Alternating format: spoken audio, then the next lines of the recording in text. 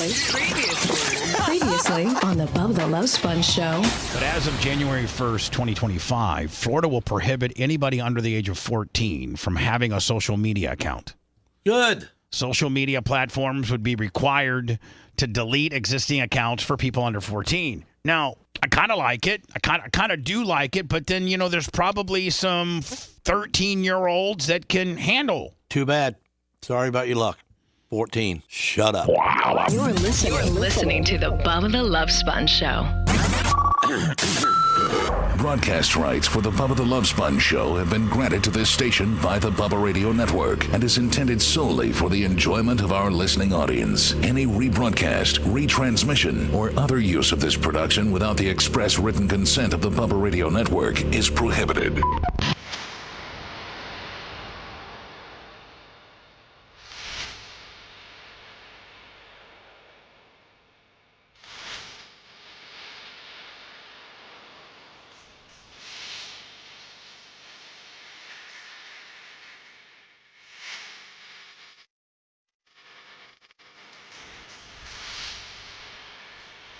First show of 2025.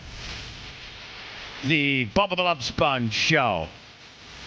January 2, 2025. I could not sleep last night. Which, you know what, I think that's a good thing because it shows that, maybe I still like being on the air. Just when I start getting run down and like saying I want to, scale back and maybe do, different day parts and what have you. BJE Pros gives it 20 memberships. Who? BJE Pros. Bill. Tuttle, which one are you on? I'm in the middle. You're right. Okay, you're there. Fantastic. So was that 20 gifts? I'm sorry. Was that 20 subs from Boss Man? From who?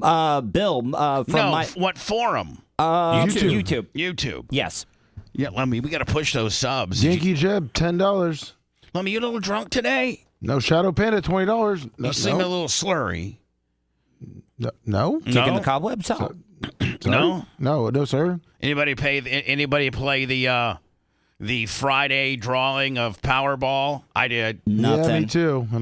I don't even find myself like playing lottery at all, but I had so much time on my hands, and I saw that it didn't win. Remember the tickets we bought? It didn't win, and then it rolled over again, and then it went to Friday, and it was like one of the biggest jackpots ever, and like the cash prize was like $581 million. Yeah, the Mega Millions. Yeah. And I played. And of course, I didn't. And let me, you know what? As I sent the merch crick to the 7-Eleven, and I'm thinking, you know what? You have a one.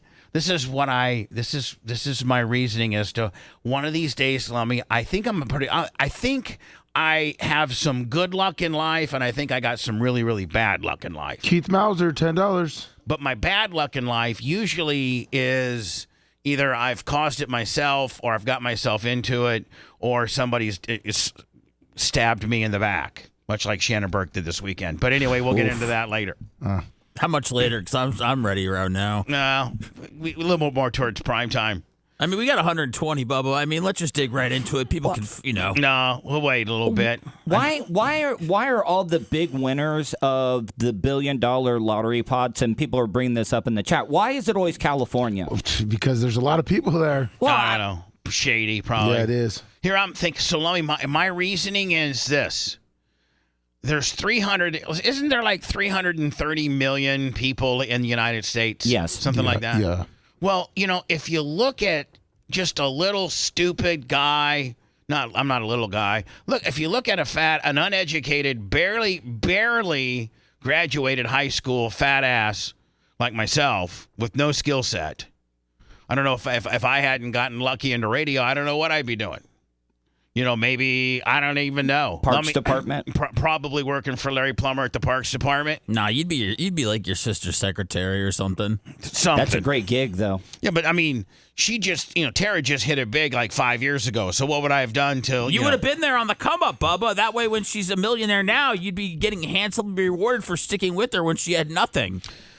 Okay, well, you guys got it all figured out. Anyway, so here's the way I think. So out of 330 million people, look how I'm just a stupid guy from Warsaw, Indiana that flunked out of college, that, wormed my way, that befriended a guy in radio, and then, took that.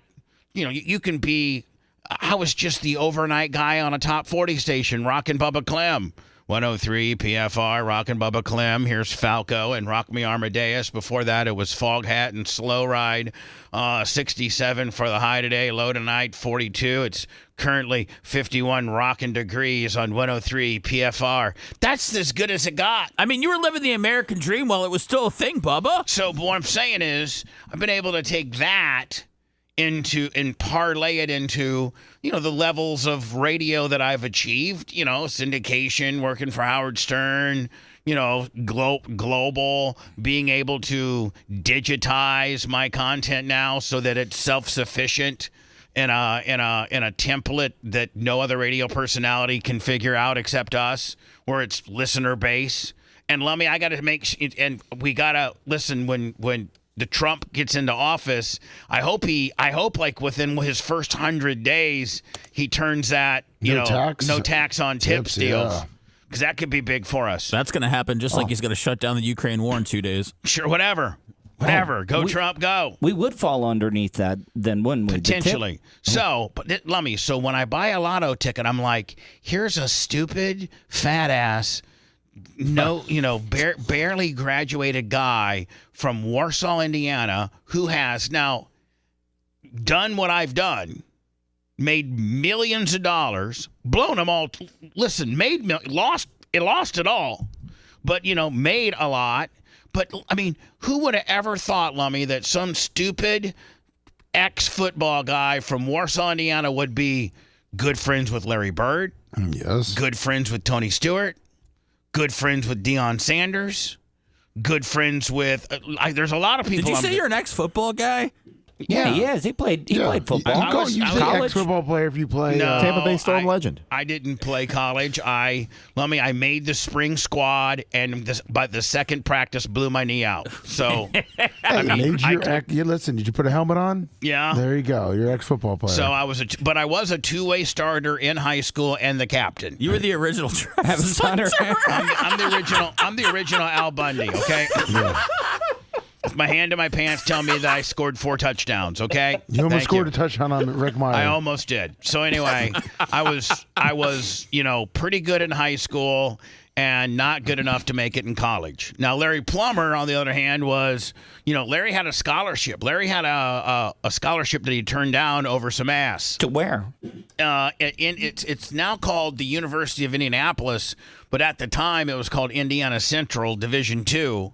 Couple of our guys before that were a year ahead of us, Gary Puckett and Neil Fribley and Brad Atchison, all went down there to play, and so they really liked the Warsaw guys, and so Larry got a scholarship, and they offered me to walk on, but I was like, I'm going to go to Indiana State and try to walk on. Nice. And I would have made it had I not blown out my knee.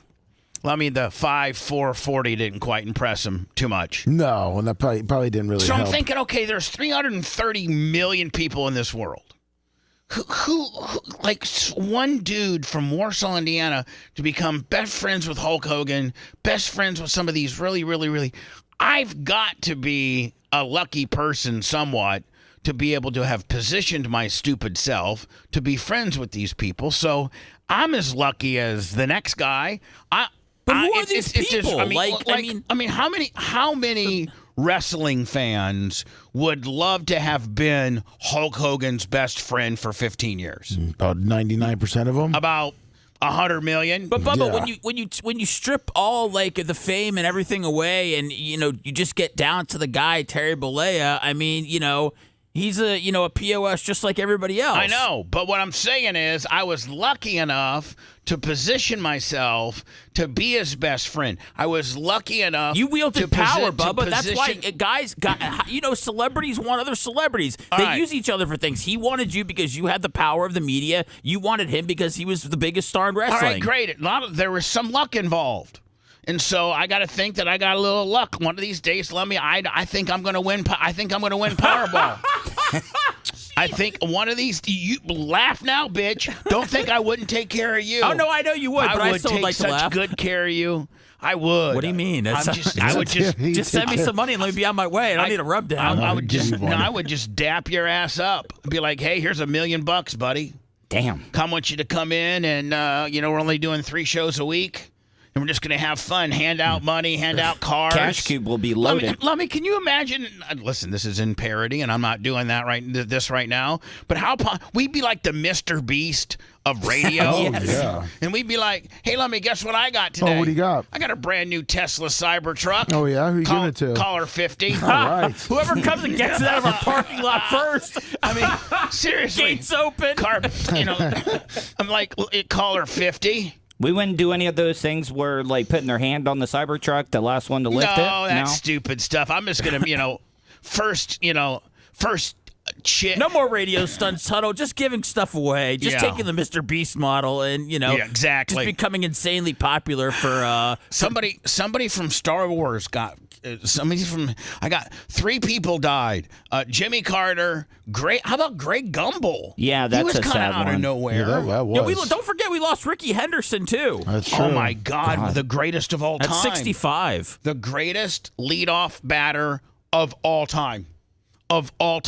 Absolutely. Now- I mean, he could get on base and he was gone. You couldn't catch him. If anybody breaks his stolen base record, I don't think it ever will be done. No, but I mean, there's got to be an asterisk next to it with the base running rules now in baseball. What do you mean? Well, the pitcher can only throw over the first base only a certain amount of but time. Aren't the bases bigger? Yeah, the bases are bigger. And they give him that glove now. Yeah. That glove's about 7 inches past their fingertips. You know what I'm saying? Yeah. And so, I mean... Tuttle, if anybody does break the stolen base record, we'll be so old that we're going to look like, There's gonna be nobody, we're going to be like, please. back in our day, they had small bases. We're going to sound like all those old heads that are mad at Caitlin anyway, Clark. Jimmy Carter, Greg Gumbel, Ricky Henderson, and then somebody was it the guy who played Chewbacca? No, he was like a captain of a ship or yeah, something. why- Spock?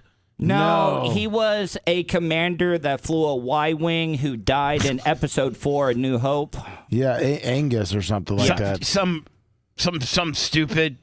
Yeah. Did this pop up on your AOL, Bubba? Yeah, something stupid. He was the gold leader pilot in the Star Y-wing. Wars.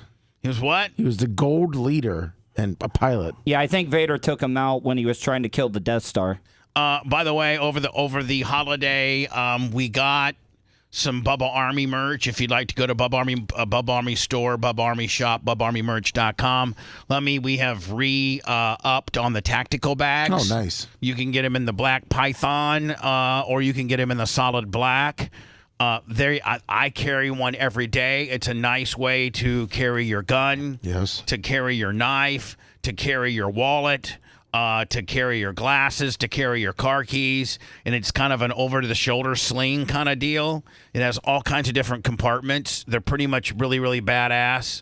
They got the Bubba Army patch right there, Lummy. That's nice. And they got so many different compartments. We got those in, and we also got, Lummy, and we got a better double-sided 3x5 flags.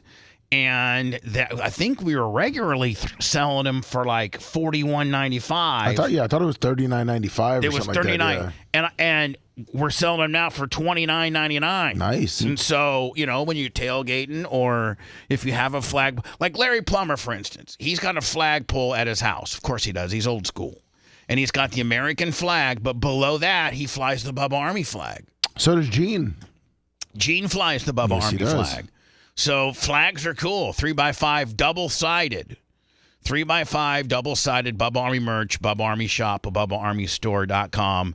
The merch crick has been, this is a really slow period for retail, yes. because after everybody's blown their wad for Christmas, and, Is everything 70% off in the store? No. That's how you move units this time of year. No, we are giving a heavy discount on the flags just because we got a different manufacturer who made them cheaper, and we. What if you type in Sponjo, you get 50% off? No, you get no. No, okay. I gotta tell you, stuff on Sponjo. By the way, Jennifer Henderson, Lummy, $20 in the PayPal. Thank you. PayPal, Venmo, Cash App at the Bubba Army. Let's make the first day back great. I've been up since 12:07. I got to the studios at 2:30. I had all these kind of notes written down, all these different ideas and things like that. So I think today's going to be a pretty good show. What were you going to say, Lummy? Tuttle? I was going to say the backpacks. You gave me one of the backpacks, the Bubba Army one, and I can almost fit my whole mobile studio like in you that mean backpack. Your Roadcaster? Yeah.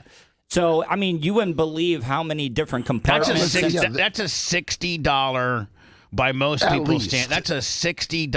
Oh, hold on, that's a $60 backpack. Yes, and it's big, and I can pack 3 days worth of clothes and my butt pillow in this.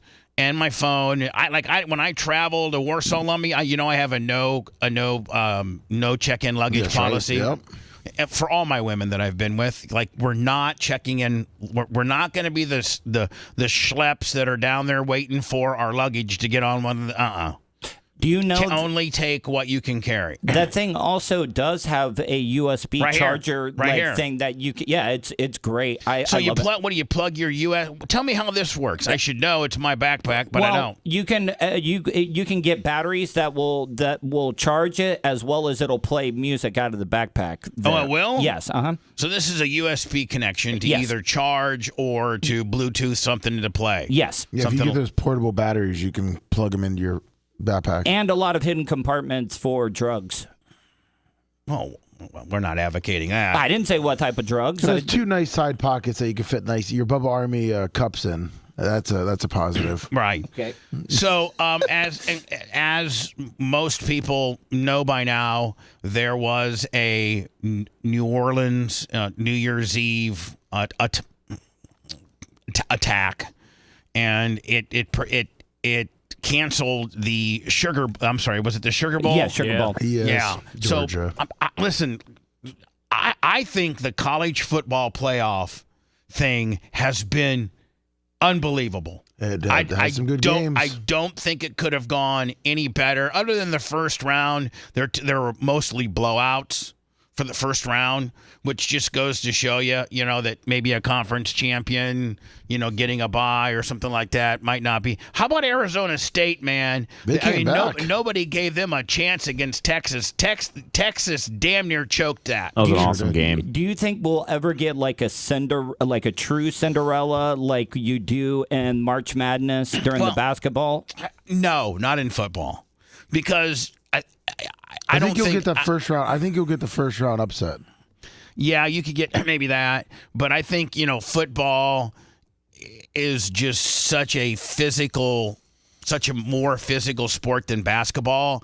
A Cinderella team can shoot the lights out from 3 points and get hot one night and upset somebody, but football is just so physical that eventually it's going to catch the bigger, stronger, faster, more talented team's going to win. But a bye helps you out a lot too, more than anything in football, I think. Or do you think it makes you rusty? No, I don't think. I think it helps you out. Yeah. I knew Lummy. I told Larry Plummer, he's like, who do you like for Ohio State, Oregon? And I go, Ohio State's going to kill them. After I saw Ohio State mow through Indiana, like it was nothing for the, and then I saw Ohio State absolutely make Tennessee look stupid, and Tennessee was good. Tennessee was a good team. They were the 9th rated team in the country. I think that Seth, Michigan are you a college football guy? Yes. I mean, I watched all the games yesterday.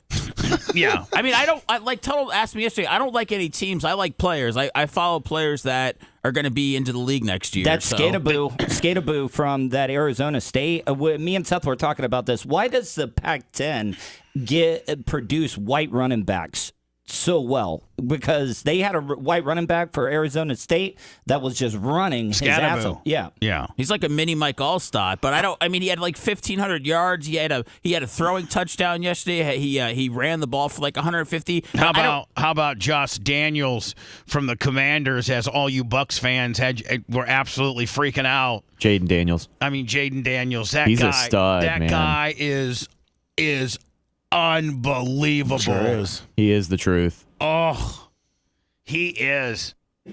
You guys were sweating that one too as Bucks fans, weren't you? Because the bottom line, if Atlanta wins that changes the whole landscape of the playoffs. Yeah, Sure Bucks does. win on Sunday and they're in, and that's all they care about. Yeah, and they got the crappy ass Panthers. No, they got the Well, they Saints. got the Saints. Saints. They Falcons- almost hung The 50 on the Panthers last week. The Falcons have the Panthers. That's what I meant. Yeah, sorry. The Falcons have the Panthers. They're going to probably win that. So what happens if? Oh, and if Atlanta, if the Bucks lose and Atlanta wins, they Right, tie, and yeah. Atlanta has a tiebreaker, right? Yep. So they got to But win. If they win the division, they would host a playoff game. Yeah, I got right? Yeah, they would. I got that here momentarily. So anyway, Notre Dame was supposed to play Georgia yesterday, January 1st. Yes. And the New Year's Eve terrorist, they're calling it a terrorist attack that happened on Bourbon Street, which would have been Tuesday night, right? No, Wednesday, It was 3:30. Yeah, 3:30 in the morning. Well, Tuesday night, Wednesday morning. Yes. And a guy just drove his truck. We're going to get into it quite extensively. But it caused the Sugar Bowl for them to reschedule it for today at 4 o'clock. Which, Lummy, why 4 o'clock? Like, why didn't they make it prime time like at 8 or something? First of all, you don't hear me bitching because I'm going to be able to watch it. At 4 o'clock, I can catch. And by the way, I grew up 39 miles from Notre Dame, so I'm a Notre Dame fan. Do you think they got a shot against Georgia? I do. I do. Yeah, Georgia's looked weak against I do think they got a tough shot. opponents. It's all about their quarterback not turning over the ball, which is about the way. Man, did Deion's Colorado Buffaloes just look like absolute crap? That was a sad way to go out for Shador It was. and Hunter. Did it lower their their I stock? don't know. No, it just gave the media more to pretty much clown Colorado for. Deion's 0-6 against top 25 teams. Yeah, that's what. Yeah, pretty much the media. It gave the media a way to just say Deion just. I will tell you Calm down. this: Deion's not going anywhere. He's not, like all these speculations of him going to various different colleges or even the pros. That's not going to happen. I don't even know, Bubba. I don't even know if right now during this hiring cycle, I don't even know how in demand Deion would be if he said, I'm ready to be a head coach. I mean, maybe the Cowboys, somebody would grab him, but I don't know. It seems like there's a good bunch of coordinators already in the mix that are going to be up there for the top jobs. Oh, I mean, there are so many good coordinators. Yeah, but Jerry Jones out is there. crazy, so he would hire Deion. Deion ain't going nowhere. I promise you that. I don't know where Shador goes. I don't know. I mean, we don't even know the order. It's all jacked up now. Tennessee's in the mix, and Yeah. Cleveland's in the mix, and it looks like Now, is Cleveland, would they cut ties with Deshaun Watson? No, they renegotiated the contract with him, but I also don't think that you could pass up on a Shador on a franchise or a quarter- Cam. Look, I don't know. They're a feudal franchise for a reason. I will give you this though. I respect Shador and Travis for playing the game because a lot of guys sat out. Yep. And I think that's really, really sucky. That sucks. Now, I do know that Colorado went out and got $100 million policy on Travis and Shador. I don't know what $100 million, maybe $10 million. They What, you got to pay up front? Yeah, you got yes. When you insure a player for one game, I heard it was about 10% of the total value of the contract. So you lose that $10 million no matter what? Oh yeah, I mean that $10 million's gone. Okay. And then if one of those two players get hurt enough, if they get a little cut or something like that, but if they get hurt enough that they cannot go to the combine and participate in the NFL their first year, then they would collect. They would collect either 50 apiece, or if it was just one guy, all $100 million. I mean, that's a lot of money, but it's also great. Yeah, but not for Alabama and these big Georgia and now Colorado. Colorado right now may not be a big juggernaut with regards to being in the college playoffs, but I guarantee you, money wise, Colorado probably the program makes the type of money that the big schools do. I mean, they're sold out. Yes, they are. TV deal. They got a TV deal. They got one of the largest NIL deals. So, Colorado, although they're not a Georgia, they're not a Penn State, they're not an Ohio State, they're not a Texas with regards to prestigious and being in the playoffs, but financially, their program probably makes as much money as any of those programs and maybe even more.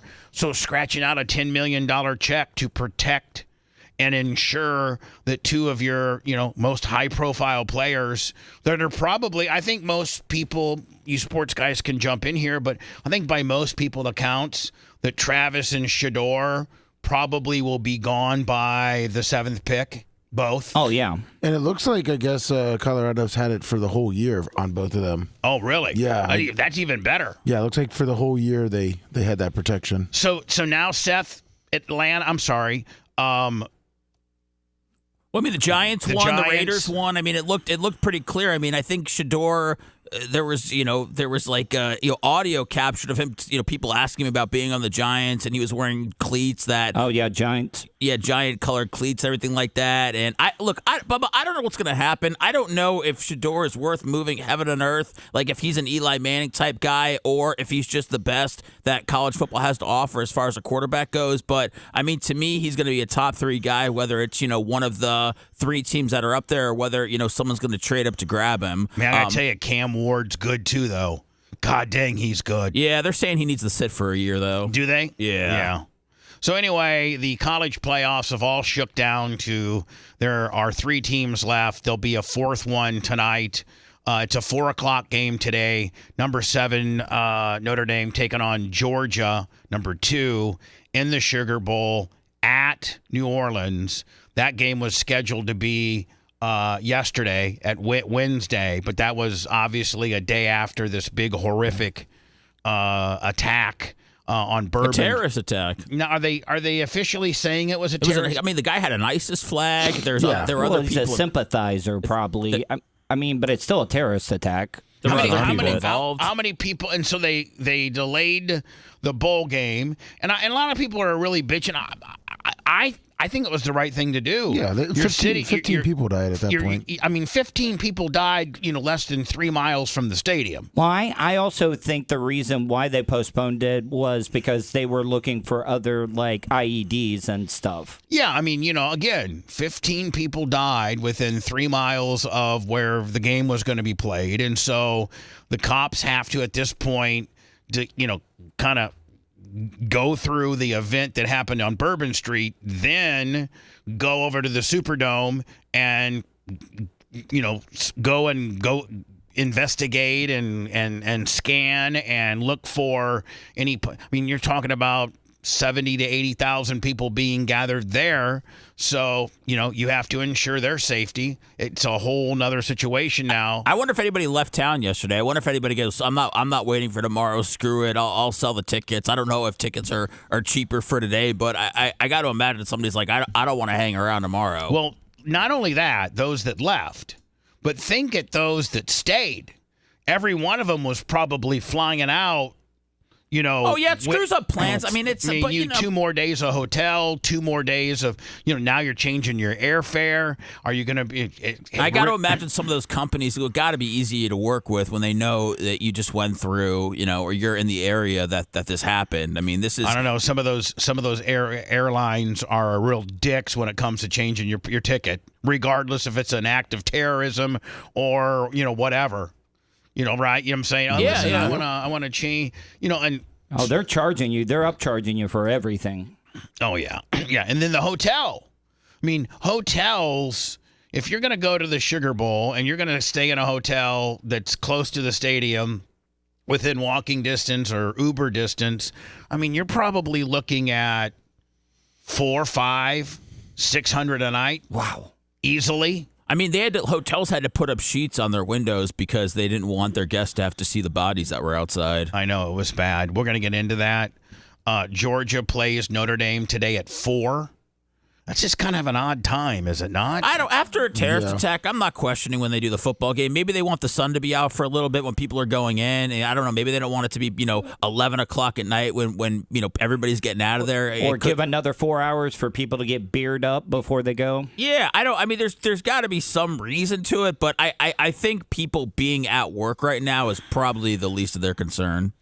Yeah, and 4 is, close enough for that avid and Notre Dame fan or Georgia fan to knock off work an hour early. Most bosses would let you. It's still that kind of week, Bubba, where, people are working, but they're not really working. Some people really, listen, a lot of people aren't going back to work till Monday.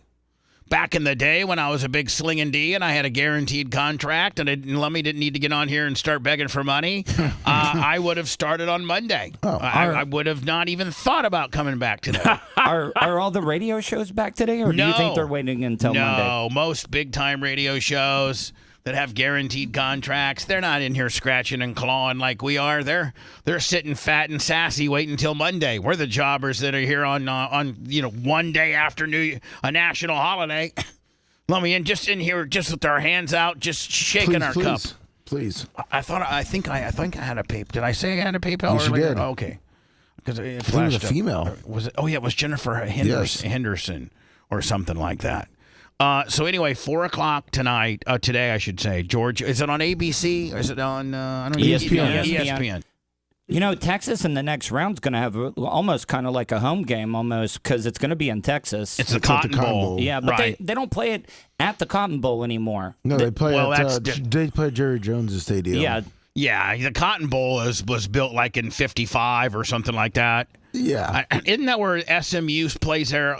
No, SMU. They used to. SMU has their own stadium. So now, hold on. Did they used to have lynchings on that field? I'm lynchings, sure. Yeah, I think they still have lynchings in Texas somewhere every weekend. Oh yeah, absolutely. Just not on the 50-yard line like they used to. Just not at the Cotton Bowl. Yeah. So, Lummy, does the Cotton Bowl?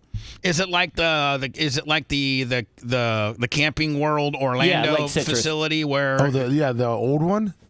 Yeah, where there's not a lot going on there, as far as there's not a team that specifically plays at the Cotton Bowl during the year. Yeah, they have like a Isn't that where the Red Rival? Isn't the Red Rival rivalry between Texas and Oklahoma? It used to be, and they moved it to Jerry's World. Okay. Yeah, see, when Jerry bought that, when Jerry Jones, the owner of the Cowboys, built that $7 zillion facility, he pretty much, anything Jake Paul and Tyson, anything that's anything goes there, right? Yes. The sight lines are better, the facility's new, they got luxury boxes, they got anything you could deal. The Jumbotron. I don't think that the Cotton Bowl, have they updated it? Not really. It looks like the last thing that's kind of been there have been some concerts.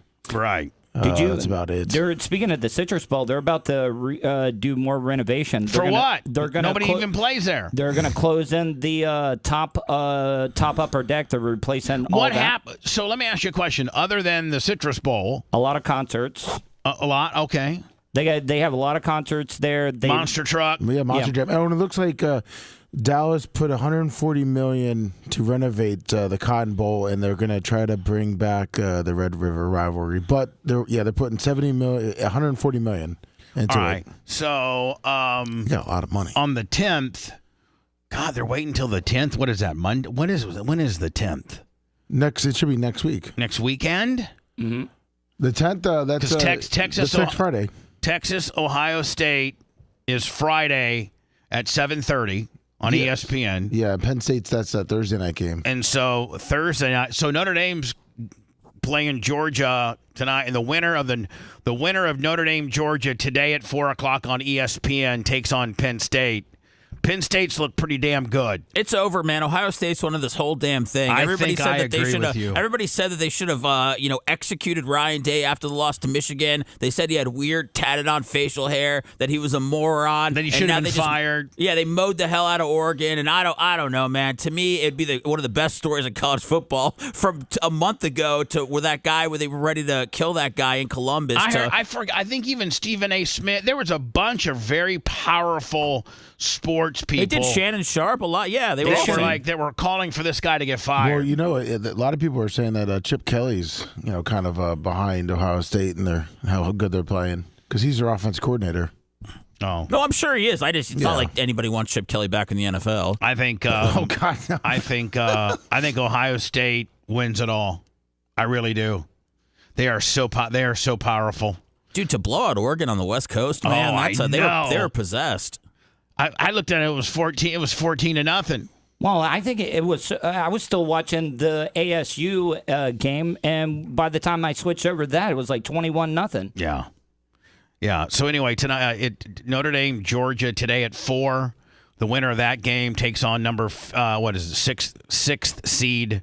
Throw all seeds out the window at this juncture because Texas is 5, Ohio State's 8, and it looks like right now the 8th seed is the most powerful team of all.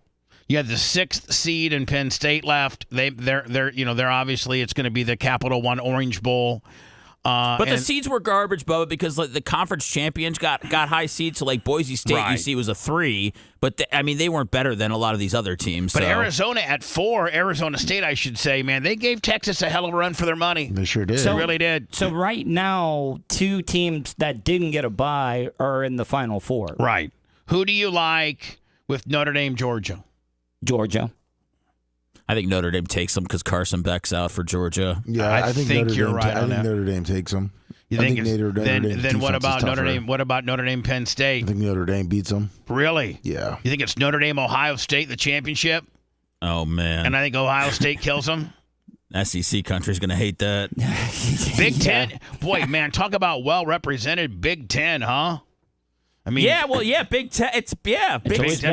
Big Ten. You got Penn State, you got Ohio State, you got Oregon. Well, I mean, if Georgia gets in there, you had Indiana early on. Yeah, I know, but if Georgia gets in it, now you got 2 SEC and 2 Big Ten. Yeah, exactly. That'd be great. That's what SEC just make wants. everybody happy. I want Notre Dame to win it all.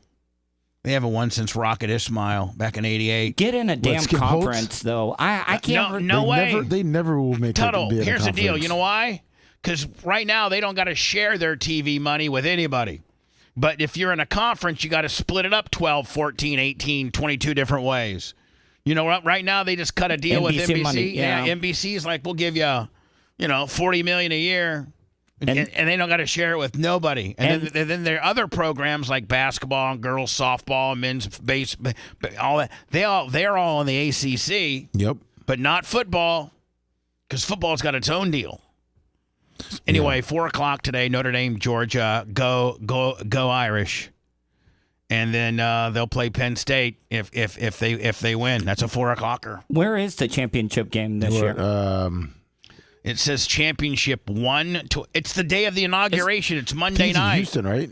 It's Monday night at 7:30. Monday the 20th, which is also Martin Luther King Day, and it's also the day that Brian Matroni is on his yearly annual Martin Luther King family voyage at sea. And it's inauguration day. Well, they knocked that out early, right? Yeah, that's done like at 1:00. Yeah, that's not a prime time event. If I was Trump, I'd go right to the national championship game as the president. And flip the coin? If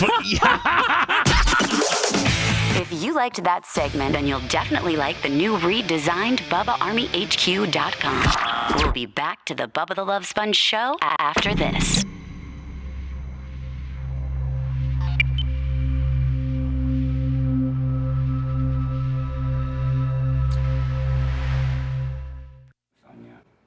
Yeah, it's a Mercedes-Benz Stadium in Atlanta. Yeah.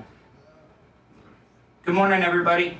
I saw Grouper Lips when we were talking about the Star Wars thing. You had Y-Wing. There are X-Wings and Y-Wings. Look, I'm going to do Chad from Beard. Okay. Don't forget. Yep. And also, thank you to Boss Man Bill with BJE Pros for that 20 subscription. Boss Man Bill! Oh my God, thank you guys. And I did put up a members only video of me with my buddy in his Corvette. Dr. Remilak, $100. You Dr. Remilak. Morning, Glow Bug. Gloria.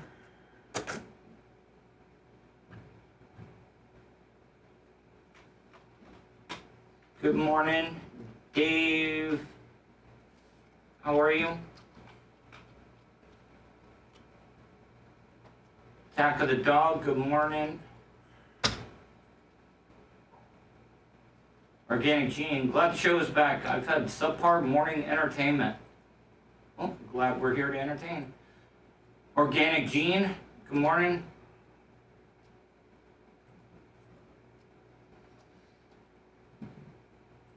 Attack of the Dog, hello, hello. Berto Perez. Oh, Seth gave me a present this morning, guys. DJ Lagway gave me a card. He didn't give me DJ Lagway. He gave me a card to DJ Lagway. But it's a good one. I'm going to put that in my little card vault. Oh, hey, Snizook Slayer. Sorry, I got that video. I'd been busy had to get a new starter put in my truck this week, so I do apologize that I didn't get back to you. But those are some great looking fish.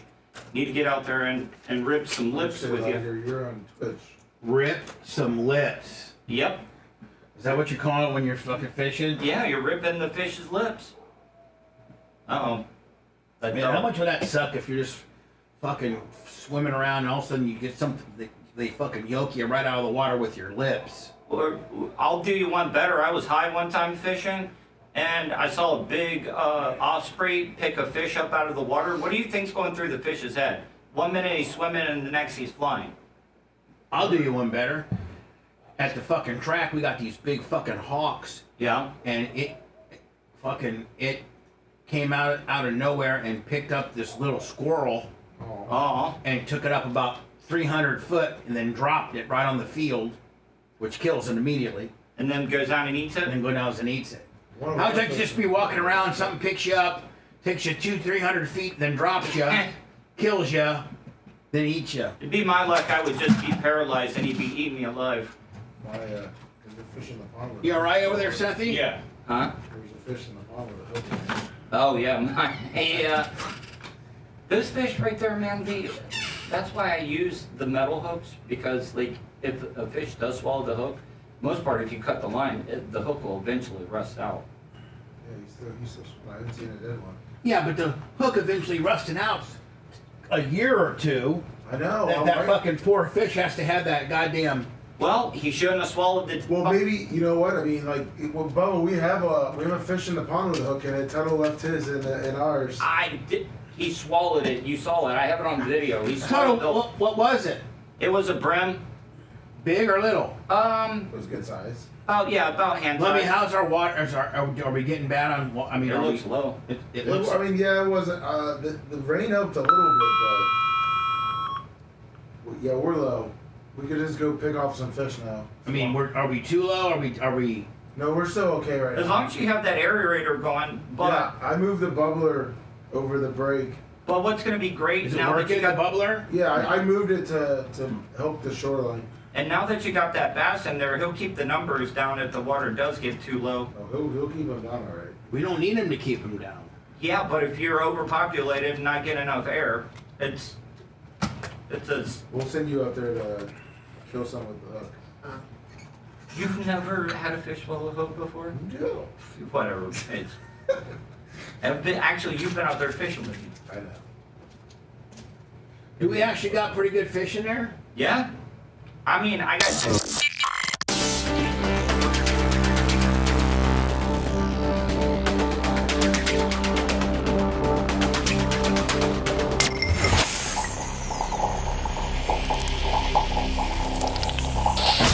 And I need all of you to stop what you're doing and listen. Cannonball! BubbaArmyPics@gmail.com. Please send your selfies modeling your Bubba Army swag. Creative Services has a few instructions when doing so.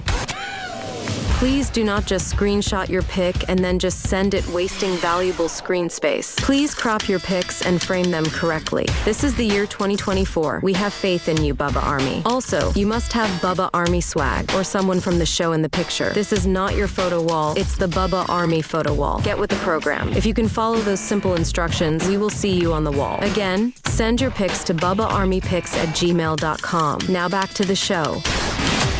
Love it. And probably, if you're Bubba Army, you've taken some holiday pics. Maybe you got something from the Bubba Army store for Christmas and somebody snapped a photo of it. I'd like to have it on my back wall that circulates. I think we got I think we're approaching 3 hours. Yes, we're very Macho close. Man might know. I don't know. Yeah, we're close to 3 hours. Like to have it, 10 hours. Dr. Remulac, $100. Venmo. I've been just doing during our vacation, I spent an extreme amount of time at the racetrack. As you know, as everybody knows, the third week of January are the UMP Nationals, where the UMP Modifieds race for 5 nights.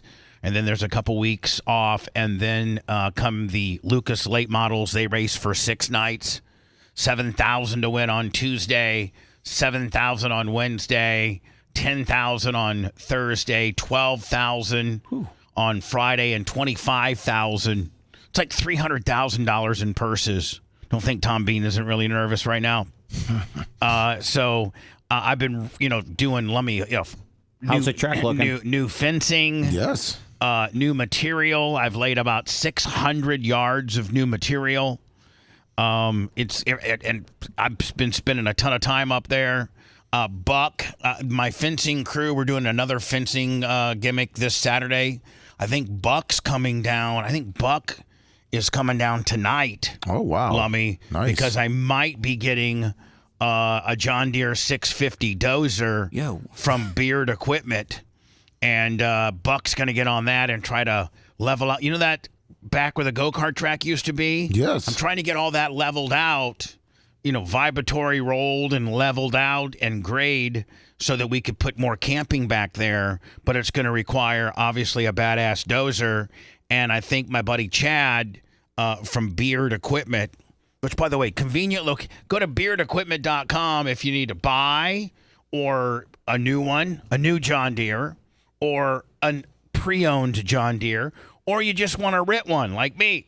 I'm renting one this weekend for Buck. Mobile, Alabama, Pensacola, Panama City, Freeport, Florida, Jacksonville, Palatka, Perry, Ocala, Lake City, Tallahassee, Greenville, South Carolina, Ridgeland, South Carolina, Nicholsville, Kentucky, home of Gary Stanton and Stanton Racing Motors. Oh, wow. Nashville, Tennessee, Cincinnati, Ohio. Go to beardequipment.com, whether it's used, whether it's new.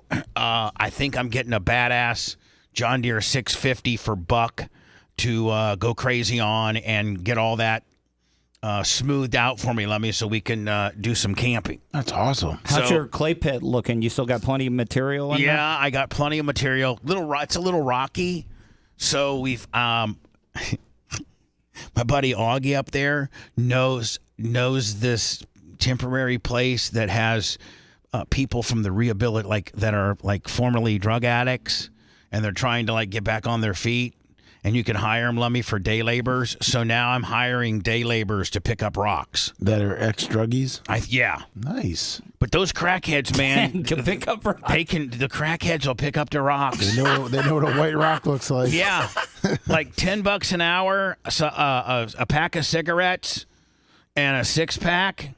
And a jug of water. And they will, they don't even know what time. They just pick up rocks like you wouldn't believe. That's awesome. Anyway, beardequipment.com. Thank you, Chad. Thank you guys so much. I know they're also helping us out with a brand new grader during Speed Week, so we don't look like we are a bunch of jobbers with our 82 grader. So thank you so much again to Beard Equipment. I appreciate y'all. Is this about to be the first call of the year, Sponjo? This is the first call of the year. Lummy, is it one that I shouldn't take? Is That's 727. Go for it. Well, hold on. Let me. You automatically act like it's going to be like. Did I say it's going to be great? Do you know the number? No, but there's a certain numbers that we do know that. No, is this one of? Is this a known troublemaker? No, it is not. Okay. Hello, and you're the first. By the way, 813-90 Bubba. Not that I go to the phone lines a lot because usually they're a bunch of dicks, just trying to trip me up on some stuff. But anyway, you're the first caller of the year. Hello. Hello, I'm a dick. Why are you fucking with me? Oh, Jesus. Sir, I will allow most callers to say about anything, but when you drop the F-bomb and then I got to dump you, it's just not. This isn't going to be our year, Bubba. We got to wait for 2026. Jeez. We got to. Well, I will tell you, Seth, this is my 2025. 2026 will be a really big anniversary for me. It'll be my 40th year in radio, but this is my 39th year in radio. Okay. Yeah, so 2025, my first year in radio was April. My first day on the radio was April 1st, 1986. We got to start planning for your 40th For year my 40th anniversary tour next year. That's really quite a long time to be doing anything. Do you think you make it to 50? Yeah, I do. I think you do. I think I'll make it to 50. I think I have such a good feeling about this year. I really do. There's already some things that are starting to work out. There's already some things that I've got. I can't really get too involved in as far as letting you know the information, but I got some great things that are in the works. Are you melting down Shannon Burke's barbering? Make some gold. Should we probably talk about that? I'm going to keep trying until we do. Well, why don't you? Why don't you set us up with what happened there, Bubba? Okay. And what did happen? And we get in. Well, I'll start, and then See, I really don't know that much. I just was. I'll start, and then you fill in with what you know, and then Tuttle, you fill in with what you know. Lummy, it looks like you don't know much. Well, Tuttle has some stuff to get off his chest. And then Rat, if you got anything. And I don't know anything. Okay, so you're already drawing a definitive line in the sand and say, I know nothing. Yes. Macho may or may not know. Oh, yeah. So I am at the track on, what day was it? It was, it was New Year's Eve. I'm sorry, it was Christmas Eve. Oh. I think it was Christmas. No. It was New Year's Eve. For Rat not knowing nothing, he knows. All right, so it's New Year's Eve. So what day was that? Tuesday? Yes, Tuesday. I'm at my birthday. By the way, happy birthday, Rat. Happy birthday. Happy birthday, Rat. 35. 35. Yeah. No, probably 26. Yeah. Yeah. I thought you could have had Bubba for a second there with 35. No. I'm surprised. 26. What was I doing at 26? What year would that have been? You're getting sucked off on the FLZ couch in your boss's office. Everybody knows that, Sponjo. Getting sucked off. There's a on the big FLZ. line all the way out into Gandy of just women that were ready to gobble up the sponge. Easy. Okay, sorry. Was that 90? Yeah, was that Well, let me FLZ? see. And 26 would have been, let me see, that would have been 92, 76, 86. No, I was born in 66, so 76, 86. Plus 6, 92. 92. Yes. I was, well, 88. April of 92, I was in Milwaukee. During my birthday, my 26th birthday, I was in Milwaukee. Doing pretty good. I mean, I had a decent stable of groupies. And dating Holly. She was working as a veterinarian tech. I was doing afternoon drive at Hot 102 WLUM. It's when I first got into wrestling. Got trained by the Texas Hangman and Tom Stone. That tech can get you ketamine. Weren't you hooking up with Tom Stone's daughter, too? No, it wasn't Tom Stone. It was Jake the Milkman. Her name was Dee Dee Milliman, and she was so hot back in the day. And all the wrestlers, all the local boys that were, that I had to go to wrestling camp like every Thursday night to get trained, and rumor got out that I was blasting Dee Dee, and that all the boys hated me because they'd all been trying for years. And here I was, Johnny Radio guy. That was the only reason she was blasting me. Was she hot for Milwaukee? Yeah, yes. Okay. She was a Milwaukee 9, probably a Tampa 7. But she had this, I don't know if I should be talking about this, but she had this unusual protruding pelvic bone that made her vagina like that much tighter. Oh wow, okay. Yeah. It like created, like, I don't know, it was a vacuum? Not a vacuum, but it was just like, it just made it was awesome. I got so much heat from the boys. They're like, oh my God, just because you're on the radio, the only reason why she's blasting you. And I'm like, sorry. I'm sorry that you're working security at the hospital during the day and I'm on the radio. And she was able to win a Louis Vuitton bag on my show because I rigged it. Caller 9, who's this? My name's Rhonda. Hey, Rhonda. We were giving away like the oddest things, and one of them was a Louis Vuitton bag. And so, I'm like, hey, you want a Louis? Yeah. It's my contest. I do that all the time too. We all did in radio. Anybody who says they didn't rig a contest in radio, from concert tickets to a Louis Vuitton bag, you're a liar. Because when you get that much power, it's your fat little button, it's your fat little fingers, it's got your friend on hold, and you go through the other 4 phone lines, and then you just make them 10. Or whatever number you've denoted to win, they're the winner. We've all done it, and I'll call you a liar for those that have actually been a host of a show that handed out something of significant value. Seth, I guarantee you that Fisher and Boy, rigged a few. Who are the people that foster the people tickets? Yes. I guarantee you. I would do it because I was the call screener on the Monsters, and I would always sneak one in there. Yeah, you get with some hot chick and be like, hey, they're giving away, whatever. And so anyway, I don't know how we got down on the road when we're talking about. You were talking about 26. What were you doing at 26? So 26, I was in Milwaukee until until August, and they fired me, and I got an immediate job with the Power Pig, and my first weekend at the Power Pig was when Hurricane Andrew hit. Oh, fun. That was my first weekend. And Lummy, I was staying at the extended stay on the corner of Almerton and 49th Street.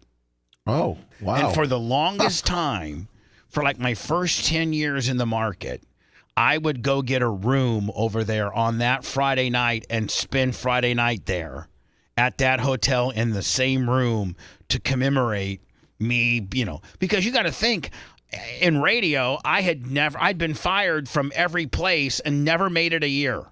Never made it a year.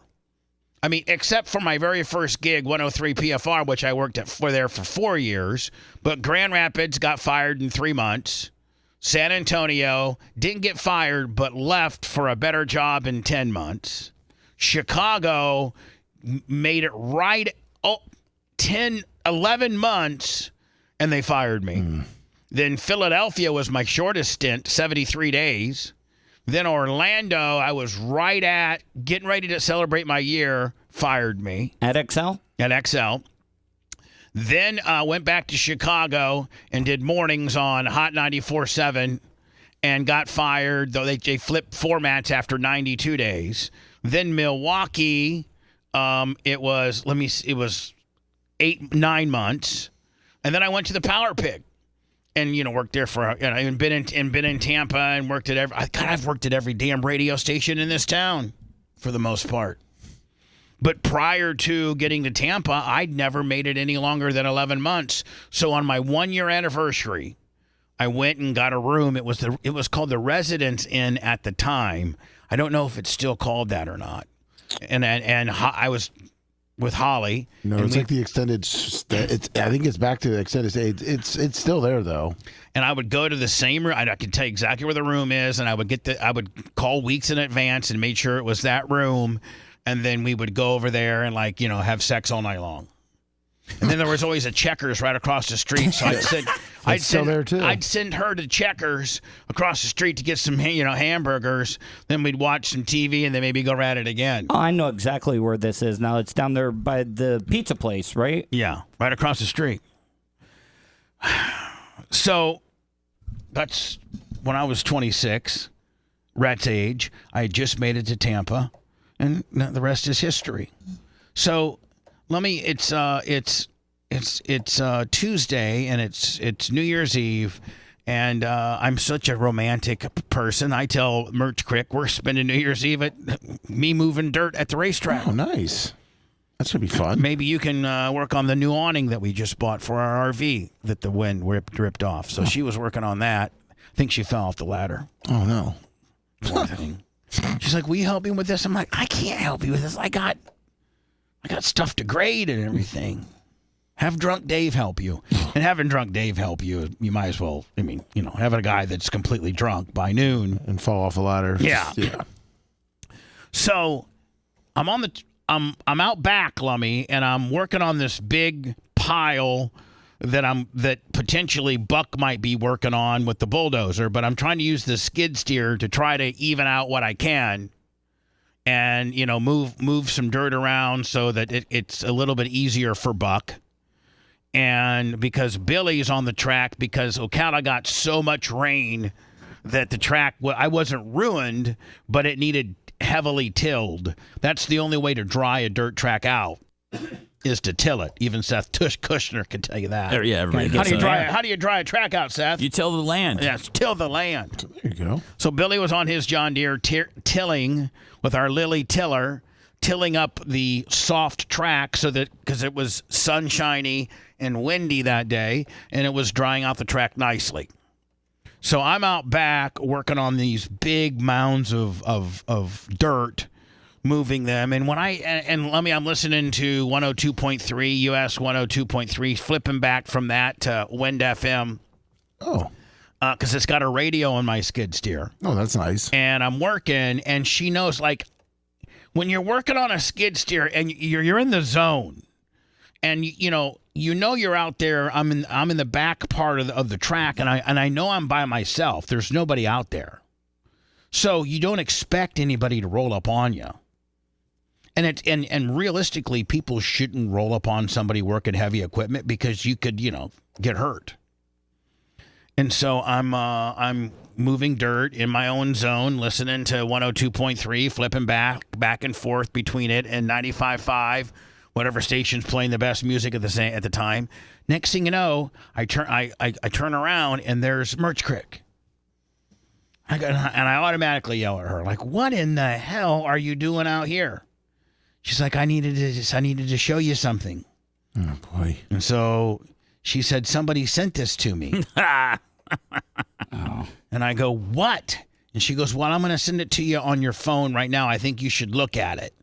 And then she said, "I'm going to leave because I'm doing the tent awning with Drunk Dave, but I at least wanted you to see this." Because, Lummy, usually I have my phone in my pocket or in the cup holder, and I'm not monitoring my phone. Yeah. Like maybe every 30 minutes to an hour, if I'm getting a drink of water or whatever, I'll power the machine down, look at my phone, see if I missed any important texts. I know Tuttle said he was texting you all week to see if you needed him to come in today, and he said you never got back to him. I think I got back to you eventually, didn't I, Tuttle? Yeah. You wrote. It wasn't timely, was it? No, it wasn't timely, and it was just very short. It just said, okay.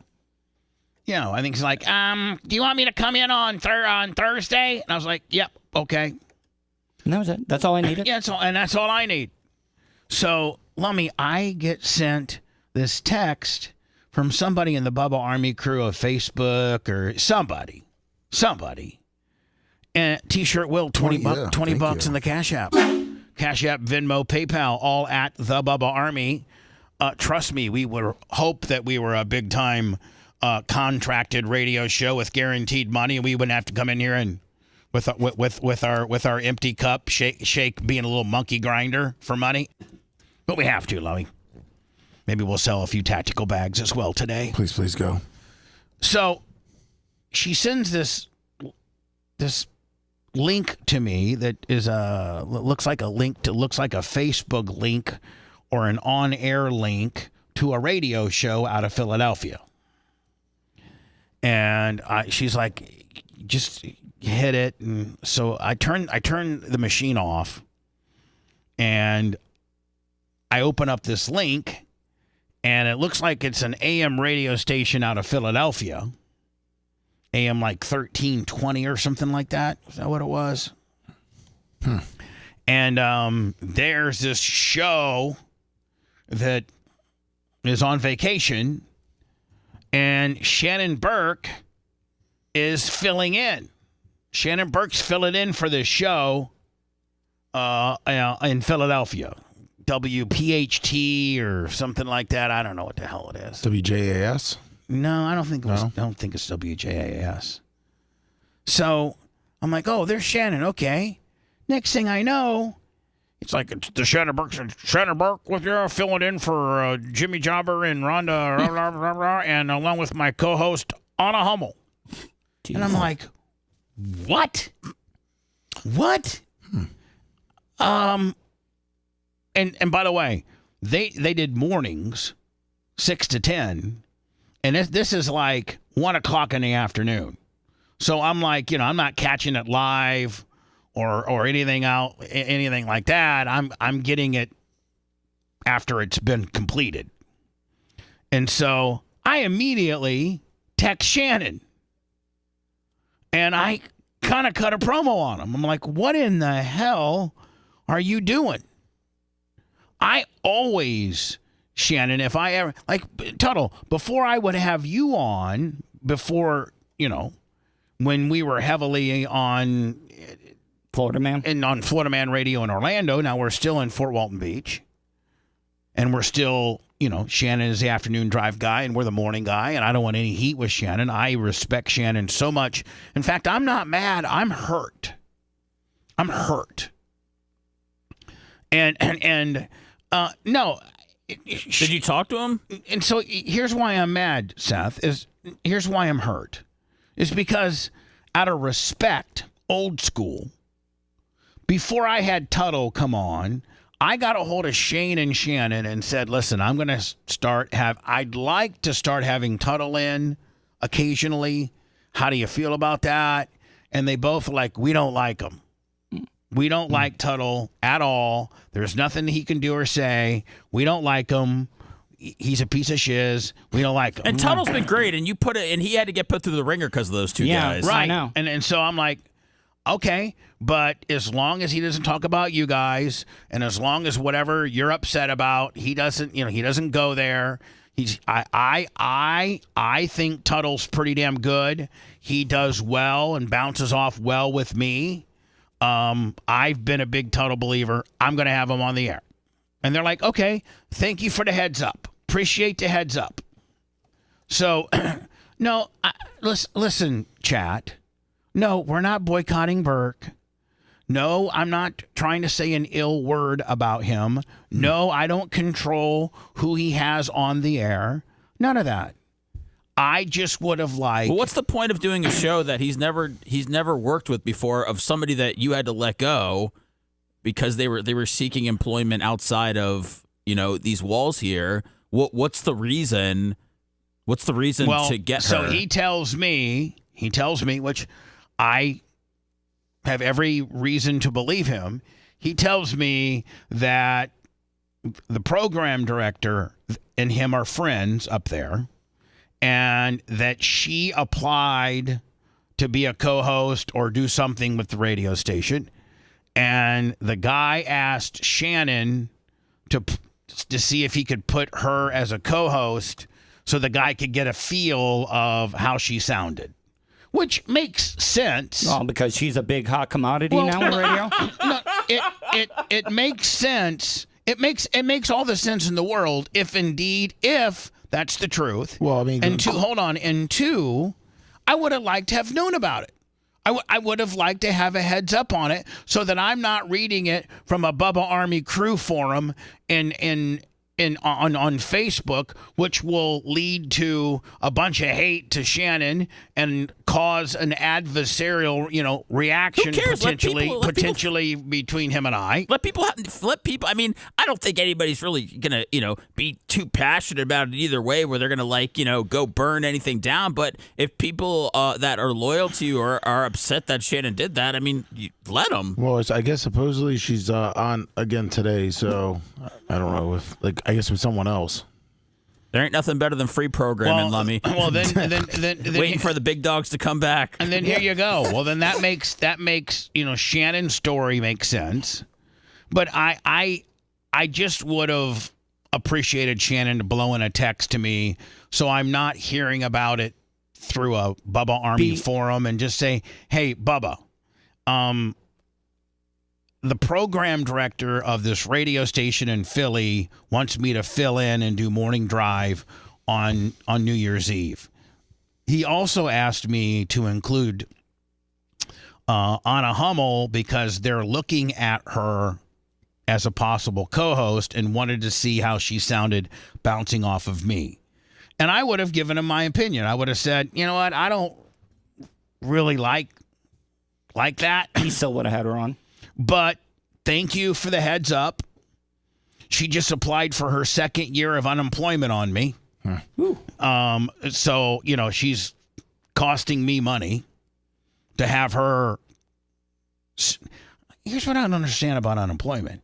Is it job specific or is it career specific? Meaning, like, if you're on unemployment and they're hiring at McDonald's, or they're hiring, at wherever, does that mean that because you're a radio person and you worked for a radio program and that's the only thing that you're interested in, that's the only type of jobs that you have to apply for?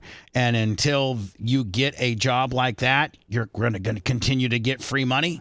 Or on the same pay scale, same pay range, per se. Yeah, the extra benefits program. There's different tiers. I think it's good, Bubba. I mean, you only shoehorn Shannon onto the show every Friday. Well, when you guys you hired him back when he didn't have anywhere to go back in the day, right? Yes, when he was first out of prison, I gave him his opportunity back in radio, and so. Here's how our text exchange went. I think this, will shed some light on some stuff. I said, I just, at 12:20, that's when I found out about it. I typed, "Wow," figuring that would open up something. He goes, "What's up?" And I go, "You could have at least given me a courtesy call. I would have done that for you." He goes, "Oh, you mean the Anna thing?" And I go, "Yes. Sorry about that, buddy. I didn't think that you really gave a crap anyway." I said, "It's kind of crappy if you ask me." He goes, "How so?" "Just trying to help her land a job. And it wasn't my idea. Greg Stalker, the program director, suggested that." I knew at this point I was going to flip out. I did. And I've, at least as I get older now, know when I'm about to see red, and know that when I see red, I say stupid and do stupid things. And people that I really genuinely care about, I need to tell them I'm fixing to see red and I need to walk away. And so I said this: I'm not going to go back and forth. It will really be unhealthy for our friendship. So let's just leave it at that. Knowing that I'm about ready to lose my shiz. He goes, "She applied for a job there." And he goes, "I agree with us not flipping out on each other." But I couldn't help myself. I said, "Again, I just want you to know that I think it's completely bullshit. I could never co-host a show with anybody that you fired and whose significant other stole from you." He said, "I thought you said we weren't going to go back and forth." Oh, God. I said, I actually asked permission to have Tuttle on. You asked me why I told you. He said, "Buddy, there was an out-of-town fill-in. This is not on Florida Man Radio." I said, Shannon, take 2 steps back and put yourself in my shoes. That's all I ask. And he then comes back with, Bubba, my deepest apologies. The PD, Greg Stalker, called me right before vacation and said, what did I know about Anna Hummel? And I said, she's a broadcaster, formerly with Bubba. I think she did well with him. He said, I'd like to hear her. Do you mind her co-hosting with you as you fill in? It was my intention to give you a heads up, but the holidays and flying and driving all over Texas, it slipped in my mind. You know I love you, and I would never do anything to cross you, but I didn't think that this would cross you. She's been without a job for a year, and you let her go. And apparently she applied there. You gave me a chance, bro, when nobody else would, and I love you for that forever. You saved my career. I hope you can find it in your heart to forgive me. And I said, it's okay. Nothing could ever break our friendship. But as you know, we are both very old school and mindful of each other. Because we are so close, and I only let her go because she was applying for jobs behind my back, and one of which was at 99 Rock in Fort Walton Beach, which was directly going against me. So of course I'm going to fire her for that. I'm not upset with you, just more hurt. I hold you in the absolute highest regards with regards to our level of friendship. That's why it hurts more than it's maddening. But I'll get over it. Have a happy new year. And I said, by the way, she just applied for her 2nd year of unemployment against my company, so I'm fighting that as well. She's already got unemployment for a whole year. Now she's petitioning for a 2nd year. He said, love you, Bubba. By the way, my wife just completely ripped me a new ass and said, why in the hell wouldn't you tell Bubba you owe him an apology? And so forth, and we went back and forth, and that's that. Weak. Yeah, I don't believe. Look, Tuttle, you seem like you've been. Well, yeah, okay. I mean, this just shows you how radio is completely unfair. That this a-hole keeps getting away with it. Like, Shannon only cares about Shannon. It's always been that way. I was the biggest scumbag in radio. I was ostracized. I never thought I was going to ever get back in it. But guess what? Shannon Burke keeps getting gigs all over the place. Well, you're back in it. No, but I'm just saying, he though. He was trying to keep you out. He was C-blocking me the whole entire time. And I'm a nobody on his scale. And it just shows you that he is a one-way piece of crap. And that's just my opinion. I don't feel that way. He's my friend. I'm loyal to him, and I said what I said. He acknowledged and he apologized like a real man, and I don't think it'll happen again. I think she's also a piece of shiz. Once you go out and get a real job, listen, she was nothing. You know, here's what I don't understand is that she's using her work that she did with me in order to even be considered for these jobs. Her resume can't have 10 to midnight with Johnny B and Will Numbnuts and any program director in any major market give that any credibility. 10 to midnight with Will Harrington and Johnny Numbnuts.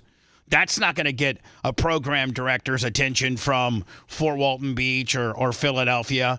But what's gonna get their attention is, 2, 3, 4 years with Bubba the Love Sponge. I mean, would all the radio people at least agree to that? The only reason she's even being considered for any job is because of the time that she did with me, is because that my name is on her resume. How many times did I apologize for messing up in radio? BJE Pros, $20. Shannon can just apologize and it all gets swept under the rug. Well, yours is swept under the rug too.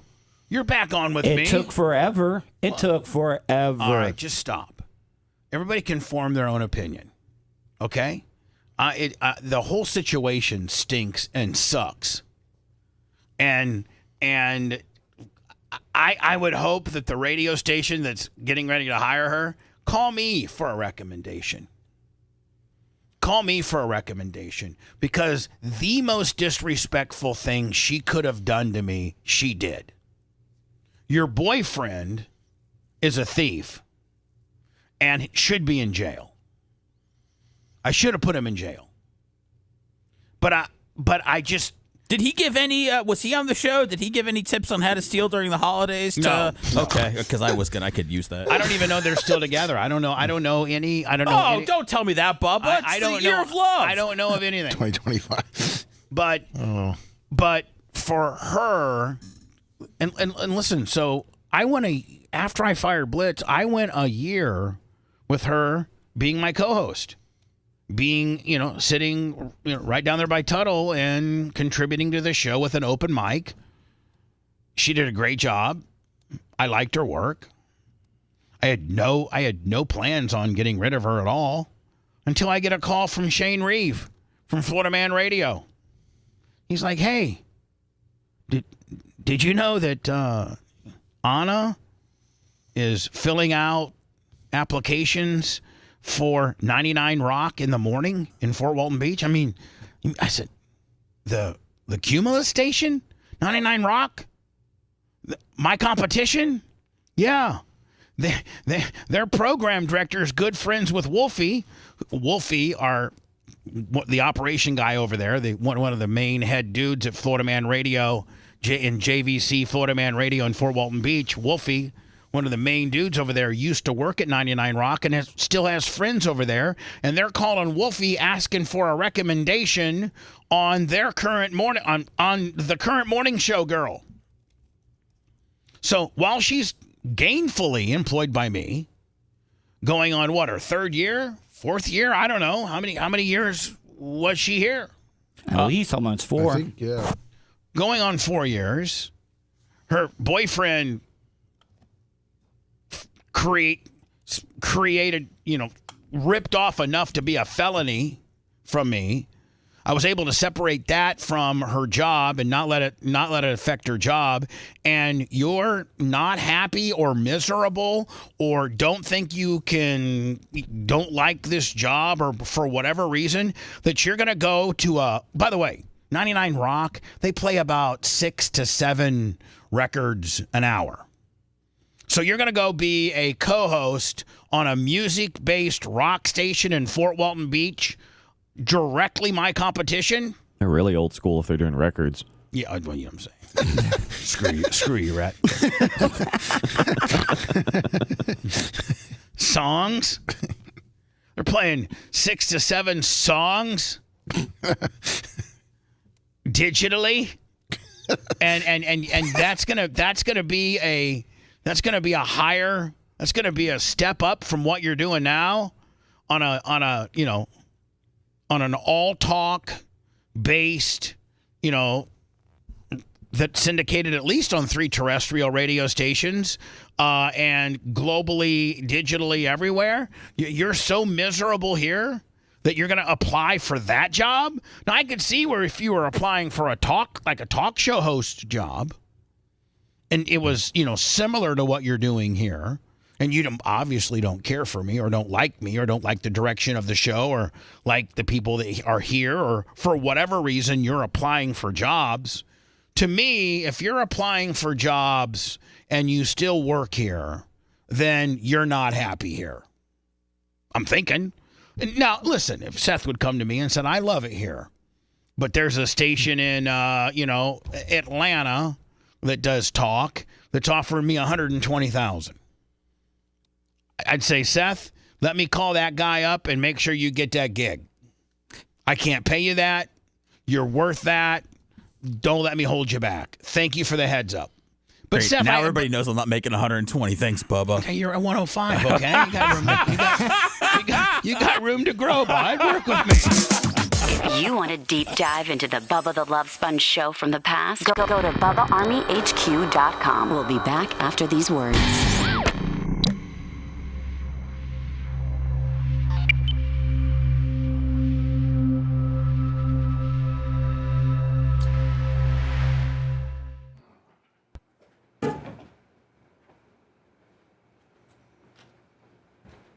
Thanks to Lummy, did you announce this BJE Pros $20? Yeah, call that one out. Okay, I'm sorry. I just was making sure.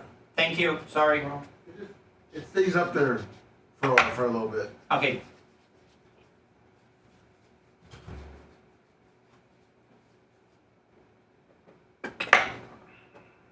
Good morning, Haas 83. How are you?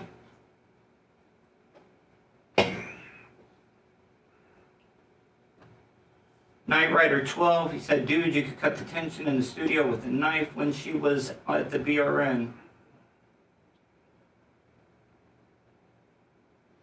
Somebody said, Pop Brett.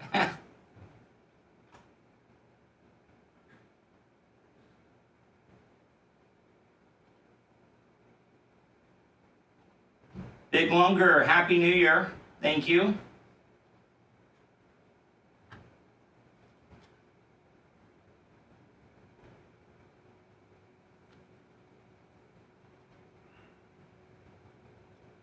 Yeah, BJE Pro, he wrote on the comment, he said, it will happen again.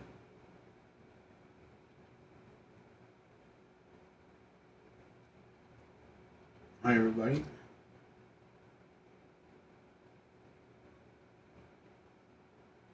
Night Rider 12, good morning. Semi-Auto Glass Travis, good morning. Hope everybody had a great New Year's and Christmas holiday. Yeah, smash the like button, everybody. Please. Yeah, please do.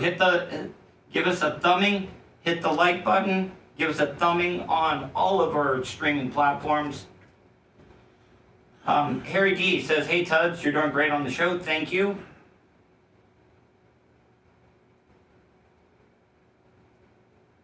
Hey Tuttle, did you see next to me the guy Wade fishing, or guy that was Wade fishing next to me caught a nice bonefish? No, I sorry, I missed that one. Berto Perez, $20, says, I agree 100% with you, Tuttle, about Shannon. Nats fan 31. Who doesn't at that thing, man? Ray Jennings. I'm gonna get fucking SARS and COVID and bird flu and all that. Wait, shit. who's sick? No, I said at BARP, you get a disease. I mean, my immune system is Would you strong. shut the fuck oh up? fuck you, man! It's a super spreader event. Everybody knows it. Don't hide it. At all radio station events. Yeah, I am live for the new year, fucker. Every Jew radio- boy, die, Jew boy, die! Woo! Oh, is that guy still around?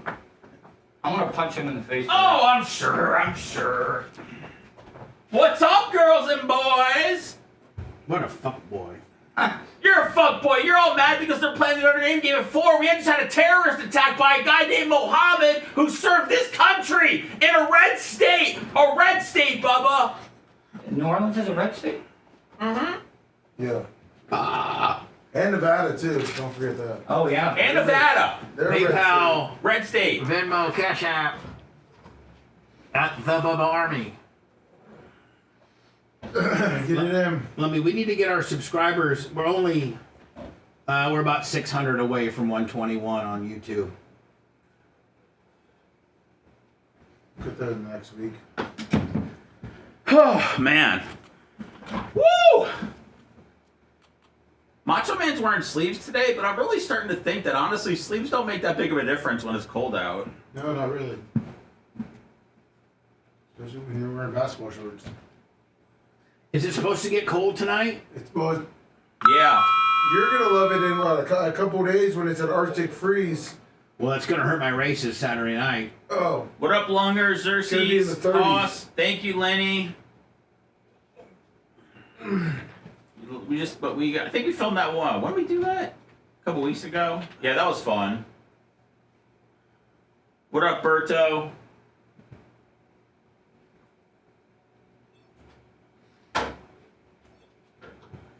Oh, I can open the windows up tonight. Is it in the 40s? Your It has dick's to be- gonna curl up inside your body. It has to be in the 58. It might get there. I don't have a heater in my truck anymore. You sleep in your truck? No.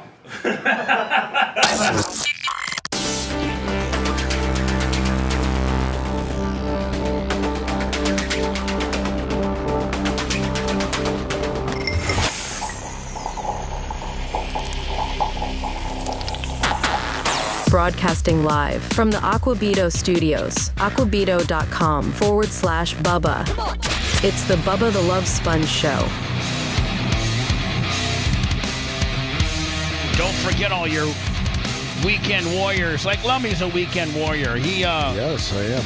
If he needed a chainsaw, or he needed a log splitter, or a mini excavator, or a skid steer, you are very much a Sunbelt rental guy. I actually rented one this past weekend. From Kevin? From Kevin, a skid steer. You did? Me and Average Joe got after it. What were you doing? Just clearing out my backyard because I possibly have to remove 66,000 pounds of dirt. But hold on, what? Yeah, the city of Tampa's messing with me. No, hold on. I'm looking to buy 30,000 pounds with Lummy. No, 30, I'll drop them off for free. Hold on. Here's one thing. Having to get rid of dirt's one thing, but you have to then hire somebody with a triaxle or a dump trailer. You know what? Average Joe's dump trailer would work. Well, that's going to take about 7 dumps. So he's in negotiations with buying a whole company that has 4 dump trucks. So, Average Joe's killing it like that? The Average Joe's expanding. Man, did he go out and buy his Skag stuff? Do you know? I know that he was talking with the dealer for trying to get all new equipment for 2025. So wow, and he's talking to this other place about buying them out, and of which some of their stuff they have dump trucks. Yes, they do. You don't, man. If we had a dump truck.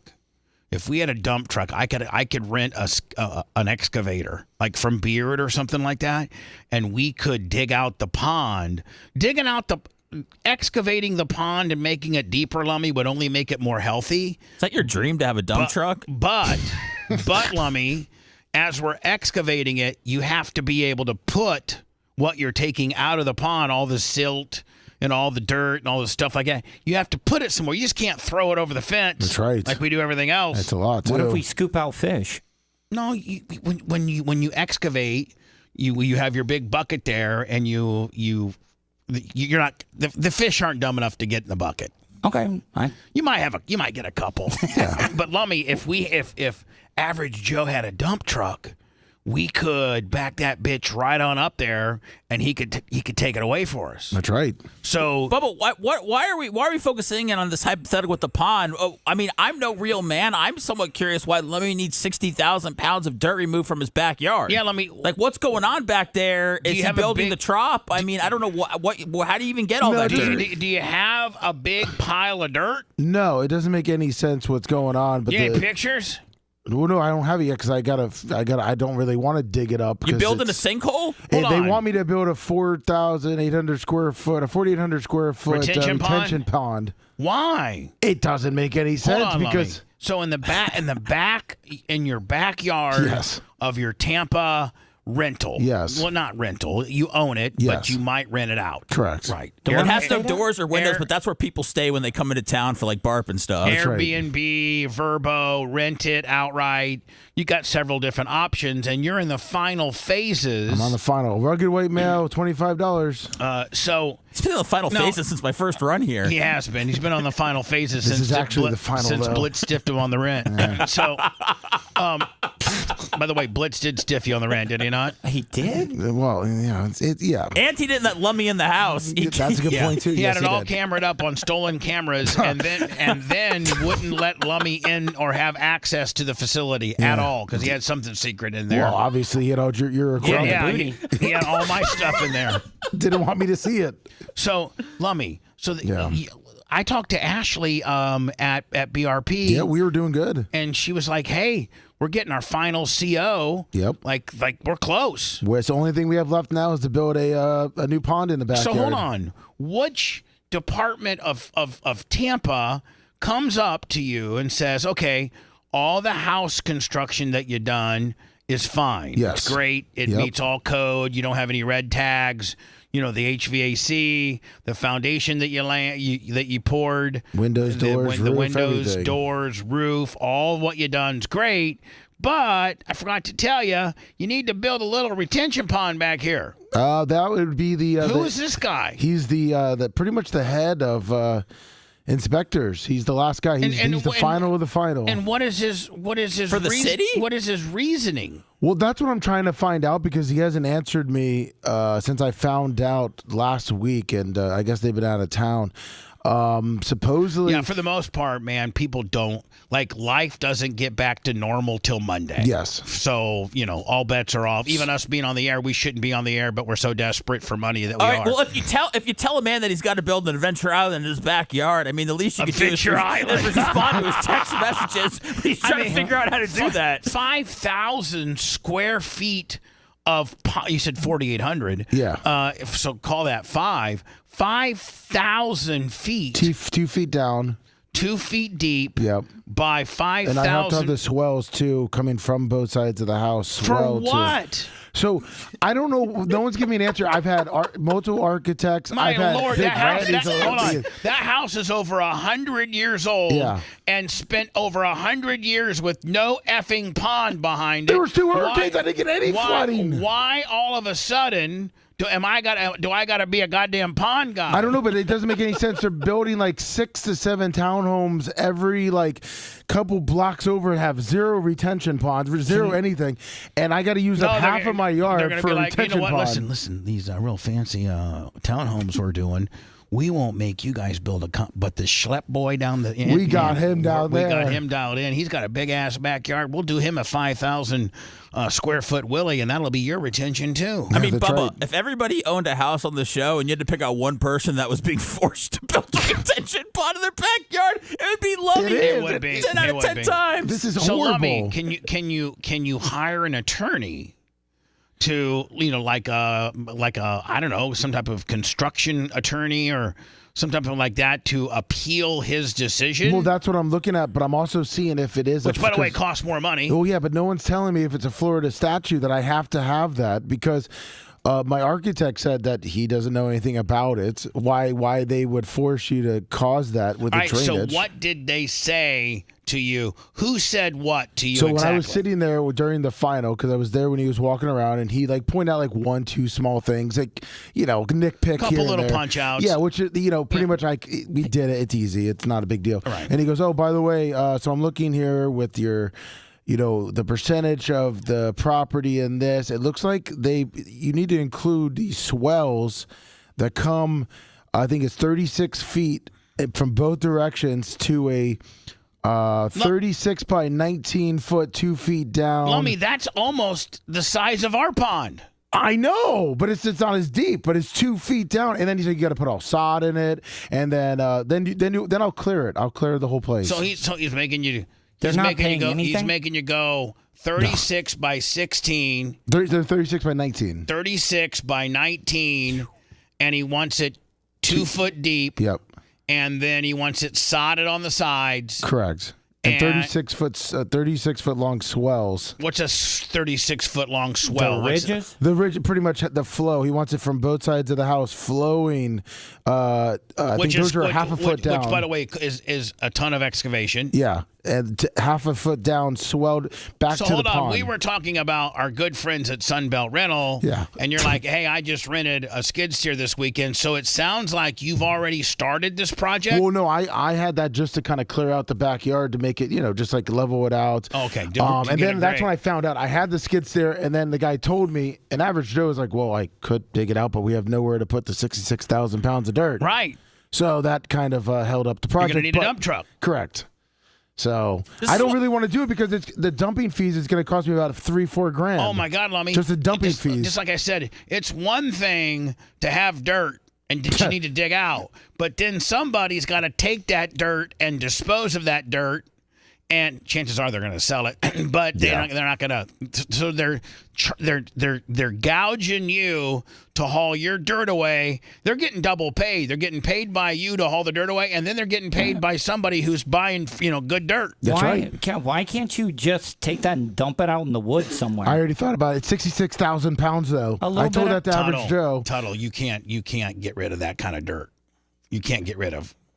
You can't get rid of you. It's like 4 dump truck fulls, I think. 3 or 4 dump truck fulls. Well, and you're paying a couple grand for each one, or the whole? Probably about $400 a truck. probably $400 or $500 a truck. Yeah, plus the equipment to dump it, the driver. Well, wouldn't it be easier to find kind of like how the Sopranos used to have like inspectors and stuff like that, where they just kind of sign off on everything? And there was a couple guys that were really cool about everything, but this final guy who's from California, he just says damn liberal. You need to send Fabrizi over there. Yes. Make him be there when the guy comes to check in for the pond. My new pond. Which lawyer in our arsenal, Bubba, would we go to handle this for Well, Lamb?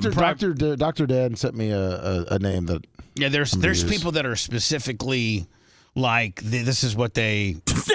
I've heard of anybody being forced to build a pond. Somebody asked in the chat, can we just bring the dirt and soil up to the BRP? Yeah, but do you understand how far it was to truck? Yeah. It's 120 miles from. It's probably 105 miles from Lummy's doorstep to my track, and I don't need that kind of dirt. I need clay. So he could put. This is pretty much Florida sand, which is heavy. Yeah, that's the last thing I need. Is sand. What does Ashley think about it, Lummy? She's probably full hot. Oh yeah. Is she angry about it or? Oh, she's angry. She says she asked me what the answer is, and I just say I don't know. You know what the answer is? The answer is if and when you got to do this, you'll be going to Sunbelt and getting that weekend warrior deal. Sure will be. Where you go in and you pay one fee. They charge you for 1 day. They drop it off on Friday, pick it up on Monday, and you can work it Friday, Saturday, and Sunday, and they'll come pick it up on Monday. It's called the Weekend Warrior Deal at Sunbelt Rental. God, Lummy, I was actually watching something. Remember the Luigi Mangione, that guy. Oh yeah. He was walking out of one of his court appearances, and there was a big Sunbelt Rental high reach behind him. So I see Sunbelt everywhere. I mean, everywhere. Love those guys. So Lummy. Don't be driving a skid steer around when the inspector's there. That automatically shows him that you got a skid steer and you can start digging. No, it was behind. He couldn't see the skid steer. It was behind a fence because I put up a halfway fence too. Was it a skid steer with joysticks or foot control? It was joysticks. Yeah, don't get foot control. No, I tried that once. No thanks. Oh, the joysticks are where to go. You'll flip yourself. Yeah, you'll flip yourself if you're not watching out. Lummy, you want to invite this guy over again and have him take a look, and then Tuttle and I can tie him up until he signs off on your house? Maybe have Ashley like in a deep plunge with those big jogs, and and she was there too. He was, Walker was there. It was he was saying how cute Walker was. He's been coming out to the house for a while, looking at it. Everything looks great, but. You got to build your pond. Ripped off, my friend. There's got to be people that need dirt that would just come and get it for free. No, you don't know anything about the dirt game, okay? It's Florida sand dirt. I know about the dirt game, Tuttle. I know how much it costs to move it. I know how much it costs to transport it. I know how much it costs to dig it. And people just aren't taking dirt off your hands without charging you. That's what Big Dirt wants you to think. Yeah. But meanwhile, Tuttle, guess what? They do want that dirt. They want that dirt for the guy that's doing a new housing pad or a guy that's doing a road, or they want that dirt because you know what? Dirt is a commodity and they sell that dirt, but they don't tell you that. They tell you, you know what? It's going to cost us about $500-$600 to take this dirt out of here. Meanwhile, they already got a buyer on the phone that's going to pay them $300 or $400 for them to bring that dirt. They make They're double dipping. They're G-balling you. Lummy, have you thought about doing an arson deal on the home so you don't have to deal with it anymore? Let me go buy the best insurance you can for the most money you can. And then, I'll have some fireworks go right. Have Fabrizi go there and light that on fire. Go on, get in, 25. Molotov cocktail right through the front glass window. Hello. Hey, Bubba, morning. This is Mike from Miami. How's it going? Hi, Mike. Hey, I kind of forgot about that dude's name, but I'm going to tell you, if it was Gene, and Gene knew the stuff that you went through with that girl and her boyfriend, Gene right away would have said, hell no, he's not getting in that. He's not touching it. That dude from Texas, he did time, and he's supposed to be the street dude that you say he is, and he did that. That is not loyalty, because he would have, soon as her name popped, he would have thought Bubba, he would have texted you the whole thing about, the holidays, he forgot. That's bull crap. I'm with Toto. That dude's a piece of crap. Enjoy your day, mate. Let's. I'm not. Look at that. I'm Rack him. I'm not getting up in here where I got people calling Shannon a piece of crap. I forgave him. It's over. It's done. Please don't call me with those type of phone calls. I'm just gonna hang up on you. All right. Shannon's my friend. Tuttle spoke his piece. You guys know what happened. I'm not mad. I've forgiven him. I'm more hurt than anything. I think she's the piece of shiz. And she's like, I don't blame her for trying to get a job. I just get a job. Or she knew that it was going to bother you, and she wanted, like when she heard that she was going to have an opportunity. Here's to what do something. sucks: bitch wouldn't even be in the industry without me. No, I mean, they've pretty much eliminated the show that she was on. I mean, realistically, for Tampa Bay Lightning, we could blame Seth. She was also a liability over at the other place. Yeah, at the end of the day, I mean, Seth is the one that came to me and said, "Sponjo, like I know that we kind of might need a chick presence. This chick's pretty good. She's a hard worker. She's great." When did the honeymoon wear off? Like with her? Hello. It never started. Yes, sir. Yeah. I was just going to tell Lummy if he needs a place to dump that dirt, he wants to bring it down to Waimama, he can dump it for free. Yeah, but do you know how much a triaxle dump truck guy is going to charge him to drive from Tampa to Waimama? Yeah. How much, Well, then Bubba? he doesn't have to pay the. He doesn't have to pay the dump fee. Yeah, so he saves the $200 or $300 on the dump fee, but he's still getting charged, $500 or $600 to take it down there. And the fuel. Well, just an option. I appreciate it. Appreciate it, my friend. Thank you. So, as you Buck fans were absolutely riveted to the Atlanta-Washington game because Atlanta was in the driver's seat of the NFC South. It's basically whoever won. It's the Bucks, and right now the Bucks, it's theirs to lose.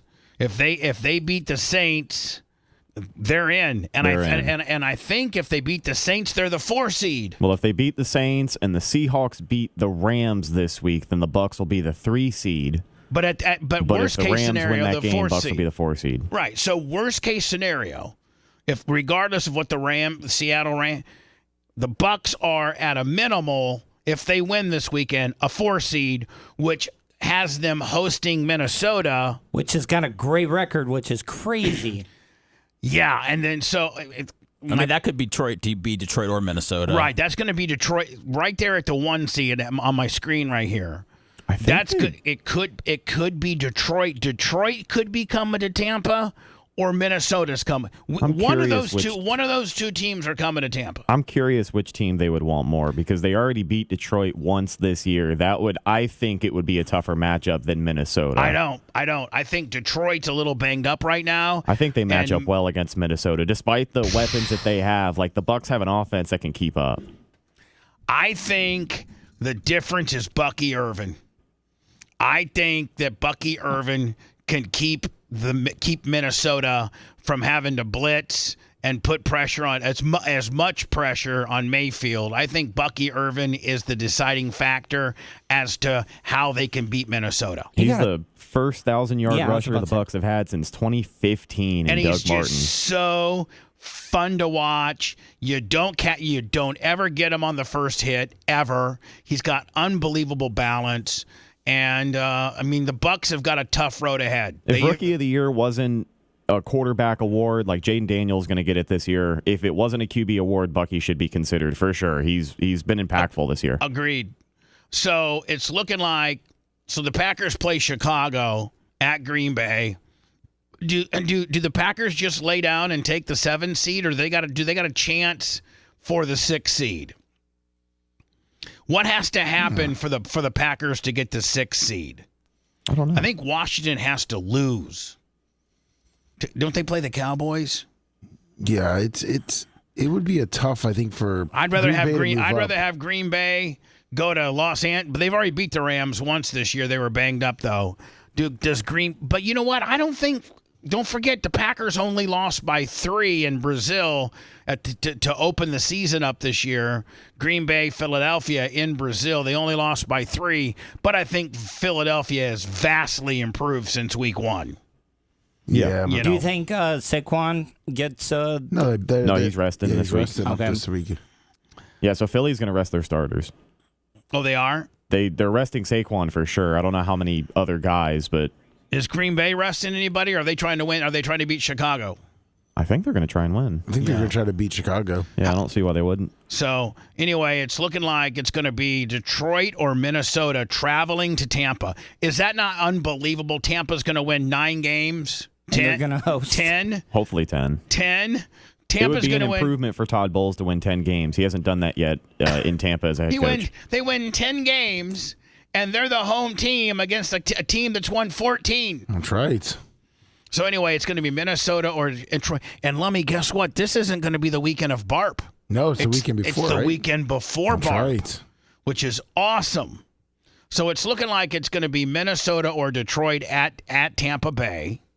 And then it's looking like it's going to be Washington at the Rams and Green Bay at Philly.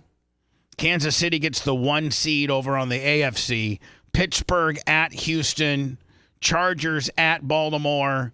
Denver at Buffalo. Do you think the Bills finally get over the hump that is the Kansas City Chiefs this year in the playoffs? I don't know, man. I think they get by. I think they get by Denver, and I think that they'll probably end up playing the Chiefs for the AFC Championship. I mean, but I don't know that anybody on the AFC can get by the Chiefs. But does anybody else? Well, agree? What about Baltimore, though? Do you think, they could get hot? Yeah, I mean, their quarterback, Lamar, is unbelievable, but he showed some little cracks in his armor. Yeah, they got Derrick Henry. But do you want to be running, minus 10 degrees in Buffalo? Yeah. I mean, they're going to be home field the whole time. I think if Josh Allen wins MVP, they're going to be cursed either way. Because isn't it league MVP has never won a Super Bowl? Oh, really? In that same season, I believe.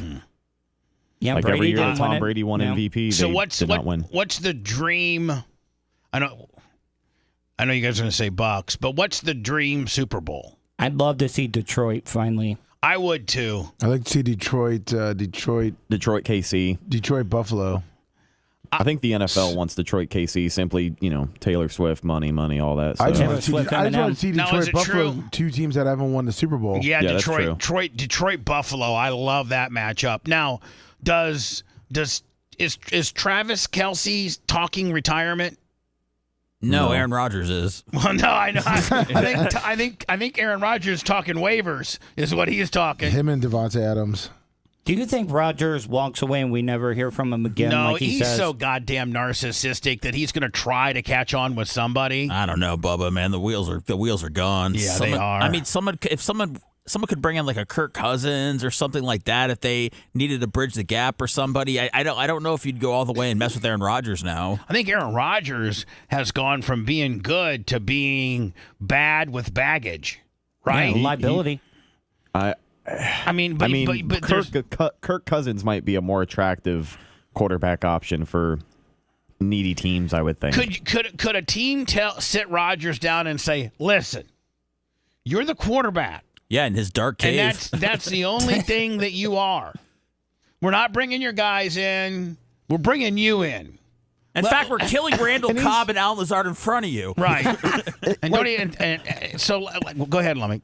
Well, I was just going to say, in his own regard, Aaron Rodgers isn't even having a horrible quarterback season. He's just on a really bad team, and I think a lot of that can be pointed at him. But he's got 24 touchdowns, 10 interceptions, which is... He's over 4,000, has he, for yardage? He'll hit it this weekend. I think he's like 3,900 or something like that. Didn't Brett Favre go to the Jets, then the Vikings? But hold on, but he had success with the Jets. He damn near... He only played 1 year.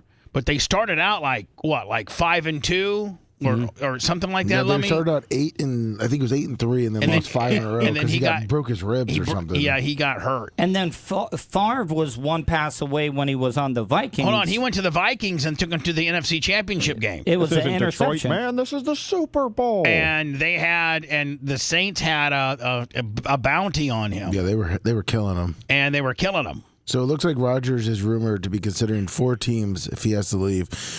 Colts, Titans, Raiders, and the Browns. Hold on. Colts, Titans, Raiders, Browns. He'd hang it up. None of those teams are going to win the Super Bowl next year. Colts, Titans, Raiders, Browns. Bring him down to Miami. I can see him going to the Raiders. Colts. What about the kid from Florida? Isn't he? He's a paper tiger, man. He checked himself out of a game because he was tired. Yeah, I mean, franchise QB. What are you coming out of the game Cousins for, is a Anthony? Colt. I'm tired. You got a headache? Got a headache. I got to stretch out here a little bit. Just maybe let you guys go a couple series without me. Oh, Pat McAfee went in on Anthony Richardson and the Colts. Oh, yeah. He cut a big promo. Yeah, the Colts aren't happy with him. So I could see Aaron Rodgers a Colt. Oh, Bubba, That's right. Bringing Devontae Adams there. You got Jonathan Taylor. Yeah, but have they positioned themselves? Where they're a package deal now? I mean, it's looking like that. God, Devontae Adams was so good, and he's flamed out too. He needs to unhitch his wagon to Rodgers immediately. When was Rodgers' last Super Bowl? I think 16. 2010. 2011, I think, against maybe It Pittsburgh. was against the Steelers. It was his only Super Bowl. Mm-hmm. Yeah, I mean, but still. He's an ass bucket now. Him and who's the owner of the Colts? They would Woody. get along well. Jim Irsay. No, Jim Irsay. Oh, the Colts, Yeah, yeah. the Colts. Hold on, they're saying Woody's teenage son might fire him. Yeah, I guess they don't get along. Yeah. He's what, 19? Yeah, and I guess he gives his dad a bunch of personnel decisions, and I guess After playing Madden? Rogers was on McAfee and said, rumor has it that the kid might be the one to let me go. Yeah, I guess he makes a lot of decisions on how Madden does. That's how his kid does. That's what they say. He plays Madden, sims it, and then sees how things are moving. I don't know, man. I got to think that if you're Aaron Rodgers, It's over, Bubba. I Is mean, it, someone's gonna go ahead with all the reclamation projects you've had, from Darnold to Baker Mayfield to everybody in between. I see somebody and Geno Smith. Somebody could go after a Zach Wilson, a Kirk Cousins, a Marcus Mariota, more like a Jameis, more so than they'd want to go after and deal with Aaron Rodgers. Aaron Rodgers' stats are okay. I mean, it's the least amount of touchdowns that he's thrown for so far, since he's been injured. But I still don't think that there's a lot there with Aaron Rodgers, especially with everything that he brings off the field. You don't hear anybody coming out going, Aaron's misunderstood. He's been incredible for us. Devontae Adams did that, but Devontae's known Aaron Rodgers for so long. So you just don't hear people. Garrett Wilson, their star receiver, there are rumors that he wants to be traded if Aaron Rodgers comes back. Right. So I think that Aaron Rodgers has done way more harm than good, not just on the field type stuff. The on the field stuff has been decent. He's not what he used to be. That's why I don't think any team is going to go hand him the keys for 1 year. I agree. He went from being a real hot commodity to being a problem. Do you also think his opinions are a big deal? Yes. He's a distraction. He's kind of like reverse Tim Tebow. He's a guy that can play, but his mouth and his ego and his ayahuasca and all that. Well, I mean, brings so much clownness to the organization. He feels he's got to be included in personnel decisions. Well, remember, you can't say anything about him unless you state your vaccine status. Yeah, that's the other thing. We forgot to do that. He said he's not going to be doing any darkness retreats this offseason, and that after 18 years with the Packers, this is the funnest 2 years he's ever had. Sure, and he's a liar too. Boy, that's real fun. Your fourth snap of your first year, you blow out your Achilles tendon, and you're off an entire year. Yeah, that sounds like a really, really bag full of fun, doesn't it? Is Rodgers getting any hot bitches? I guess I guess if you make that kind of money, I don't know. I know he's got one now, but I don't think he. I think he's very private with all of his relationships. I think he finally admitted in the documentary that it wasn't the brightest thing to date. Has anybody celebrity women? Has anybody seen the documentary on Netflix? I have not. I heard he trips in it. He does. They do show him tripping balls. I did watch the John Bonet Ramsey documentary. Oh yeah, man. Oh man, I would highly suggest that. They found her, right? Alive? Yeah, well, they found her that night. Night. She was dead in the house. Oh, she was dead? God, yeah. Let me tell you something. The media of Denver, the national media, did to John Bonet what the Tampa media has done to me. Oh, really? Wait, wasn't John Bonet the girl that got killed? Yeah, she was the father. My God. And you know what? He sued Geraldo Rivera and there was a lead detective on the case that went on to write a book, and he sued them both for slander and defamation, and they settled and won. They buried this guy so bad. Nobody in the nobody in the Ramsey family had anything to do with her murder. Could they have prevented it maybe, though? Nope, I don't think so. This was, watch it. It's only 3 episodes, and it's just like a complete railroad job. Complete. And so when they came up with so they got DNA, right? They got DNA. They went to the Ramsey family, took all of their DNA, the son, the mom, the dad. They took all of their DNA. And they're like, okay, the DNA. Well, because the DNA wasn't the Ramseys, the state attorney and the media never released it. They hung on to it and wouldn't give the DNA results because it didn't go with what they wanted. They wanted one of those 3 people to have done it, and the son, who was 9 at the time, the mom, who was just freshly out of cancer and chemotherapy treatment, and the father. None of them had anything to do with it, and that's all they wanted. They wanted to paint this family into having killed their daughter because they entered her into beauty contests. Did they bring up that crazy guy that was obsessed with John Benet Ramsey, Yes. John Marcar? Yes, and he actually confessed to it, but his DNA didn't match. He was doing it just to be a dick. Yeah, because he was like in love with this little girl. Oh my God, you gotta watch it. It's a 3-part series. It's How on old was Netflix. She was 6 or 7. Oh my God. And they're saying because they entered her into beauty pageants, they were making her, they were sexualizing her. And then they had this one time where she played this trumpet. It was a part of her routine, and she played the trumpet. It wasn't a real trumpet. It was a fake trumpet. And she was, act like she was playing a trumpet. And this one woman goes, let me see if you can find the clip. Okay. This one woman goes, she was like on the Phil Donahue show or the Geraldo Rivera show, and they're like, look at her. She's masturbating with a trumpet. And the only way you learn how to masturbate with a trumpet is when your parents have taught you to. And John Bonet she's just playing the trumpet. The trumpet never even touches her body ever.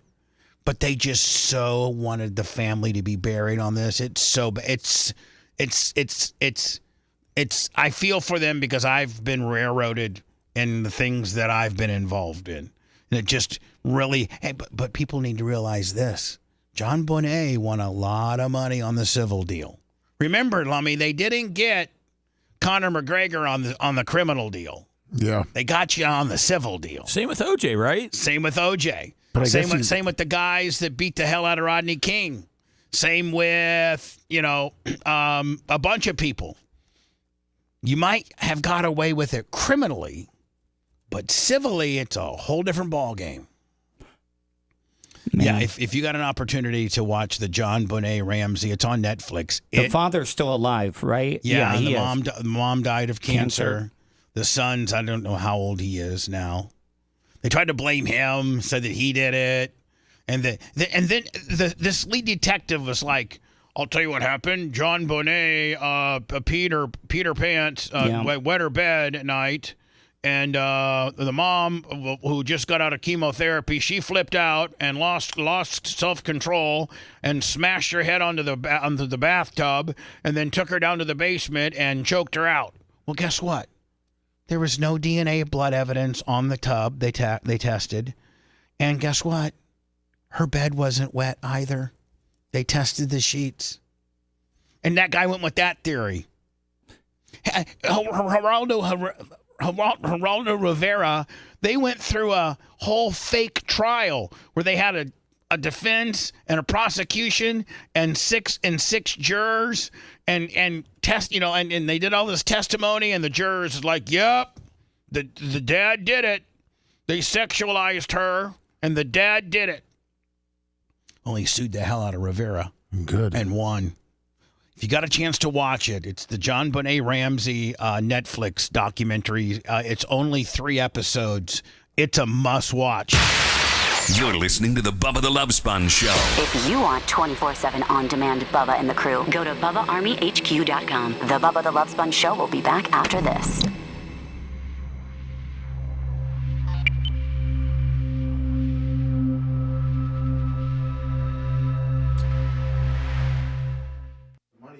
in the case. Oh.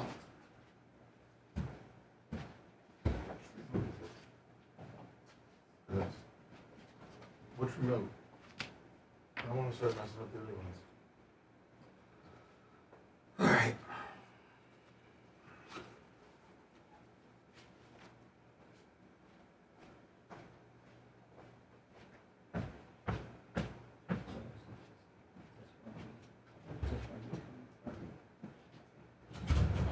Yeah, you can.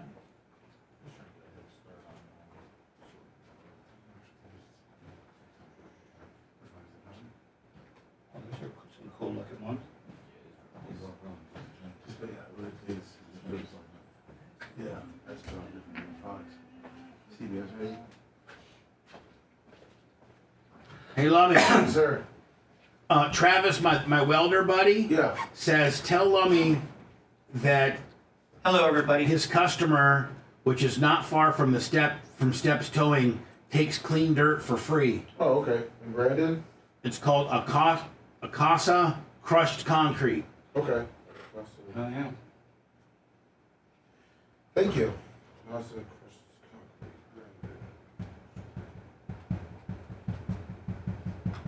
Yeah, we got good showings across all platforms right now, guys. Thank you for all the support.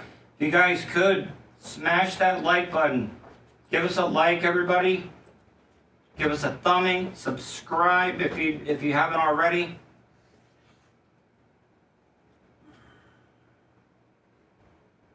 And it's gonna get cold here the next couple of weekends. Damn.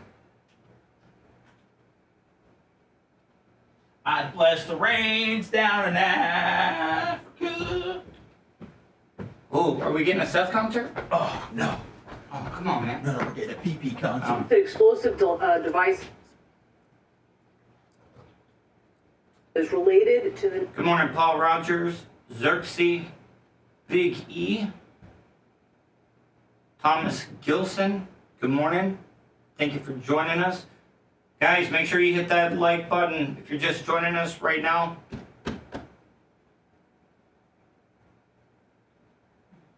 Do that on YouTube, Rumble, Facebook, X.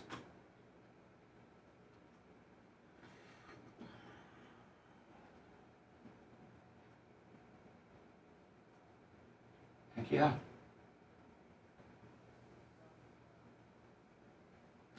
Yes, also member up, guys. Make sure you member up, get a lot of exclusive stuff. I think Bubba said he put up a video today. No, a couple days ago. Couple of days ago. Bubba Wendy, Tuttle, you still talk to SBK? Yes, I talked to SBK, say 2 or 3 times during the break. What's he doing? He is doing locally traveling, delivering stuff in box truck. He bought a box truck himself that he's been doing like local deliveries and stuff. Cause he was doing the road driving across all the country doing the trucking, and he hurt his shoulder, had to take some time off.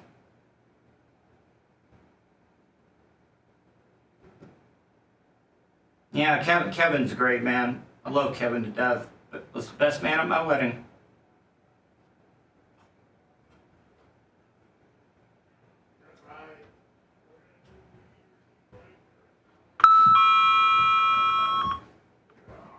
Oh, Lummy's really fired up out there. Yeah, I know. Oh, man. Seth? You're killing it today, Seth. Great ideas. You've definitely brought your A game today. What? I haven't even done anything. No, you've had some really good laughs. Wasn't enough. You got a little stuff come on you. Oh. This is where Tuttle just fucks with me. No, Yeah. It's all right. I appreciate it. I think everybody has brought it pretty great today. You've been a great leader. Creeping Death 22112, 55 months.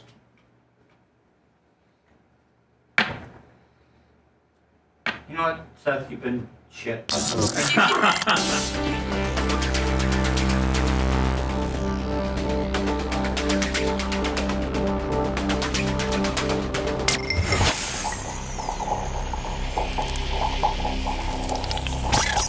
Broadcasting live from the Aquabito studios.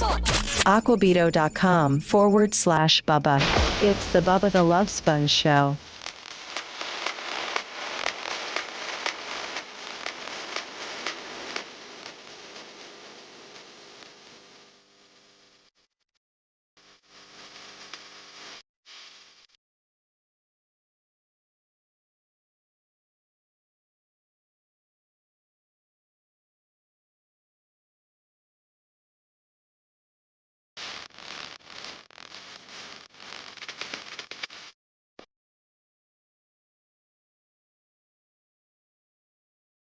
What are the podcasting parameters today? Is it I got to think. Brian's is he available today? Are you guys doing something? I mean, I don't think he's available. He's not here. Is he on a cruise?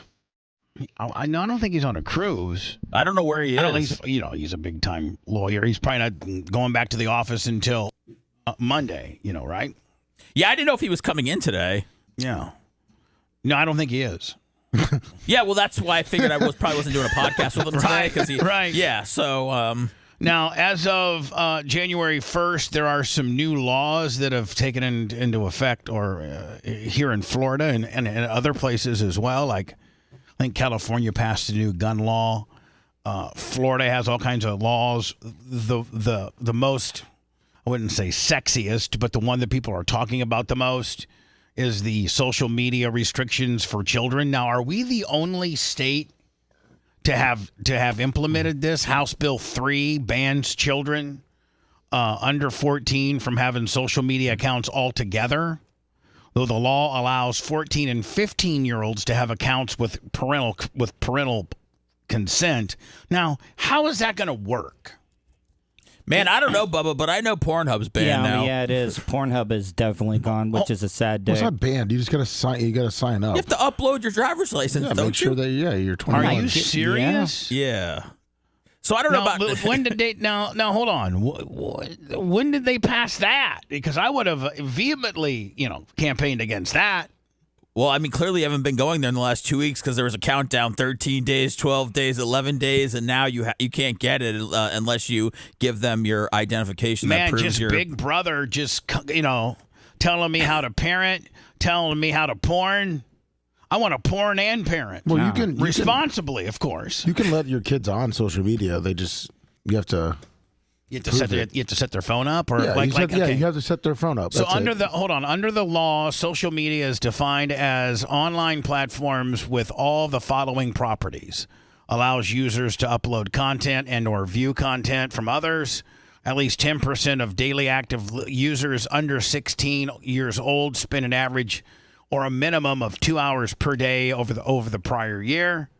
Use algorithms that analyze your data. Has addictive features like infinite scrolling, push notifications, and personal interactive metrics. Now, is this like TikTok, X, Instagram, Facebook, YouTube? Like, what is in particular? Do they have them written down? Which ones they're talking about? All right, let's see. What about Pinterest? Is Pinterest even still a thing? No, I don't. Of course you would say. How about MySpace? Yeah. So, like, what do? You get on your kid's phone and you show them a picture of your driver's license, and now your kid's on their Instagram account with your driver's license, and like, if the state would find out that that's your driver's license, can they lock you up for bad parenting? Like, I mean, where does it end? How does it start? How does it work? I don't see how you can enforce this. Like, sorry, I got something that knocks on your door. Hello. Yes, I'm the official internet children using internet police. I need to look at your children's phone. Oh, it shows right here, Seth Kushner, that you used your ID to let little Sethy in on Instagram. Put your hands behind your back, sir. Anything you say can and will be used against you in the court of law. You're going to jail. If you need the state to make laws to protect your kids from social media, you're a horrific parent. Not only that, but a little bit of the person that's passing these bills are a little draconian, don't you think? Well, I mean, look who the governor is. I know, this is but not, I mean, like, this isn't new. Now it's just bringing up things that you don't like. But I mean, it's always been this way. Nope. He's just acting more and more worse. He wasn't this erratic on his first term when he opened up the state when the rest of the country was locked down on COVID and allowed Jeff Chiragante to have Forbici patio service outside. I mean, we were on the cutting edge of some cool stuff back in the day. Then he wins. His second term, loses the presidency nomination, and turns into a real dick. I'm just saying. I think he's even going more right to outright everybody. Man, that's the problem with both parties. Like, for instance, Kamala and Biden, they're way too left. Way too left. Bunch of weirdos. And then... They're 4 8-year-olds being on TikTok, aren't they? Well, no, but they're 4 8-year-olds being able to lop off their penis and become a girl. Hell yeah. I'm just saying. I know. You go to school a boy, you come home a girl, dude. It happens every day. Man, I'm just saying. So it looks saying. like the platforms are Facebook, Instagram, and TikTok. Facebook, Instagram, and TikTok. Yes. Great. Funny how X didn't end up on that one. Neither did YouTube. Oh, okay. It's funny how X, you mean Elon, who does a ton of business with Cape Canaveral. Yep. Probably the number one client, right? Or Snapchat. I mean, if you guys want to pick up, Snapchat, YouTube. So your child will no longer be able to do this because your child who has an account probably had to set up their account at one time or another and put their information in, and they just widely go and probably block anybody that doesn't make the age requirement. So then how do you circumvent the system? What about the accounts that were already created? They're deleted if you're under 16, and then your parents have to recreate it. Dad, what? I lost my Instagram. I need it. I need it really bad. I don't know. I don't like the law. Then there's a bunch of building regulations. That has to do with all the condos on the beach, which this pretty much no. Let me. You know what this is? This building regulation for people that need to take 6,000 yards of dirt outside. Merch Crick, by the way, I told her to get a hold of you. She said she needed some dirt out at her place. Oh, okay. I'll load up my pickup truck. We got all these laws, and we should be getting weed as a new law today. Yeah, but it got shot down by what? How many percentages did it get shot down by? Like 3 or 4. I know that we needed 60%. And abortion didn't make it either. Nope. I wanted abortion and I wanted weed. I mean, that's and a you great didn't deal. didn't get nothing. And you want your porn unregulated too. Yeah, remember you're now. right. I want abortion. I want weed. I want guns. And I don't want my porn regulated. I'm just going to use a VPN. I'm not giving them my damn license. What's a VPN? You can make your internet connection seem like you're in another country or another state. You can. Tuttle, you probably got one of those. You've had those since you lived at the Ray shop. I have one. Yeah, a VPN. I can watch Doctor Who anytime I want to. I can tell them I'm in Manchester, United Kingdom. Get it for free. This is one of many. Is Alex going to be on today? Yes, he is. One of many stories about the mass casualty. They're calling it a terrorist event that happened in the French Quarter over New Year's Eve. A guy and Bourbon Street is literally on Mardi Gras and on New Year's Eve. And even with these bowl games and stuff like that, it's wall to wall, it's shoulder to shoulder, like 100% capacity. How wide is Bourbon Street? Just about the size, like Ybor. Okay. Just like Ybor. Mm-hmm. Identical. They're old school. They're trying to figure out if this was ISIS inspired or ISIS directed. To sympathize. 3:15 a.m. local time at the intersection of Bourbon Street and I believe it's pronounced Iberville. At this time, the New Orleans Police Department has not specified how many fatalities there are, and injuries are unknown at this time. I want to pull up just some of the video that we have from earlier on this morning. As I mentioned, there are reporters that have walked into some of our live images. Let's pop this up for you on your screen at this hour. Again, this is video coming in from earlier on this morning, really just a short time ago. We're told that EMS has been called to the scene. You can see them in the distance there, as well as a lot of vehicles that belong to the New Orleans Police Department. It does appear that Bourbon Street has been shut down at this time. You can see news reporters and camera folks are the only ones that are being allowed in there. 3:15 a.m. local time at the intersection of Bourbon Street. It's a repeat. So can I ask you, for the most part, Bourbon Street doesn't have a lot of traffic going down it, right? No, it's not. It's my understanding, and every time I've been there, that it's not. It's blocked off. It's blocked off. It's like the old school Ybor where they barricade it Concrete? off. No, it was they had one of the an old FBI guy on the news, and he was kind of criticizing them for it. I guess they had the big plastic orange ones. Yeah, like the Bob's barricades. Yeah, they weren't necessarily reinforced. That So you can just boss hog right on through. Well, he there. didn't plow. He didn't went even around. slow 'em down. Well, they were upgrading them for the Super Bowl. It's coming in, but they had a police car blocking off the guy went on the sidewalk.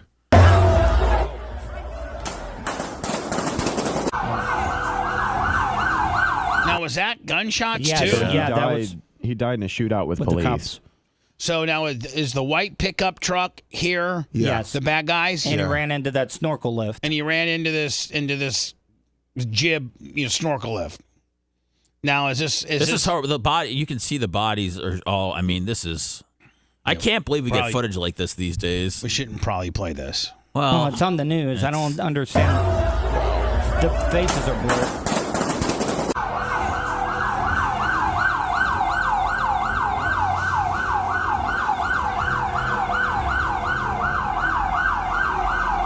Man. I mean, that puts an end to New Year's Eve, does it not? What was it, at 3 a.m.? Yeah, like 3 a.m. Yeah. 3:30.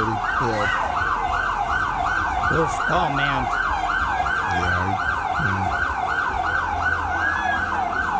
Again, this is the news, but He was in the military, or he had been in the military. Yeah, no, and I think he might have still recently have been in the reserves. He's also. They also. He was discharged. Okay, he was. They also say that he was working with a few other people, and I believe his Airbnb he was staying in blew up.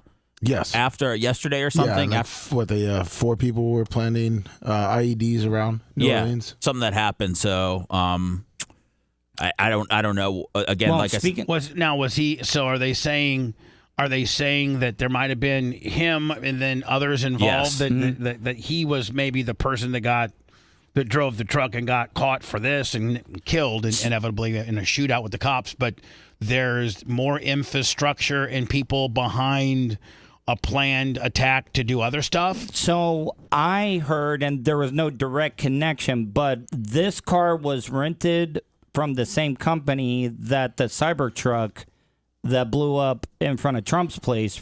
They were both rented from the same company. Do you think they're associated? They're looking into it more, but both of those were rented from the same company. What in the hell is happening to our country? Yeah, they haven't released the person that died in the Cybertruck, but obviously there was a bomb in it. Was there a guy in there too? Yeah, he died. Body. So he lit it up. Bomb and fireworks. So here, the Bourbon Street terrorist. How do you say his name? Shamsa Din Jabbar. Shamsa Din Jabbar. Now, he was a U.S. military veteran, correct? Yes. Yeah, he was in the Army. So From was Texas. the other guy, apparently, at the Cybertruck. And New Year's celebrations turned to tragedy in New Orleans after a driver rammed a truck into the crowd through the city's iconic Bourbon Street. And you can see the white pickup truck make a hard right into... Was it a Ford? I think Ford Lightning. Yeah, it was an electric F-150. Oh, both cars were electric. The driver, Shamsa Din Jabbar, left at least 15 people dead and dozens injured.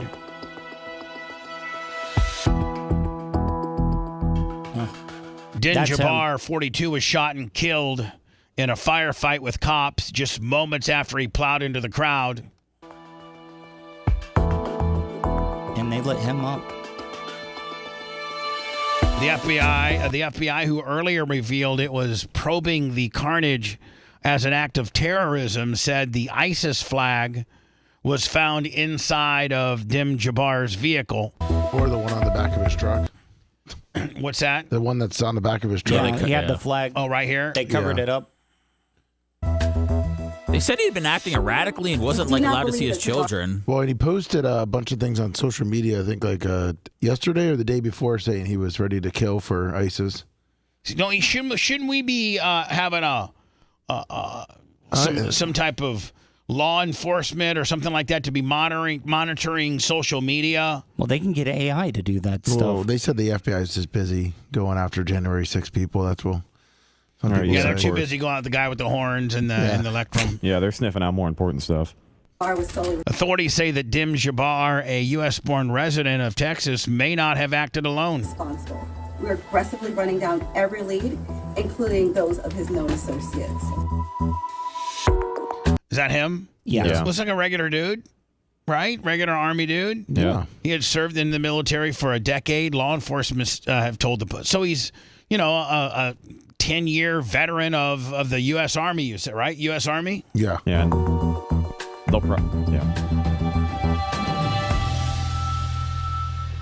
He lived in a squalid trailer park. That's what it's right. Yeah. Mm-hmm. Is it squalid? It's squalid, but it's the same thing as. On the outskirts of Houston, where geese, chickens, and sheep roam freely in his yard. He needs to get that mold off the trailer. So I'm born and raised. No, this is him, right? Yeah, before he. In a 2020 YouTube video for his real estate business, a clean-cut Jabbar described himself as reliable, trustworthy native Texan who spent 10 years in the military. Beaumont, Texas. Which taught him the meaning of great service.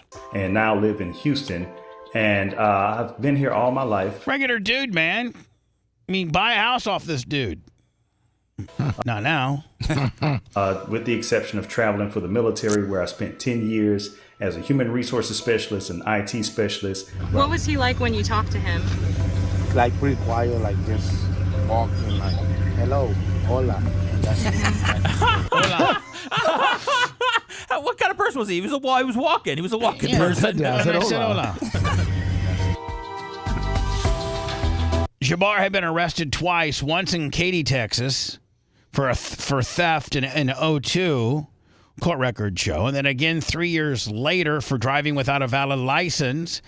Both just kind of petty stuff. Nothing that would, raise a flag of suspicion that this guy could be, capable of doing what he did. He ripped something off and he was driving without a license. I mean, that happens every day. Doesn't make you a bad guy. Doesn't make you a person that would be considered a terrorist and kill 15 people and have to be gunned down on the streets of Bourbon. I mean, are you supposed to... is this guy supposed to be on some sort of radar? I mean, isn't it... I mean, he was born here. It's not like he snuck in. He probably became a sympathizer during his time, serving in the Middle East. We should be on... Did you see he was an HR type person, so he probably was seeing all types of atrocities, and he probably became a sympathizer during that time. Well, during he should be on someone's radar. I guess he's posting a lot of things on social media. Yeah, Death to the Jews, ISIS stuff, things like that. So after he was discharged from the Army, they said he converted to Islam at some point, and then according to a man that married his ex-wife, they said that he was acting erratically, being all crazy, cutting his hair over the last year or so, and they had stopped letting him spend time with his daughters. So they could see that he was starting to kind of weird out a little bit. Yeah. Yeah, but is it against the law to be weird? No, but you start raising some suspicions. I mean, if this guy's living with geese and he can't see his children, I mean, I don't know. I mean, maybe he's a geese farmer. I'd maybe talk to somebody instead of, joining a terrorist group, but... Yeah. But I don't blame America or the Jews for my problems, but maybe I should. No, I don't think you should. I think you should go talk to somebody like you said. I guess there was recordings of him saying that he planned to kill his family and join ISIS. That might have been on the radar. Does ISIS jump you in like the Latin Kings, or do you just get to join? Fight back. Yeah, I mean, do they jump you in, you think? Or are you just like, is it just like, hey, I'm in ISIS, all right, cool, welcome to the club? Or, I mean, do you have to prove yourself? I think maybe they make you jump in with something like this, right? Yeah, I mean, you never see you never see a good Jesus. You never make it to the inauguration. You never, but hold on, you never see a good ISIS. Well, no, of course not. You know, you never see. Hey, I just joined ISIS, and we were at dinner at a nice place. Yeah, we picked up the bill for the entire restaurant. It was so much fun. It was nice, and then we went out and did some good stuff. It was the ISIS holiday party. He also had been divorced twice, and a failed marriage apparently left him in financial ruin. Hey, a lot of that's happened to us. Doesn't mean I'm going to take my pickup truck and drive it down Ybor and commit jihad. Hey, it's like Gene Lasker said, Allah ain't going to jump out of your wallet and save you. Hey, let me tell you something. Allah ain't jumping out of your wallet and saving you. Investigators are currently working to determine Jabbar's potential association and affiliations with terrorist organizations, and the FBI has also stated. So I think this is still kind of unknown. Is it not? Hole. So all of this generalism. We haven't really gotten into the Cybertruck attack at Trump Tower yet, but I mean, there's a lot of weird connections there too. Was that in Vegas or was that in Texas? It was in Vegas. But both of the trucks were rented on the same app. Yeah, Toro. Let me go to Word, so I'm not so far late for Alex, and we'll start busting both of those down if we could, because I know that he wants to talk about them as well. Sure does.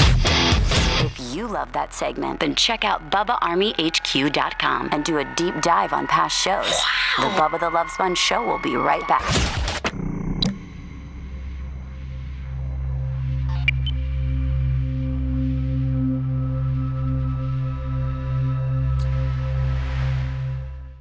What's his name? Big and Rich? Yeah. Mm-hmm. Big? You should bring a camera and you can go through the breaks while you're be filming. So how do you know who brings to who? Everybody got a division. Okay. So what is this? Oh, this is NFC North. Yeah. West. Oh, and people get a division and they get the card on the breaks, right? Yeah, they get that. They get all the cards from that division. So that's cool. Yeah. So I just have a list of who everybody got.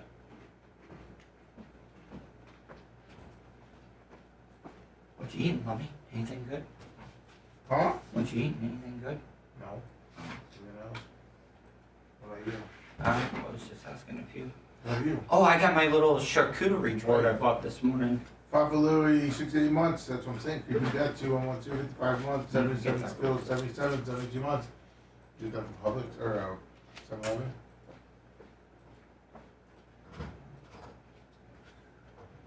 Yeah, Mr. Mark. PayPal is working. Is PayPal working? Yeah, I think. Yeah, Yeah, it's working.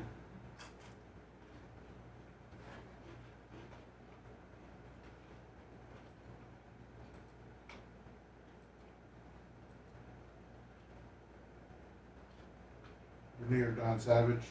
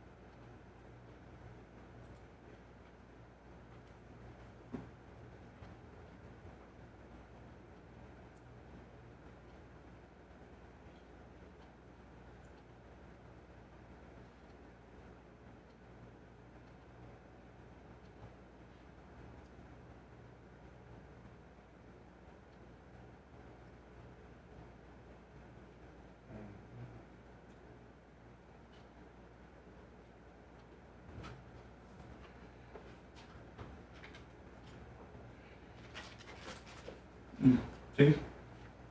Mommy? Told you. I know, I asked you if you have 7-Eleven and you walked away.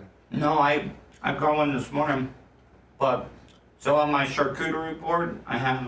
Where'd you get it from? Oh, I got it from Wawa this morning. You know? Wawa. Papa Louie. So I got pepperoni and these like little wafer crisps that go with them, and provolone cheese. So that's my charcuterie board. Would you like a piece, Lummy? No, thank you. I'm sure Bubba does. Bubba, would you like a piece of my charcuterie? What is it? It's pepperoni, cheese. Add it in my little cooler. I started eating on it this morning. It's a cheese cracker and some pepperoni. Well, this is not like a fancy charcuterie. Take as much cheese as you want. This is a store-bought Willy. Yeah, I know. You're making the charcuterie sound like it's Big Red made it. Okay. You can take a little cracker. Oh, good. Thank you. Yes, sir. It's good. I like the mixture and the taste and the different flavors. Oh, thank you. Seth? Yes, sir. Would you like a piece of my charcuterie? I'm all good, man. I appreciate Okay. it. Thank you.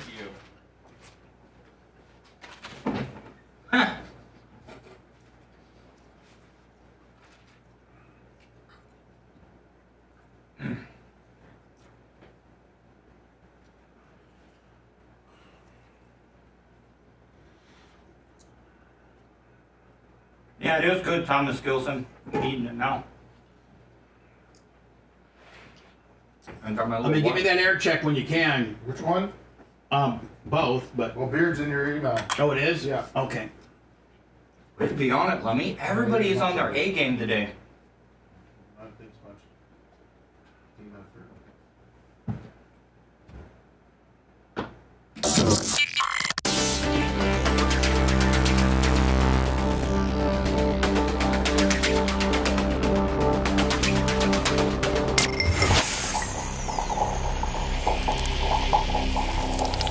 Broadcasting live from the Aquabeto studios. Aquabeto.com/Bubba. It's the Bubba the Love Sponge Show.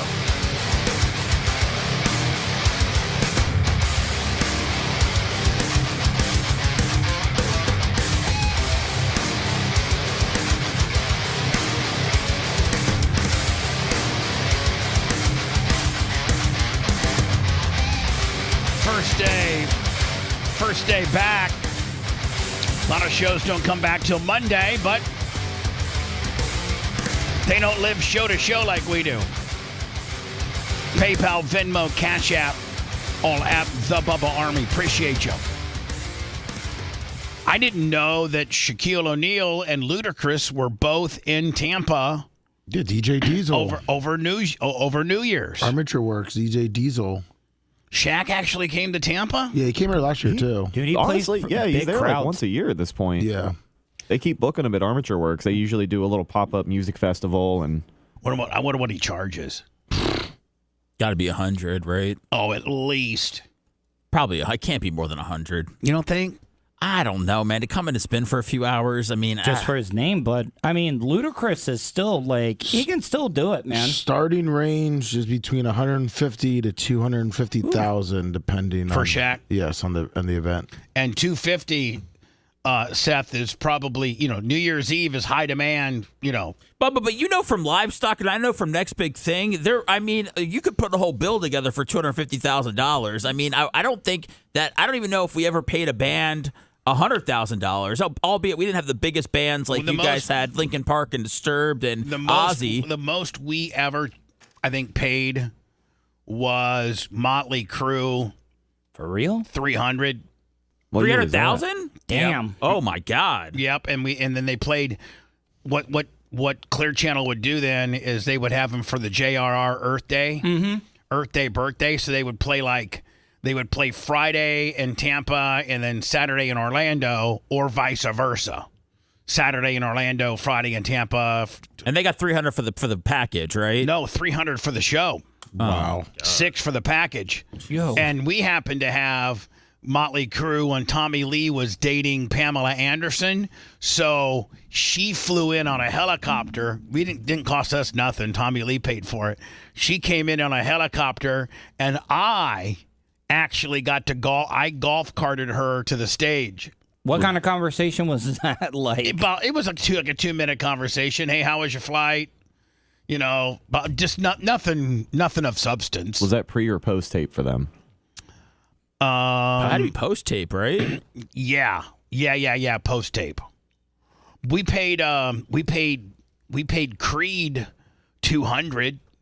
We paid God, who else do we have in there? We paid Y'all had Kid Rock before. We had Kid Rock. He was $250. I think we paid like My Chemical Romance $75,000. Really? I mean, I think that was probably the max of what. I mean, but that was next big thing. Yeah, though, right? yeah, it was obviously a much smaller operation. We would do 17,000, but we got them for 3 nights of camping.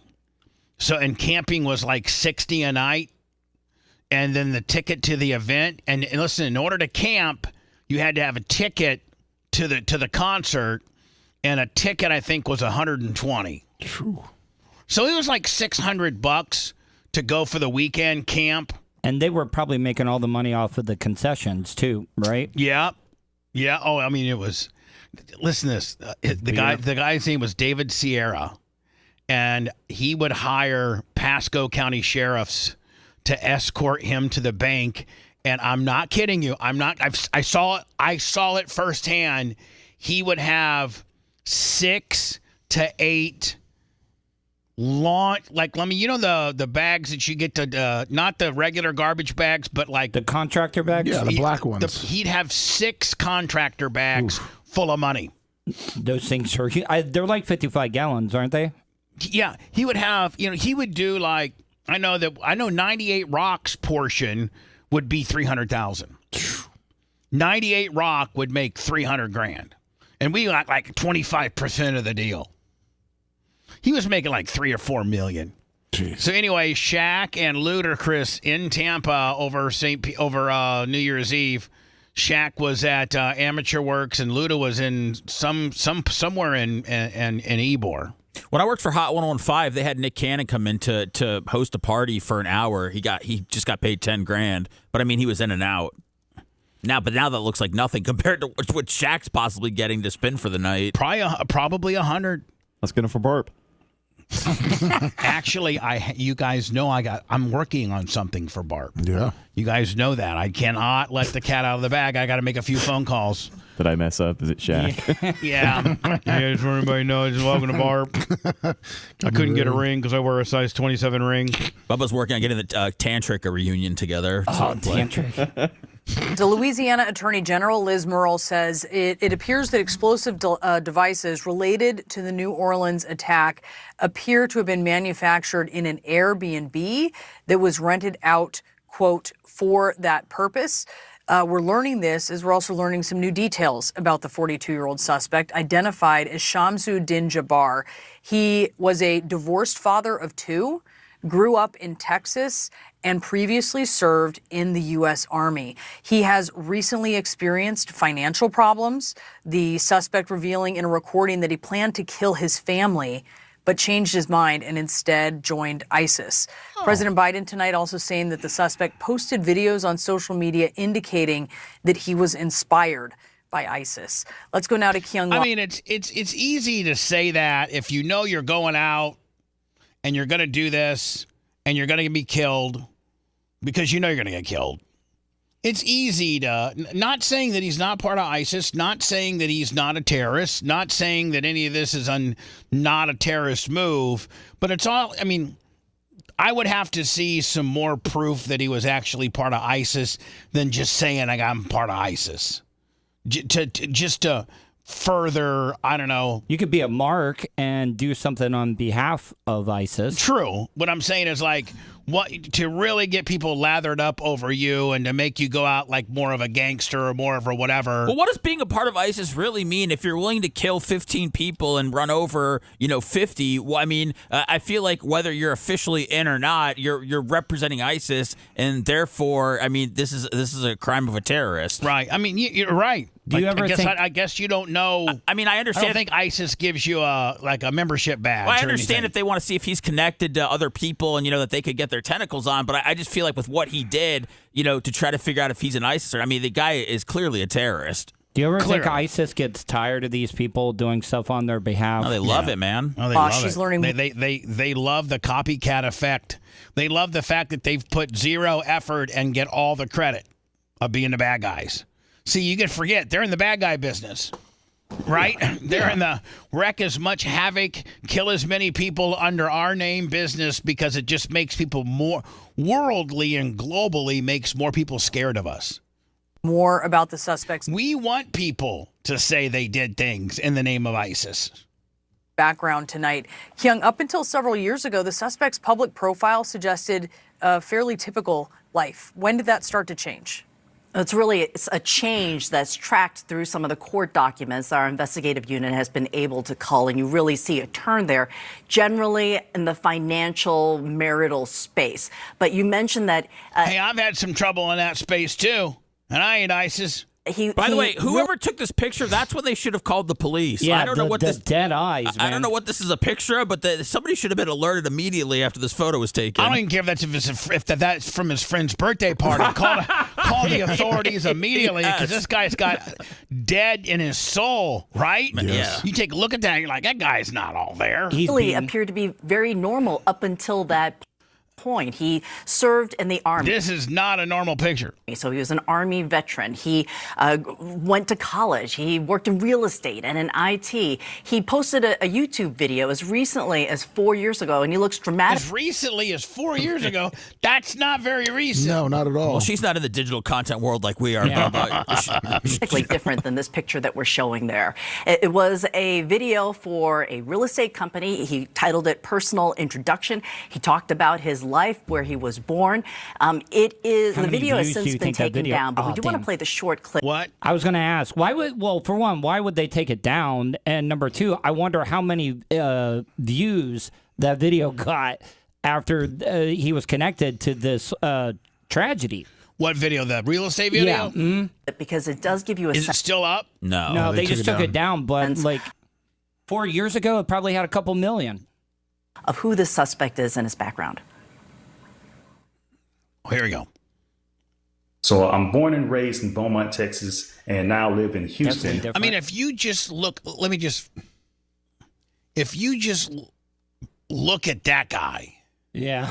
That guy. I think that's a mugshot. I don't know. I don't know. Earlier on, I'd like to know when this was taken because this guy is done. Sounds like that was taken 2 years ago. Okay, so 2 years removed from when he was doing his best. 4 years ago, so it would have been like a 2 year difference. It looks like in 2022 is when he lost his business and his house was getting foreclosed on, and he was on his second divorce. Sounds like me in 2017 when I was losing my house, losing my building. Wow, that video is really interesting. Yeah, but at least you put the gun in your mouth, Bubba, and you weren't looking to join. Yeah, I was looking to kill myself. You weren't looking to join the KKK, I mean, you were just looking to take yourself out. Yeah, I was going to take myself out, be like, man, maybe the media will finally be, no, they'll call me. You don't want to get blood all over your catalog, But he went to college. Georgia State University says that he did attend and got his bachelor's degree. This is an impressive unit, and so this is someone who, as it showed him... The video, yeah. All right, yeah. It's quick, though. I mentioned he's... As a human reception of traveling for the military, where I spent 10 years as a human resource. See that guy there, man? He's a normal dude. A little nice country twang. Yeah, nice, a little jacket, or open sport coat Willie. That's nice. Little background, nice little pictures, art. A specialist. I mentioned he served in the U.S. Army in 2013. There was a Facebook post that showed him in front of a monitor. That's a picture of him as an Army Staff Sergeant working as an Information Technology Team Chief for the 82nd Airborne Division, 1st Brigade Combat Team. I mean, all the box check for like a normal dude, right? Is an impressive unit, and so if a normal dude can lose his shiz so bad that he does this, I mean, this is arguably one of the heinous, not most, but a very, very, very disturbing situation. What do you see in human resources in the Army? I mean, do you see it all? I mean, do you hear about it all? I think you probably. I mean, can that throw you for a loop? I mean, the divorce and the losing money. I mean, I know that'll mess anybody up. Yeah. But This is someone who had education and had drive. His online resume shows that he went to college. Georgia State University says that he did attend and got his bachelor's degree there. And Texas records, Brianna, do show that he worked in real estate and he had a license for 4 years. Brianna? Wow, that video is really interesting. This suspect also made a series of videos before the attack talking about... Now, where are those videos? Those are in the possession of the FBI. And where were they posted? Like on YouTube, Facebook, Instagram, Were X? they posted or were they just like on his phone? Oh, they said on it. There's some on his phone, and then some was posted, I guess, to divorce, Facebook. talking about wanting to kill his family. What are you learning about that? You know, that's where you really see that turn that we were talking about. As recently as 4 years ago, you could almost track that decline on his financial records based on what he filed with the court because of divorce records. In 2012, he did have a divorce from his first wife. He'd been married twice. The first wife sued him trying to get spousal and child support. And which is normal. You got a kid, been with a woman. She's going to take it. She's going to try to get child support and spousal. That's just the way it is. Then in 2022... Unless you got a prenup like I did, ironclad. He submitted an email talking about how essentially he was broke. He was tens of thousands of dollars behind. I check all these boxes. Behind in his mortgage payments, looking at foreclosure, that he was... if I hadn't gotten lucky and sold my house, it was getting foreclosed upon. That's right. So was this building. Some credit card debt that... Check. He couldn't keep up because his business was tens of thousands of dollars. From John Ramsey to the guy to this terrorist in New Orleans, you can really relate to anything. I can. I mean, I'm blown away. I watched the John Bonet Ramsey. I'd be like, man, this is exactly what Tampa media did to me. And now you're like this terrorist. Like I went through everything this guy went through. Yeah, and look, I'm here doing a show. Yeah, everybody's on their A game today. Still rattling my cup. PayPal, Venmo, Cash App at the Bubba Army. I sent you a link too where it shows that the Ford X account was hacked and I guess was posting pro-Palestine before this happened. Hello, who's this?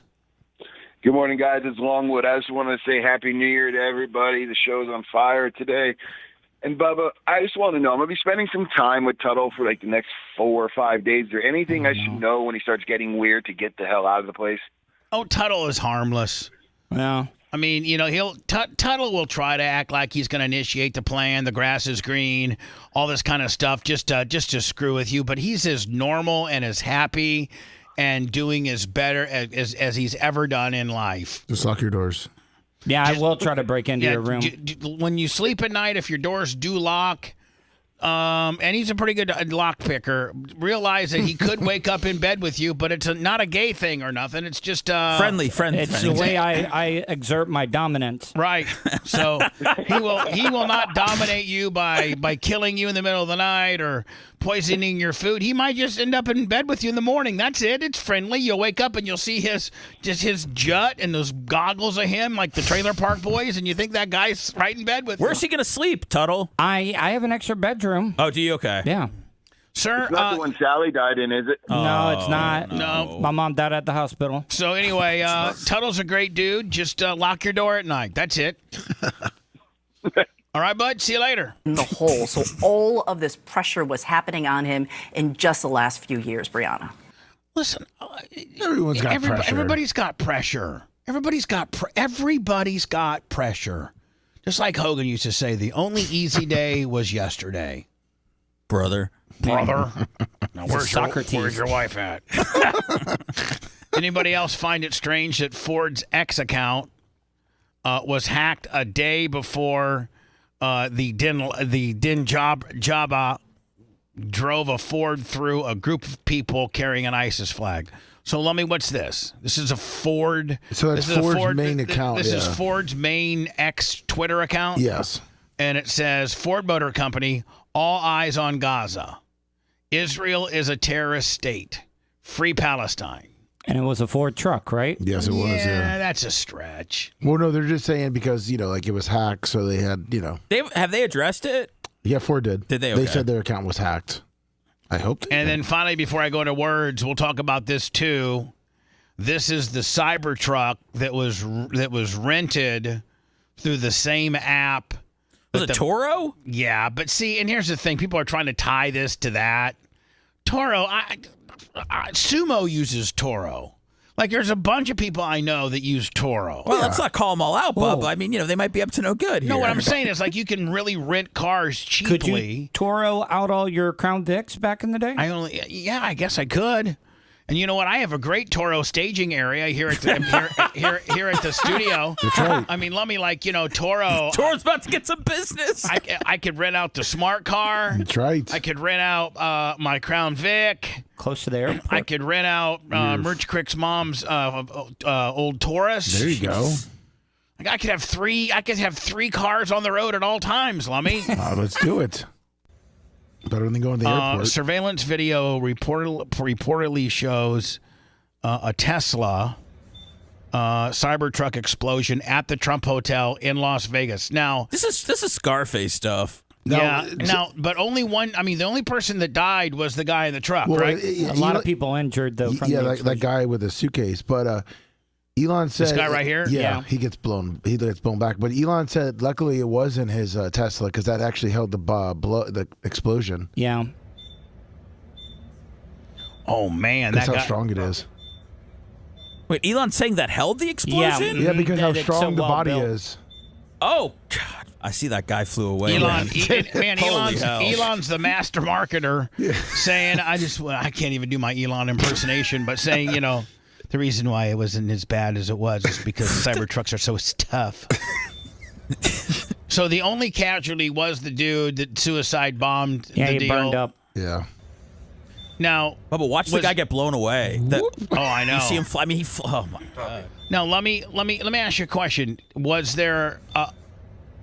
And there was somebody coming out the door too. But none of the windows broke. But was there a message? Like, is it just a random act, or was there a message behind it, or? The FBI says they know who did it, and they supposedly have a message behind it. People are just obviously speculating because it's assigned to Trump and Elon. They rented a Tesla and went to his Vegas hotel. Here's the thing: did someone detonate it? Like, did they wait for the guy to get in the car to detonate it, or was it on a timer? No, he was in the car. He was in it when he pulled in. He pulled up the valet. He detonated himself. Oh, he detonated himself. Yeah, he killed himself. Oh, wow, that's a way to go, man. Suicide bomber. He also had fireworks in there too, by the way. The truck was rented to Matthew Leivelsberger, who was 37. He was a former Army veteran of Colorado Springs. Oh, man. They allegedly say he was behind the wheel when the vehicle exploded, and they are also believed to have served at the same military base.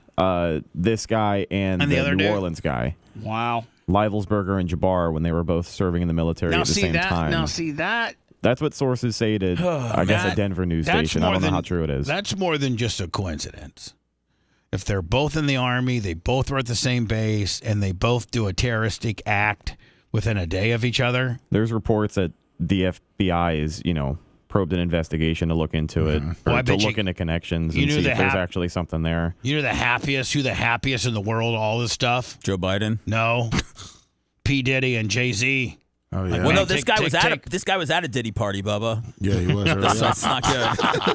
If you want 24/7 on-demand Bubba and the crew, go to BubbaArmyHQ.com. Right now. The Bubba the Love Sponge Show will be back after this.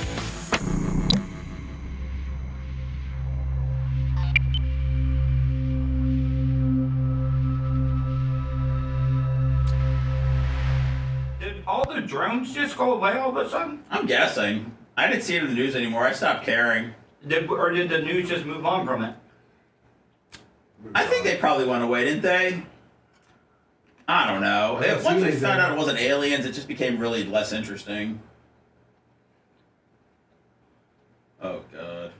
They're saying they banned certain areas around New Jersey now.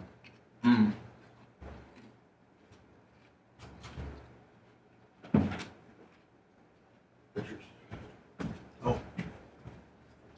It's gonna take enough to drag me away from you.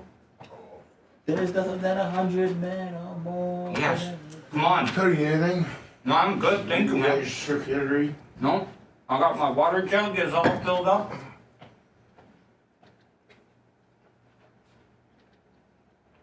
Gonna turn to the things we ever.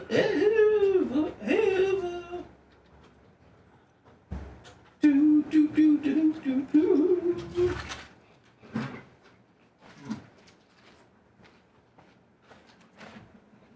Oh, man. What's wrong, son? No, Anderson Cooper and Andy Cohen. I saw a clip. Oh, yeah. It was actually, I was actually somewhat entertained. Oh, man.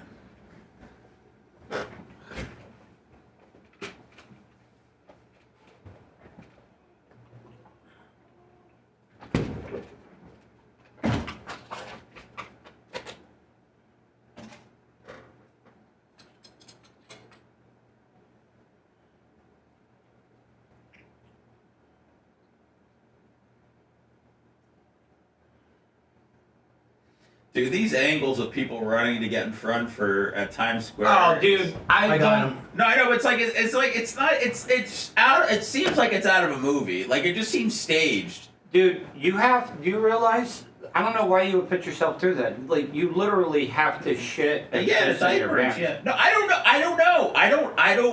I understand it's a once in a lifetime experience, but I don't think I've ever met somebody where they like. I was at New Year's Eve in 1997, and I'm like, wow, that must have been cool. Like I mean, it's fucking bullshit, man.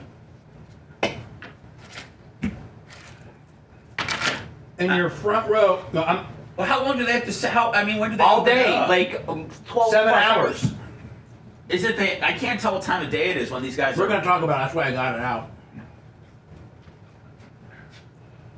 It's morning time, right? They let him out there in the morning. It looks early.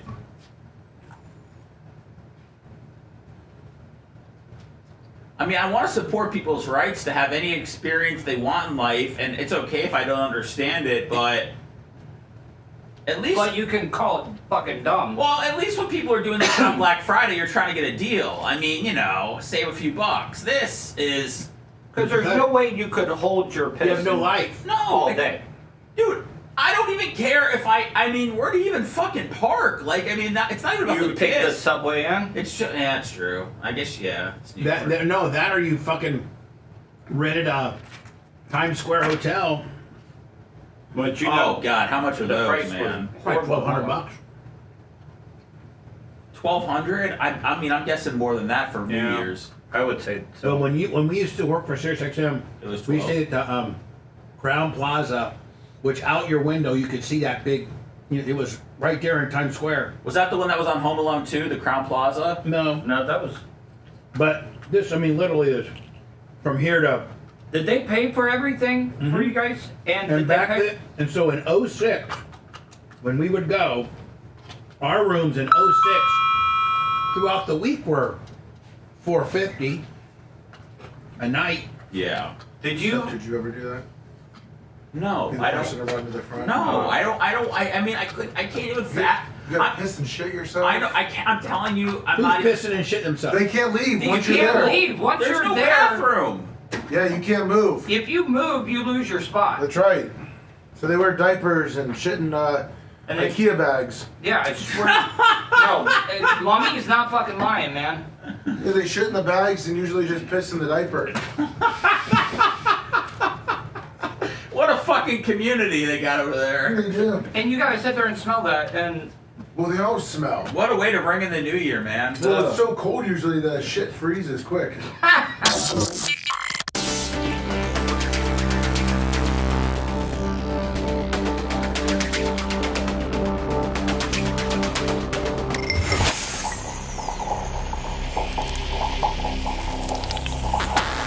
Broadcasting live from the Aquabito studios, aquabito.com/Bubba. It's the Bubba the Love Sponge Show. PayPal, Venmo, Cash App. That's why we're back for the 2 days. You know, the grifters that we are, please. Oh, man, I hope that word dies in 2025. Oh, yeah, it'll never die. As long as there are forums hating us, they'll never die. Ever. Oh, when is Alex Stein going to be on? Well, 9:15. 9:15, 9:20.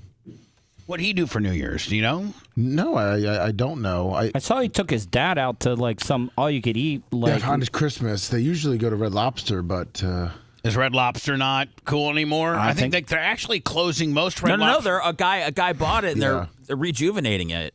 It's back. Yeah, I saw that Red guy. Lobster? Yeah, the guy. They can do all the shrimps you can eat? No, they got rid of that. They got rid of that because they lost their ass on the shrimps. Yeah, that's what the CEO. He said that was the first thing that they changed. Me and Lummy could go and really hurt a guy on all you can shrimps.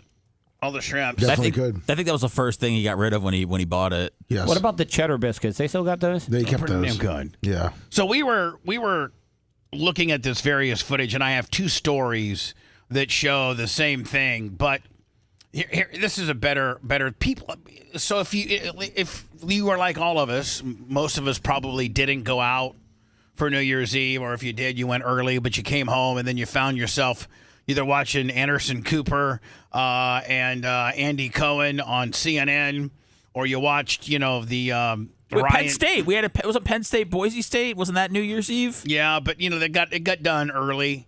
So you're flipping around. If you were still up at midnight like I was, you were flipping around trying to find something, and we landed on the You like Anderson Cooper? We landed on CNN, and I told Merch Crick, I am not watching these two.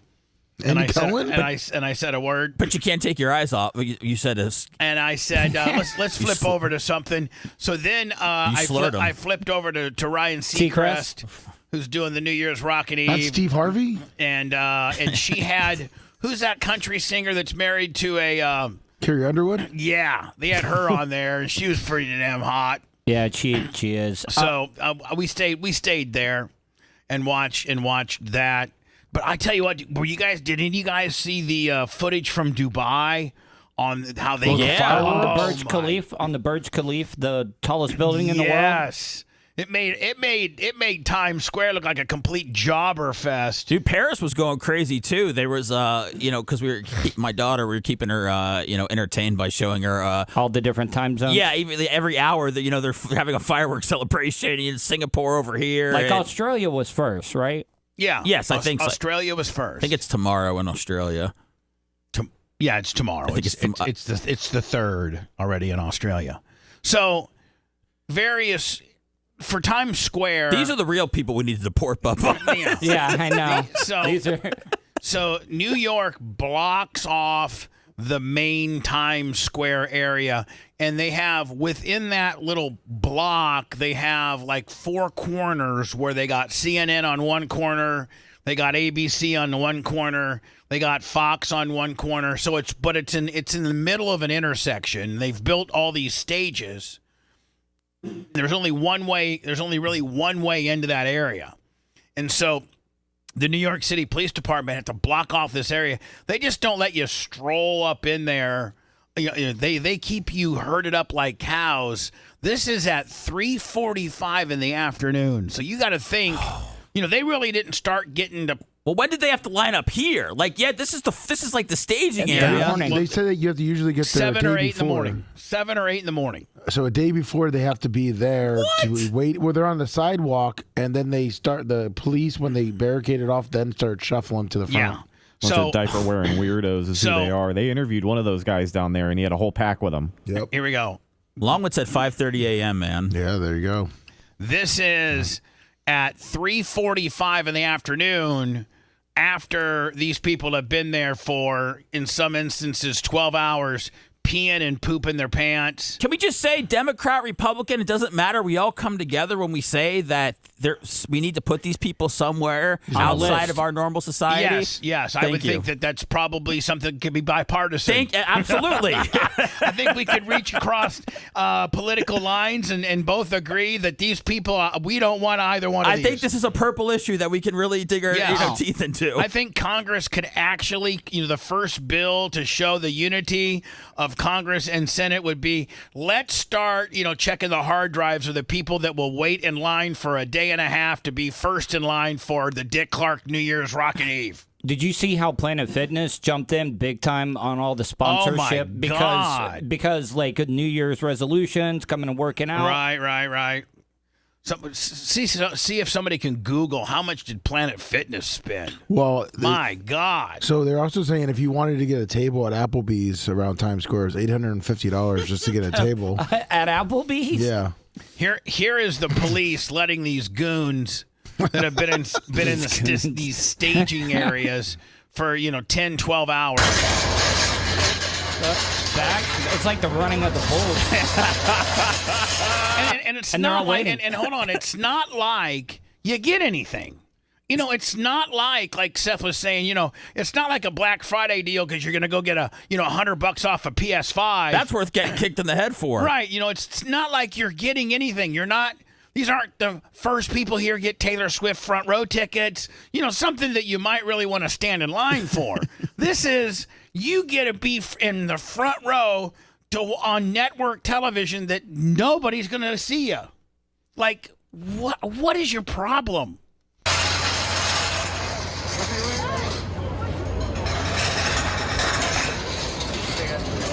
Oh, this is child abuse. Right up to the line. Nice and easy, please. Watch your feet. And they're taking. Seem to be like a lot of Asians. Don't push. Nice and easy, please. Watch your feet. I feel like this is like a border crossing. This is it. It is. By the way, and look at this dude. It looks like it's Planet Fitness's 10th year doing their okay. That shows you how much we've not been paying attention. $250 million annually. Michael Ramos, Senior Lummy on the chat. $20, 25 cents. Thank you. Thank you. Watch your feet, please, everybody. Watch yourself. I would be so exhausted that I would just I couldn't even make it. Plenty of room. You guys are the first group. Nice and easy. But then the crush happens, Hold right? on. I think and they run. There's another video, them where running. They start running up there. That's the real weirdos. See, they're running now. There they go.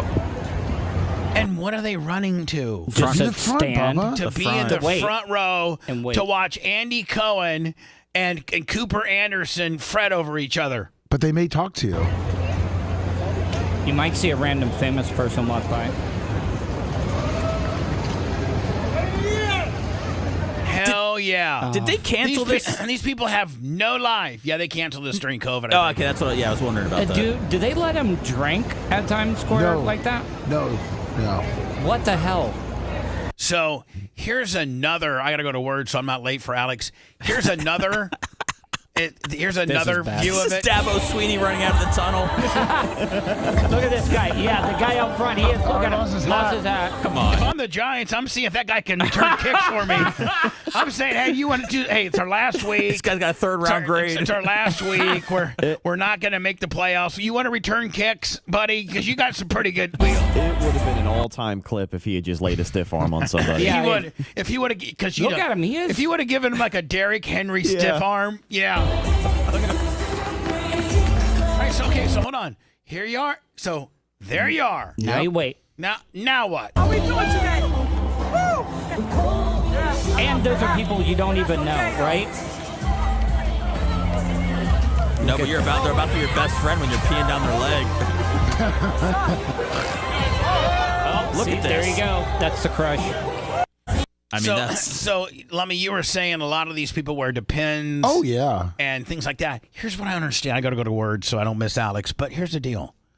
I saw Emmitt Smith promoting Depends. I saw. It's a payday. Even the legends got to go, man. So, like, what I'm saying is, like. Well, how was he doing it? Like, what was he saying? That he uses them? Or? I don't know. Was it a commercial? Yes. Yeah. It was a commercial of Emmitt Smith.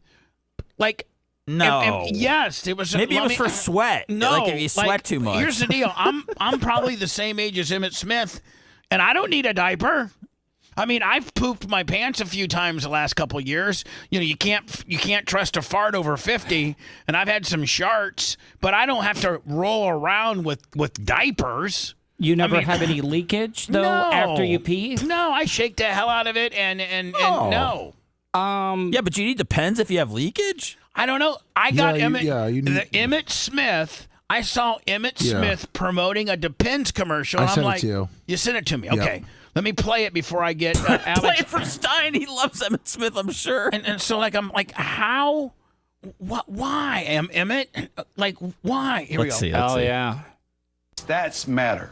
Like 1 in 8 men will be diagnosed with prostate cancer. So Depend and the Prostate Cancer Foundation want to encourage you to get screened. And now through November, Depend is donating to cancer research with select purchases. Okay, that's fine. Yeah, he's promoting men's health. Get screened for prostate cancer. It's a real silent killer. He did not say anything about wearing a diaper. But I've seen other Depends commercials with young people like saying, I can go all day with these Depends. Well, women wear, like, after giving birth and stuff, they'll have, leakage from peeing. Well, they might have a little called incontinence. Yes. But they don't say, if you're incontinent, wear Depends. They're just saying, wear Depends.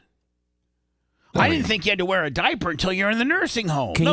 What about catheters? Can't you get catheters sometimes? I don't know, but they're making Depends like, a 55-year-old deal. No, he didn't say anything about it. He's just telling you to get screened, and that Depends is, No, they are. but prostate. Let me find what you were getting ready to say so I can play it. Okay. They're making Depends kind of like in your 50s deal.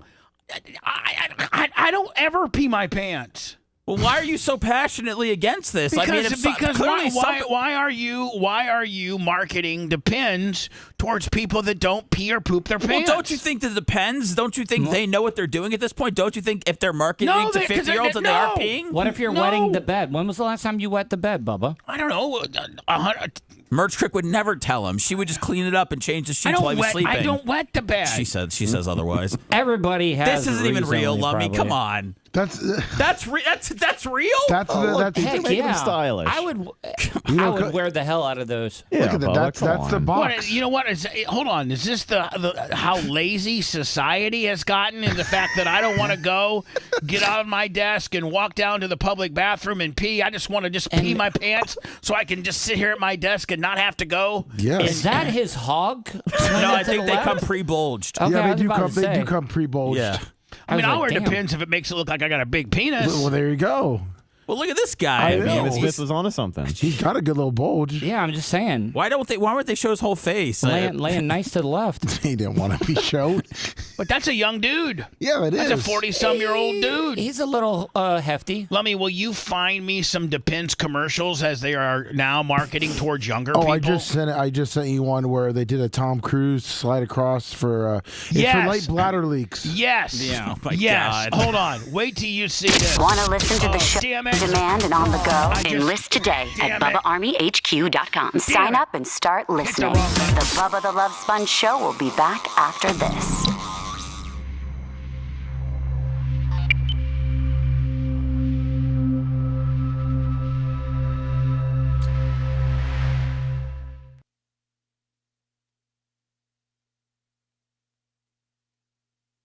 Washable underwear. Because when there's no leaks, there's no worries. That's a young dude kind of. Oh, pants. All right, let me get rid of this. That guy does have a big dick in that Depends thing. Hold on. Let me put this on hold. Okay. Now you can take over. Your mouse. Get me. Whose mouse? He's talking to. Oh. Much.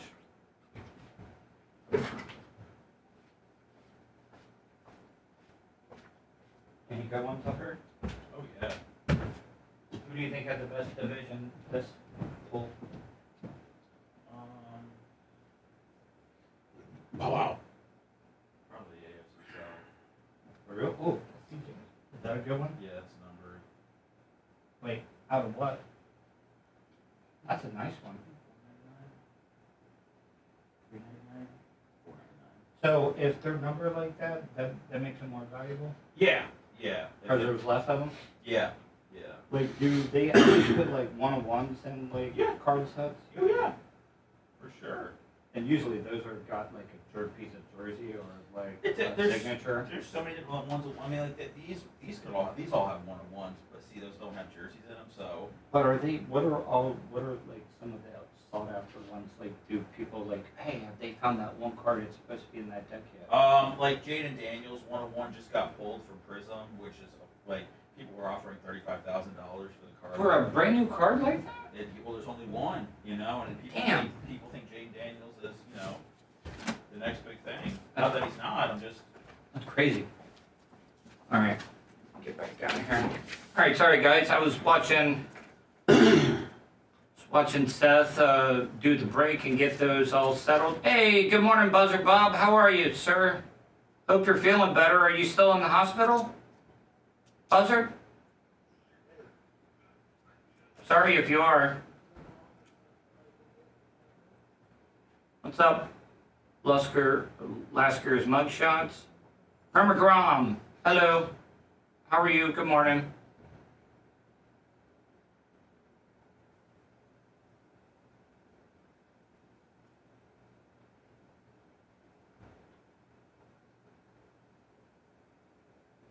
Gary Cantrell said he just got a 1 out of 10 Saquon Barkley, Seth. Really? Yeah. No shit. Yeah. 1 out of 10, that's gold. Out of 10 is gold. What's up, Iggy McGillicuddy? Yeah, Gary. That's cool. Yeah, he said I got a 1. Gold's hard as fuck, man. What pack did you pull it out of? Yeah, tell me. I'm gonna go pee real quick and let me know what it was. Okay. Yeah, Gary, give us some more details. Oscar's mugshots. Hello. 2 Ds. Keep the gimmick alive. Sorry, gonna be just like 2-3 minutes late. He's having computer issues.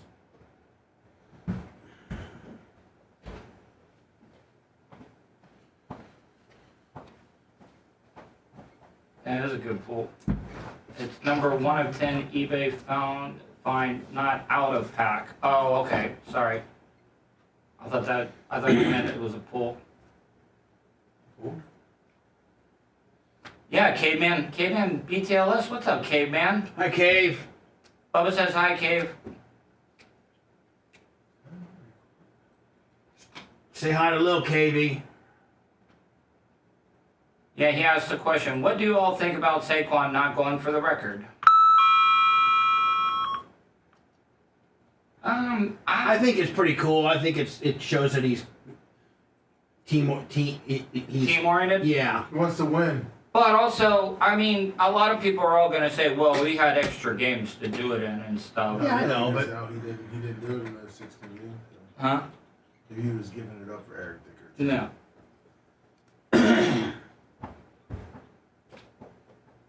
Class act. What's up, HS Bubba fan? He said it was an eBay find, Seth, not a Oh, pull. okay.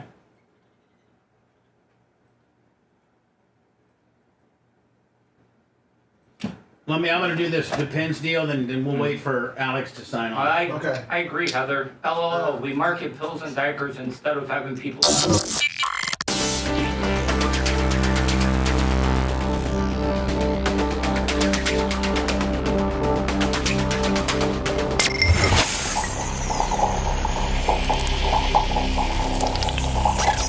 Broadcasting live from the Aquabito studios. Aquabito.com/Bubba. It's the Bubba the Love Sponge Show. PayPal, Venmo, Cash App. Hit us up.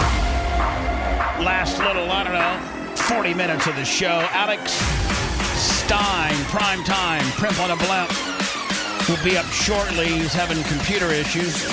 We'll talk to him about that. So, Lami, I knew that I'd seen a Depends commercial that was, marketing or skewed towards younger people. Yep. And this is exactly what I saw. Like bladder leaks? That can be... That guy's like 45. That could be you. Risky business. Well, that depends. Depend washable. It could be me. Washable. If I peed my pants and didn't and couldn't control my bladder. Well, underwear are absorbing. What? Who says that guy pees his pants? Why else would you be doing a Depends commercial? But they're reusable. It's for blokes. Because when there's no leaks. For lazy blokes. There's no worries. Depend washable underwear. No worries. Oh, pants. Again. What about if you were going around on the track, Bubba, and you didn't have to get out and you could just... I stop my grader, I get off, and I pee on the tire.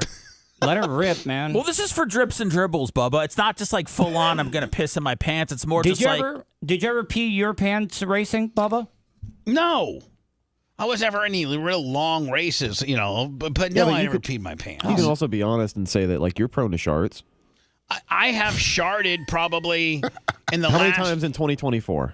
Can you count on one hand? Yeah, 3 or 4. All right. Okay. I mean, it's getting busy. It's getting that one hand's it's getting full. All right. Alex Maybe Stein. a little more unpredictable. How are Pimp you, on a buddy? blimp. We are here. We're live. We're having some internet issues. We're doing some construction here. At your palatial duplex. Yes. Hey, let's not hate on it. Let's not hate on it. Let's not start like that. It's 2025. Palatial duplex that my father lives on the other side. It's all First good. of all, I'm in one of the nicest neighborhoods in the United States of America, University Park. So the level of safety that I'm used to while you guys are in Tampa worrying about an illegal immigrant coming through your house and probably knocking you off, I don't have to worry about that. Illegal immigrants aren't even allowed to drive in my neighborhood. And your place has probably been paid for 15 years or so. And well, I just had a tax bill. I just actually had to pay that. It was about a little over $15,000. So God, can you imagine? Can you imagine? Mr. Fabrizi, the great Mr. Fabrizi, Richard Fabrizi's father, told me you never really own your house because you always got to be paying somebody on it. You'll never just flat out own it. Even if you live in, like Little House on the Prairie in the middle of nowhere, you still got to pay the government in order to own that house. Well, and then what's even worse is now what we did is that this house is in my name, but it's in a living trust in my name because when my dad does pass away and I inherit the house, because he bought it for $500,000, now it's worth $1.5 million. When you inherit a house and there's capital gains, you have to pay the taxes on those capital gains. The death tax, the gimmicks, right? The death tax and the capital gains of the property. Like, you can't even give your family a free house in this country. It's disgusting. I know a woman whose father was probably worth $200 million, and he was like called the Donald Trump of farmland. Her name's Tiffany Wilder, and he owned Pinellas. And this Maurice Wilder was her father. He was very successful, and he owned millions of acres of farmland all throughout America, and his number one client was Dole. Like the Dole Whip, right. So when he died, and he owned all kinds of office buildings and skyscrapers and all kinds of stuff like that. And when he died, because I guess he didn't set it up right or whatever, when he died, they had to sell almost half of all of his stuff in order to be able to pay the death taxes and all the other taxes. So he gave them to her brother and her, for them to have and keep in the family and and manage and things like that, and they had to sell almost half of their stuff just to pay the taxes. Yeah, they used to own a lot of trailer parks. Yeah, they did. This is financial advice, guys. There's only one thing that you can take with you when you die, and that is credit card debt. A lot of people don't realize is that your family, they're not liable for your credit card debt. So let's say my dad runs up a credit card bill and he dies, and then American Express says, "Hey, Alex, you owe me the money." I'm going to say, "No, I don't. You guys can have a nice day." That's his debt. So remember that. So if you're in a situation where you're going to die, tell Grandma, tell Meemaw to rack up the credit card. Just rack it up. Go and shop. Do a shopping spree. It doesn't matter. Your family's not liable. These credit card companies are going to tell you that you're liable, but they are lying. They are not. So credit card debt is the only thing that you can take with you to the grave. Alex, I talked my mom into that. The last year. Is that Tuttle? Yes, that's genius. Tuttle, yes, that's genius. So Tuttle, how did you tell Meemaw? How would you say, Sandy?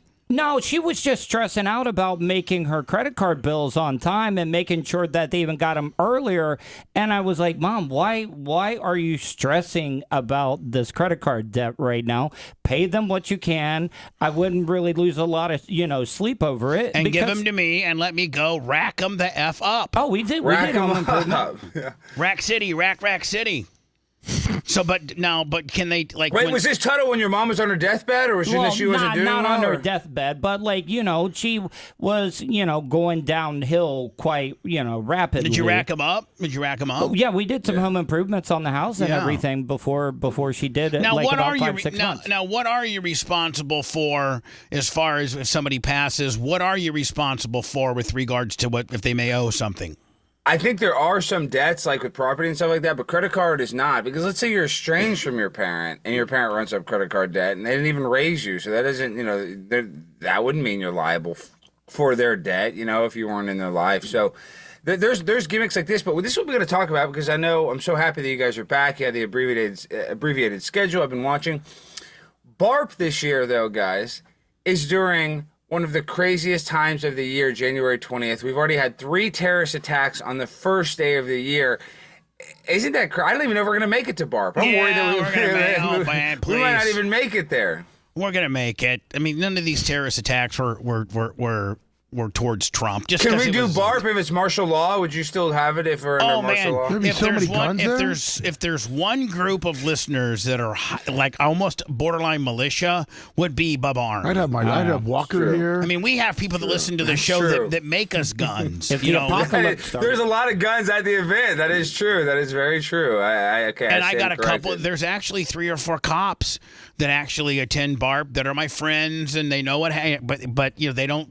They're not, on duty. They're off duty. But there's 3 or 4 cops. There's an FBI agent that's BARP. There's a DEA agent that's BARP. Like, they know They know what goes on. They come and have fun. Well, this is what I think is going to happen. I think there's going to be more of these kind of mass casualty events. I think there's going to be something weird on January 6th. Now, this is where it gets weird, Bubba. This terrorist attack that just happened in New Orleans before the college football playoff. The Super Bowl is going to be there February 9th. I'm actually speaking at LSU on February 10th, my alma mater, so I think I'm going to go down there for the Super Bowl and see what's going on. But there's going to be some sort of event in New Orleans at the Super Bowl, Bubba. I called it here first. Just wait. Something weird's going to happen. I guarantee it. Just because, that will be after the inauguration, though. Obviously, that will be after the inauguration. That'll be February 9th. I think if anything is going to happen, it's going to happen prior to the inauguration. Once the inauguration happens, I think that, okay, we got what we got. People that don't like it, whatever, you've had your opportunity to throw a fit. Now let's just let him settle into his first 100 days. And let's see. It's going to be the opposite. They're not going to try to let him settle at all. They're going to try to keep up the heat, because this is the difference. When Kamala and Biden are in office, they want to try to appease us. They want to make us at least seem like things are okay. But when Trump is in office, you're going to have all of these rogue agents trying to make it as chaotic as possible and trying to make us put as much pressure on Trump as possible, just like the pandemic. I think they're going to run another sort of. So you think with the abrasiveness of Tom, was it Homan? Homan, yeah. With the abrasiveness of him and the aggressiveness of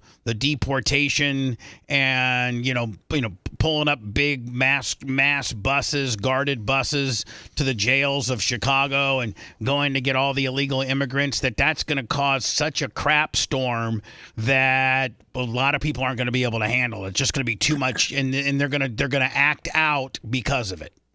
I think there's going to be a lot of acting out, but I think what they're going to be acting out is they know that Trump will actually do something about the, issue in the Gaza Strip right now. They know Trump will actually act. Biden and Kamala, they're not going to act. So those people can go protest all day long. It's not going to make any change. But with Donald Trump in power, if you go protest, it'll actually has the possibility of twisting his arm into making a decision. So I think that's why they're going to turn up the heat, is because they know that Donald Trump is the only person that can probably create some sort of ceasefire. But it seems like lately Israel has been kind of turning it up, saying, hey, listen, man, we're done screwing around. We're going to start taking out targets, and they are. And so it seems like even before Trump potentially could get in office and help Israel be more pro-Israel, it seems like Israel's not waiting for Trump. They're full steam ahead right now.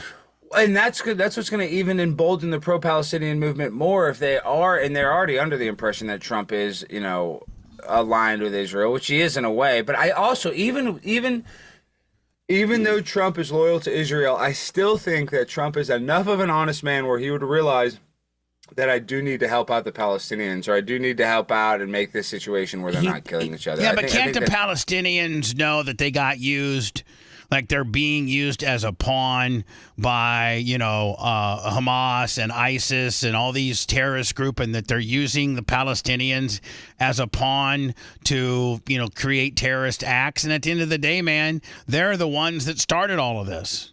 Yes, that is true. But you also have to realize that these kids that are being born, they're born into this world of Hezbollah and Hamas, and they don't know any better. You know, they feel like, hey, if I want to survive, I have to do this. So I think that's part of the radicalization of Hamas. I'm not saying Hamas is good. They're terrorists. They're terrible. But it's like if you're born of a terrorist father, it's kind of hard not to be a terrorist son, right? You know what I mean? Yeah, It's, but when my father got his right hip blown off the beeper, I might want to rethink the situation a little bit. I'm just saying. Yeah, but that's not the human psyche. You're gonna go do what your dad did. You're gonna go fight. Like there's this video Shane Gillis was talking about, where all these they had like this teacher and they're talking to all these Pakistani kids. Oh and these yeah, I kids are saw like, this. This video is so funny. The Pakistani kids like, I want to join Pakistani Air Force and blow up India. And the teacher's like, good job. You know, he's like saying this disgusting stuff about how he wants to go to war. So I don't know. It's a different culture there. In their culture, Bubba, it's actually honorable to die for something. You know, if you die for the cause, you get to go to heaven. So, and unless you can try to rewire that thinking, how are you going to defend a suicide bomber? But and I know you're an expert in all this. I know you're an expert in law enforcement. You're tired of all these law enforcement. You talk to the top law enforcement people. There is no defense to a guy that just wants to go into a thing and blow himself up. You're right. I mean, I'm not an expert in law enforcement, but I have a lot of friends, but it's indefensible. You don't know. I mean, backpacks are so prevalent. I mean, everybody's got a backpack. I got one. You got one. Lummy's got one. Yep. Seth's got one. We all got one. And so that's all you need to really, really create a lot of havoc. If you have a backpack that's jammed full of the right stuff, you can create you can walk into a mall and kill hundreds of people with a backpack. So it is indefensible unless, you're metal detecting every single person to go to every single possible gathering. It is indefensible, and we kind of got to rely on the honor system, and I don't think there is no more honor system with regards to people having morals, and it's the deterioration of the family unit, and it's the deterioration of parents that are allowing their kids to be weirdos.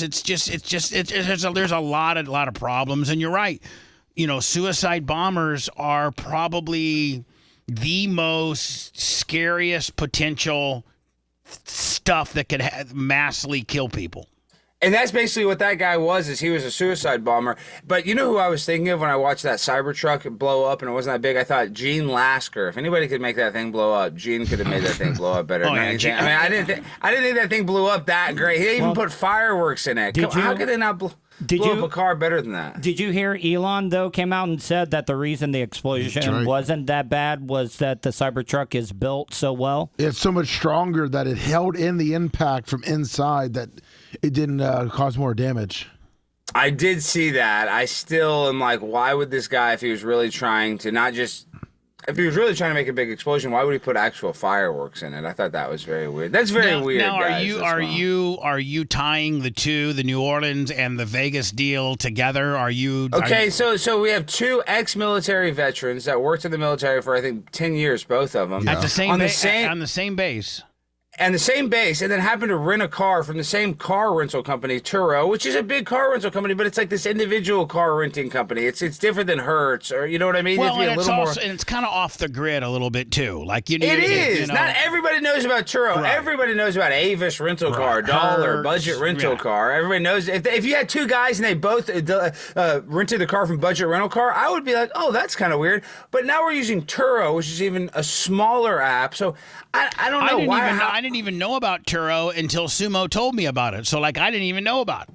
Yeah, I rented my first Turo car last year, and we had to have a special car for video. But my point is, I didn't know about it until I realized that app. So most people would use the cheaper version, like Hertz or whatever, whatever normal corporation. So you think the Turo similarities. What about both electric vehicles? Both electric vehicles. That was weird. And Bubba, did you see Ford got hacked? And you probably do know this because you're a car nut. Your beautiful Crown Victoria, created by the Ford Motor Company. We love Ford. But did you know Henry Ford was so tight with Hitler? And Henry Ford had a book called The International Jew. He was so anti-Semitic, Bubba, that in all of his Ford dealerships, and even at the Ford service places, there was pamphlets. And it would talk about how Jews were coming to take over the world. And this is the 1920s, and we love Jews. I don't know for any censorship, we love it.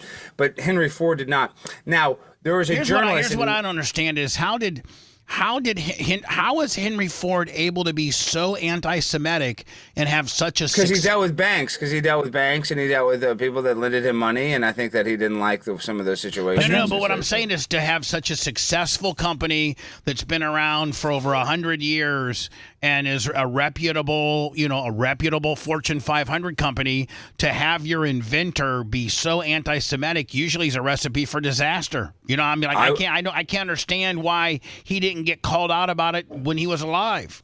Well, I think he did get called out about it because during his life, he actually had to, say that he was almost apologetic, and had apologized for this. But then on top of that, in 1938, they built Hitler.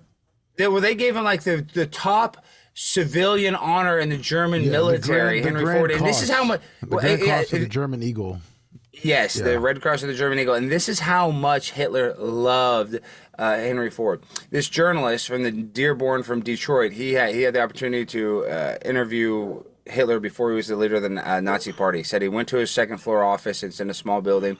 In the waiting room, Henry Ford pamphlets everywhere. It says International Jew, Henry Ford's book. Then he walked into Hitler's office. There's a huge full-size painting of Henry Ford above his desk. And he asked him, it's like, why do you like Henry Ford? And Hitler said, well, he's the only American, that is empathetic or whatever to our viewpoint. And then on top of that, the only American mentioned in a positive light in Mein Kampf was Henry Ford in Hitler's own book. So my point is, why do we bring up Hitler? Did they ever meet? Did Hitler and they Ford? They never got to meet. For whatever reason, they didn't get to meet, but there's also multiple stories of German people going to Ford in Detroit or Dearborn or wherever in Michigan, and he supposedly funded part of the Nazi party. Supposedly.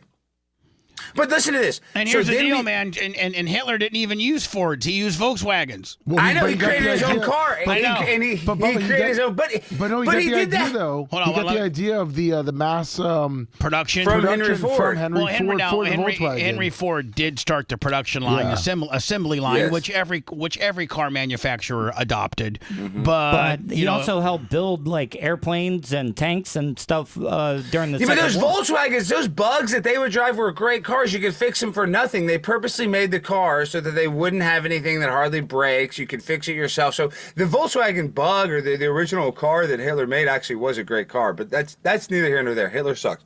This is what's weird, is that from the official account, obviously those are unauthorized tweets. But did you see Ford got hacked and they had some? We saw that. So this is what's weird, is that happens. Obviously, it's not Ford's social media team being like, I don't like Israel or whatever. There's some rogue agents at play, a hacker. Everybody knows that. But then less than 48 hours later, a terrorist that's sympathetic to Palestine is in a Ford Lightning with a ISIS flag that he can't even buy an ISIS flag. He has to spray paint the ISIS flag because you can't even buy them at the store. So there's just a lot of weird symbolism. They want us to look up Henry Ford. They want us to look up all this stuff. I think that they're trying to cause us to start fighting each other, similar to the COVID stuff. They want us to fight this anti-Palestine, anti-Israel. So you think that as we get closer to Trump being the president, they're trying to start this civil unrest with us?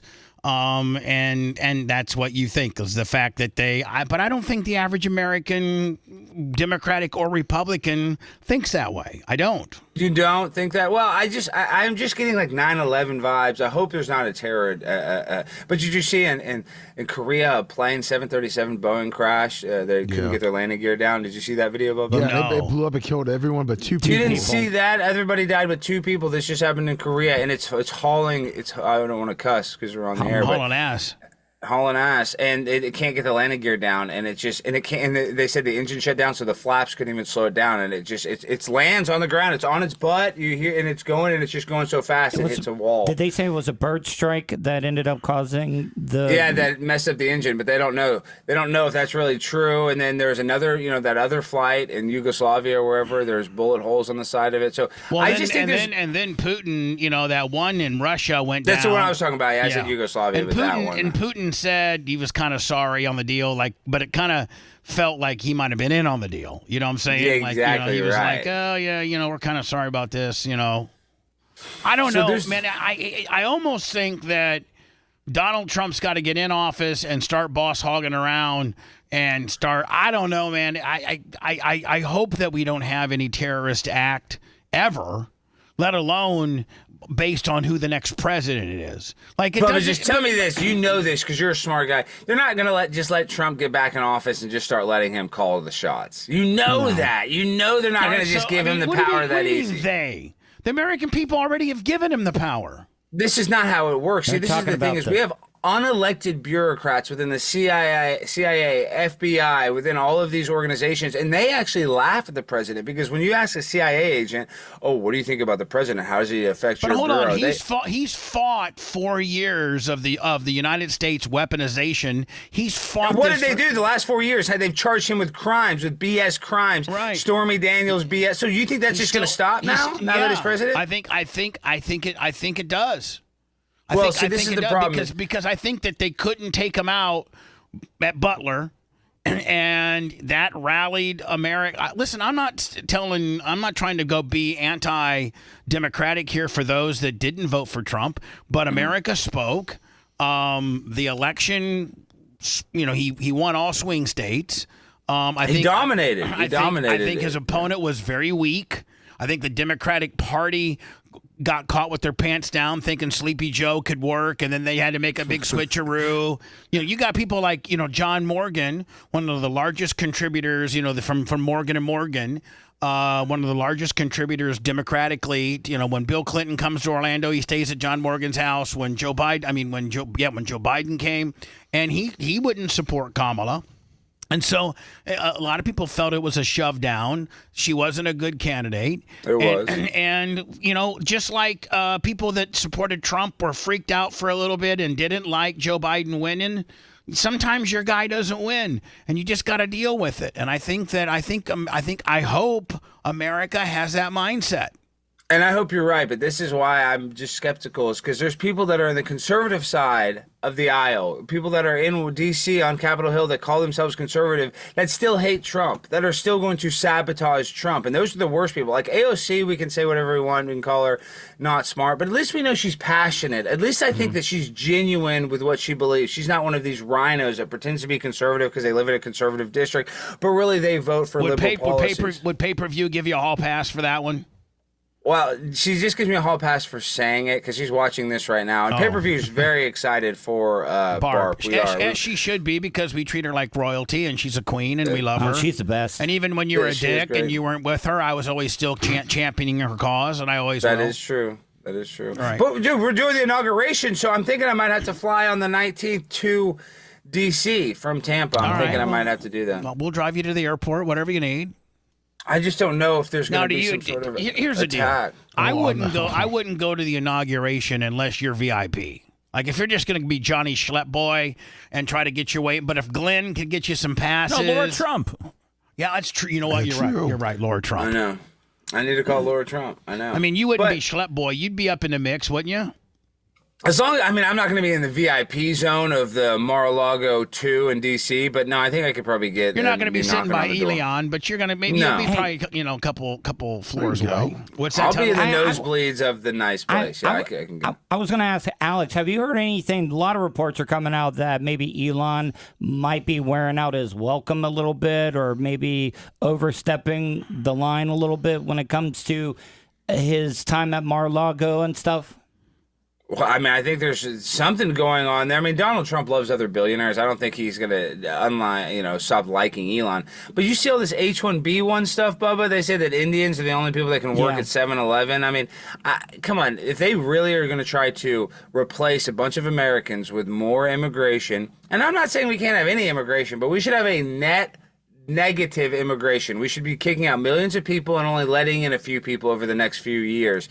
So I'm just worried, Elon's kind of going against the whole entire MAGA base of like, put Americans first, not Indians first, not Israel first, not Ukraine first. Let's put America first. And you can just tell these tech bros these people that work in Silicon Valley that only care about their bottom line and finding cheap slave labor. Because this is the problem, Bubba, is that we can't compete with China. China can use slaves. So anytime they give us the impression, oh, it's America, let's compete with China's industry. They can use children, they can use slaves, they have no rules. We don't have that here in America, so we're not going to be able to labor rules. That's why they're trying to do all kinds of gimmicks where let's find cheaper employees, let's do this. No, let's just pay Americans, because Americans are actually smart, and all these testing, they're just as good as engineers as Indian people. So we need to put Americans first. We need to build up Americans. We need guys like Tuttle working on places. We need guys like, Lummi, getting these jobs, not Dinesh from Ethiopia. You're trying to steal my employees away, my friend. Please. I know. I might have to steal Lummi from you. I need Lummi really bad. No, but I'm just kidding. I'm just telling you this much. I think something weird's going to happen. They're not going to just let Trump get into office and make things real nice and hunky dory. That's the opposite of what's going to happen. Will he take the walk? Will he take the walk down Pennsylvania Avenue to the? Will he get out of the limo and shake what I'm saying is he's the most. He's the most president-elect. They've tried to kill him more than they've ever tried to kill a person that's going to be the president. And so, that's one of the, and I know a couple guys that used to work for Secret Service that says one of the biggest nightmares logistically is when the president walks down Pennsylvania Avenue and during the inauguration. And that just logistically, you have to have people on buildings. You got to have people in the crowd. You got to have people in the perimeter. You could be a Secret Service agent in Chicago, and for the inauguration, they're going to fly you and all your boys to Washington. It's all hands on deck. And I could see where potentially they don't do the standard walk.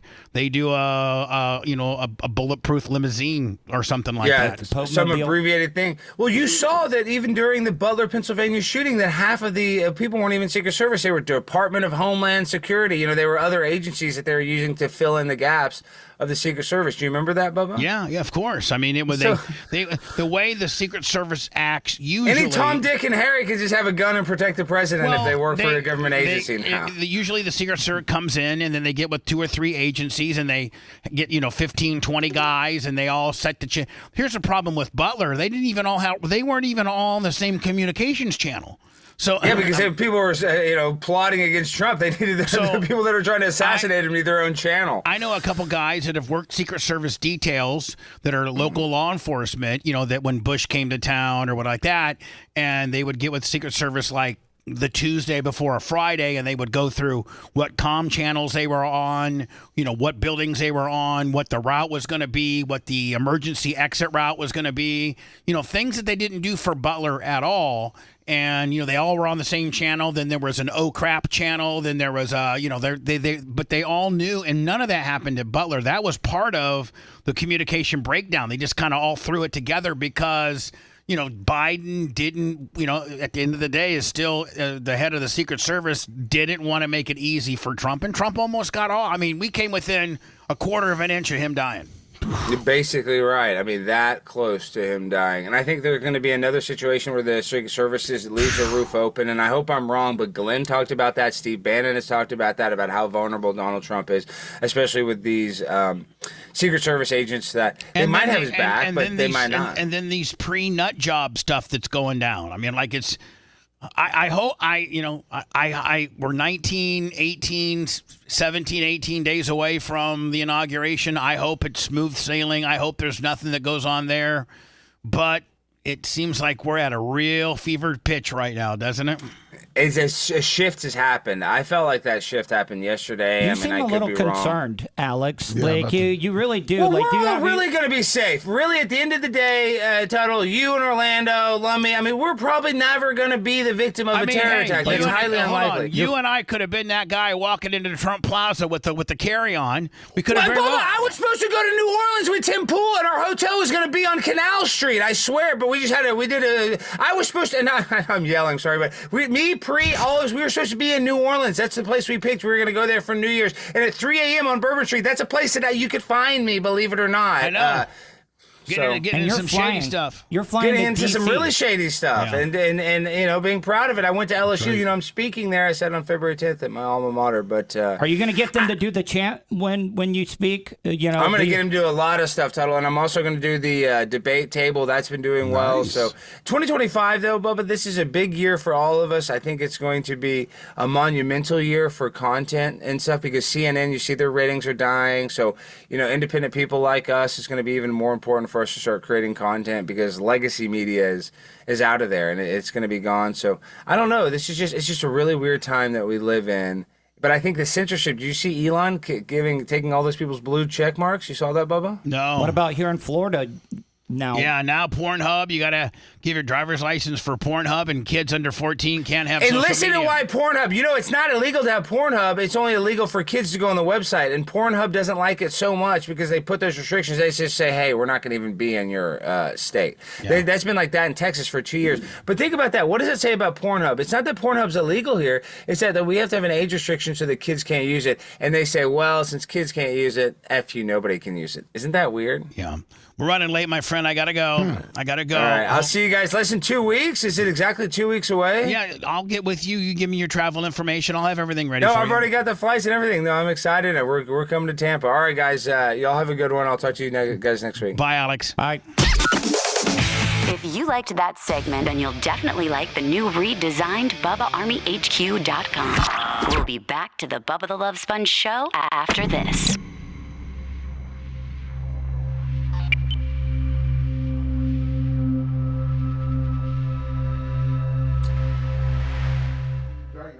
Right, I know. Now all of a sudden, I can't. What are you doing? You did bring your A game. I'm caught. I'm caught in this web, and I'm just. But I don't want to be in the web. I'm in the web. I'm just trying to be your hype man, and I'm just saying I want to make sure I didn't do anything to upset you. You haven't. You've done nothing but please me. Okay. As long as you're pleased. Oh, I'm pleased. I like my DJ Lagway card. Good. It's a nice one.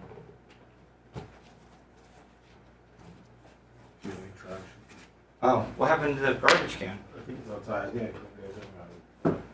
get it. Well, I cleaned it. It's outside. Have you seen the goats since you been on vacation? I didn't know if anybody was taking care of them. Sure, what group? I have my YouTube. I haven't been able to get logged in. It's okay. I understand, Tuttle. You're only Seth's hype guy. No, I watch all the Go reports. I was there. I just tried to. When I say something in chat, though, you never say hello, so I feel like I'm bothering They you. like you. They wanted to have sex with you. They wanted to hump you. Yeah, those goats are They wanted to show you their dominance. they're sexual predators. No, it doesn't, Xerxes. No, they're not. The goats are too. No, they're not. They're kind, a little. Well, they're a little stuck up. But no, they wanted, Hootie wanted to start humping Tuttle. Yeah, they were putting their nose in my butt crack, smelling it.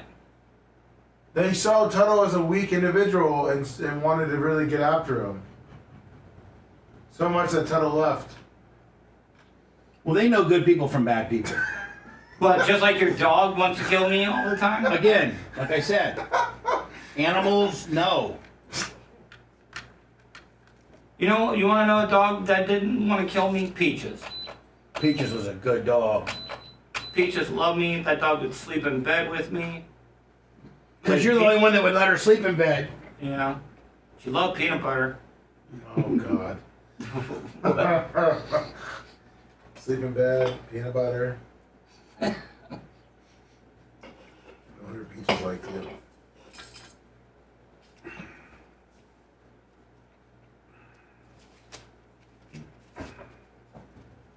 Great tip, Terry.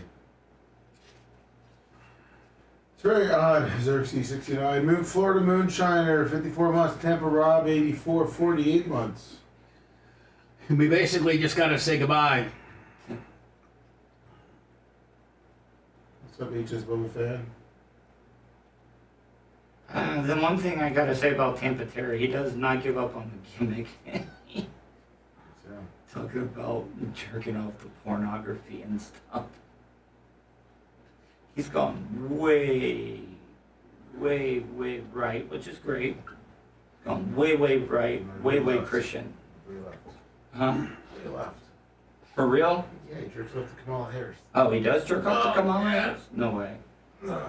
Nancy Pelosi with those big boobies plunged. She does got a nice set, though, for her age. It's not up there now. It's a nice one. I love you, though, Tampa Terry. I really do. So slave redneck. He keeps it going.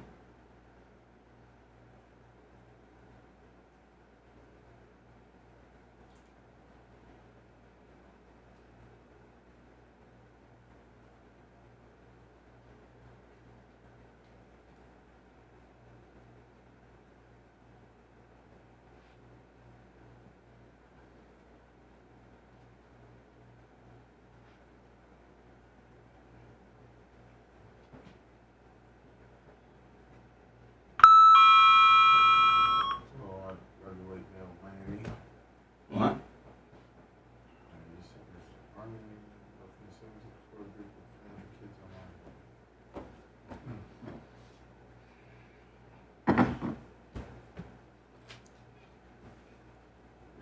Ah.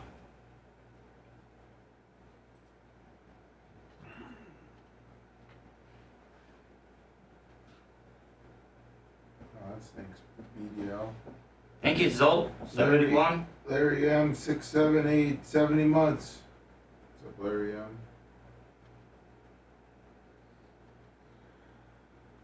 What's up, DDB for life? Terry just. He said thank you to me.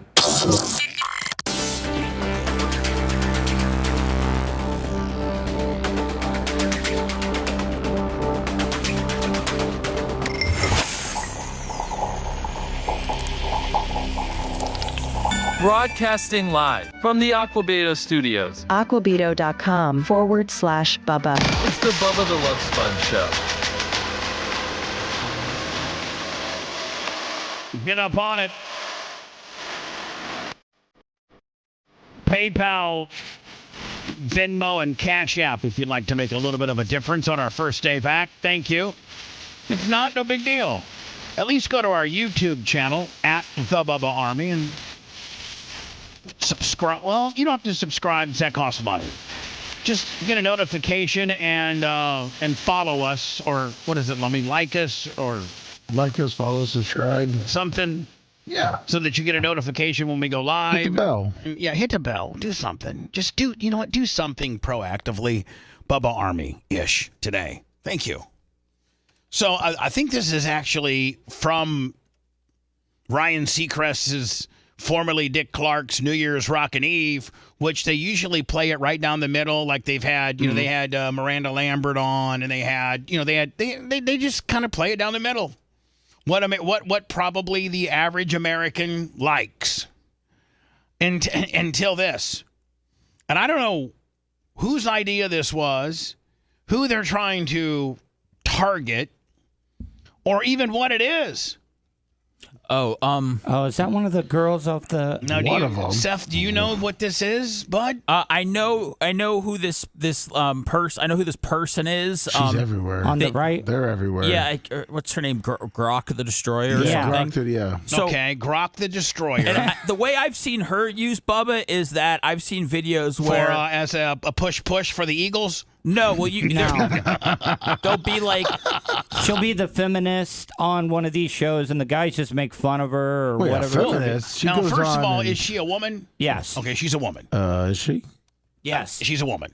And she is called what, the Destroyer? Grok. Grok the Destroyer. I think it's Gorlock. It's Gorlock. Yeah. Gorlock. Gorlock the Destroyer. Sounds like Jabba the They Hutt. do these like social media things too, where they like blindfold guys, like on a blind date, and then when they and then they leave her. No, they uncover him, and then they're like, oh my god, there's Gorlock the Destroyer. Yeah. So okay.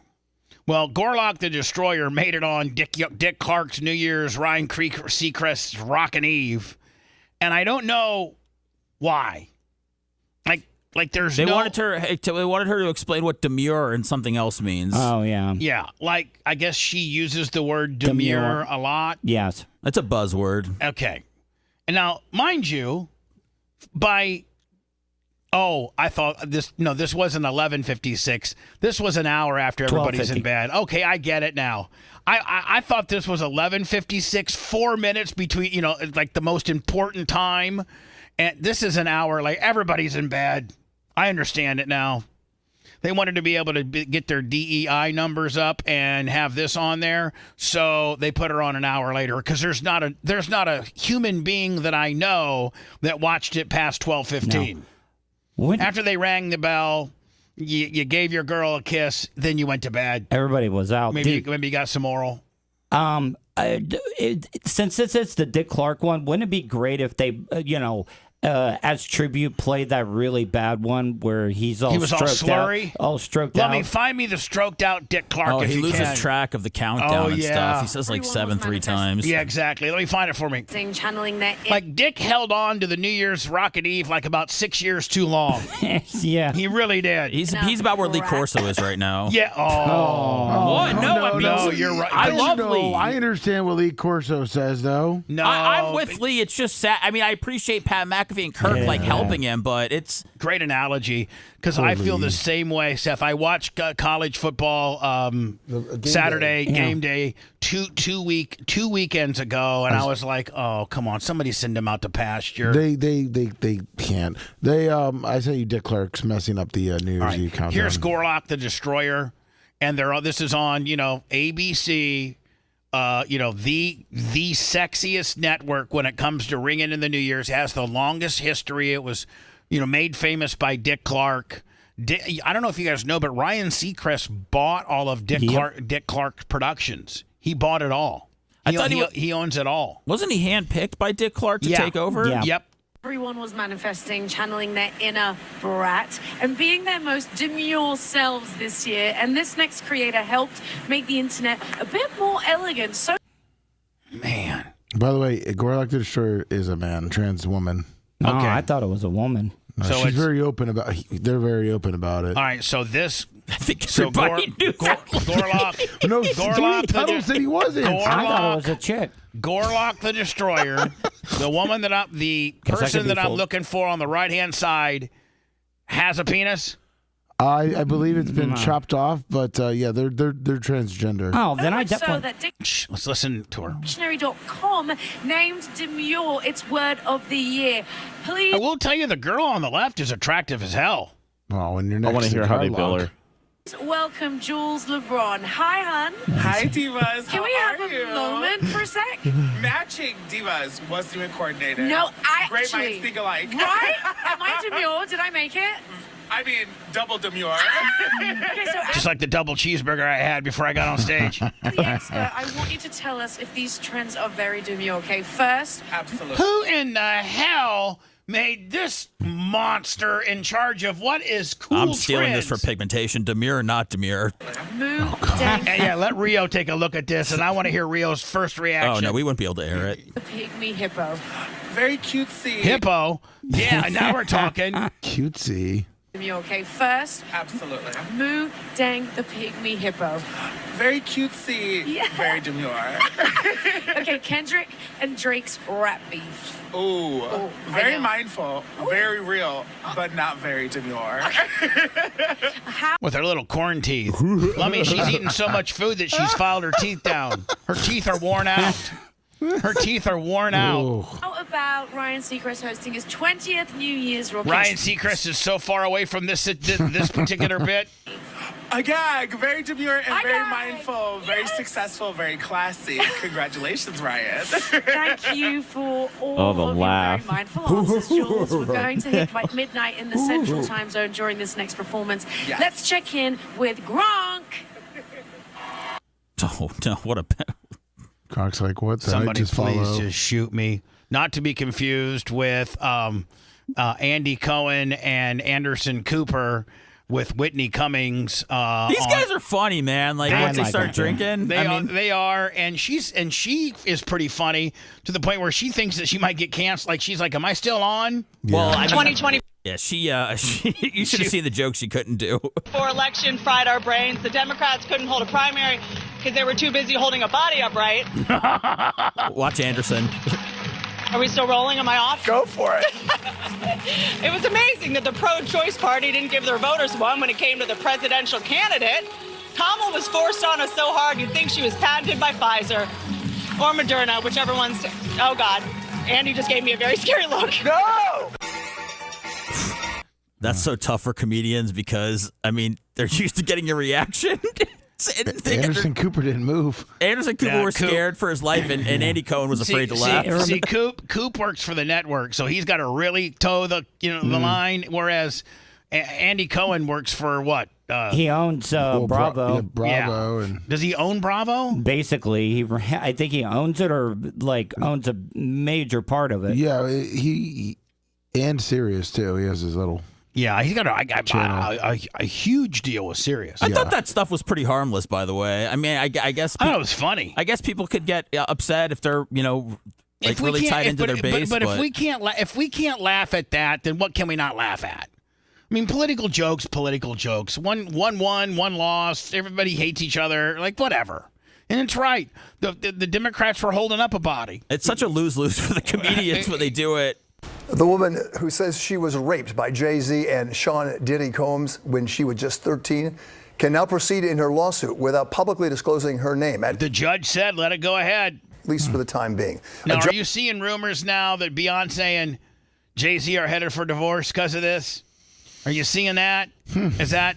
I'm not, but I saw Beyonce do the halftime show at... she got more listeners than the game did. Was it Christmas that she did? Yeah. It was a Houston game, and she got more viewers than the game did. She Judge in killed New it. York now says the woman... I did watch it, and I thought she did a good job. Oh, yeah. She killed it. ...can remain anonymous because to substantial interest from the public, and that's the reason here. However, she may need to reveal her identity at a later date to allow defense lawyers to prepare for trial. Meanwhile, Combs... Well, yeah, defense lawyers can't question or look into the background of an anonymous person, and part of defending yourself in the legal system is knowing the background of the person that's saying you've done the bad stuff. Is currently in jail awaiting a trial on federal sex trafficking charges, denies the claims. Jay-Z says the accuser is trying to blackmail him.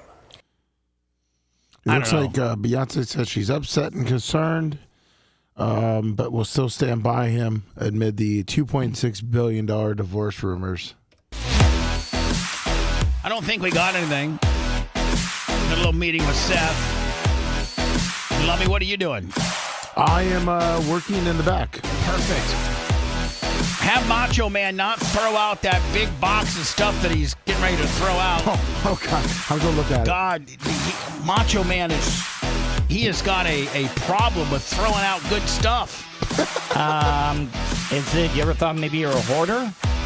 Hey, Toto, you ever thought about shutting up? You ever thought about let me just pummel you in your jut-ass mouth, bitch? Sorry. You ever thought about not being welcomed back on the show? Oh, no. Sorry. Might want to start thinking about that. Is Gene tomorrow?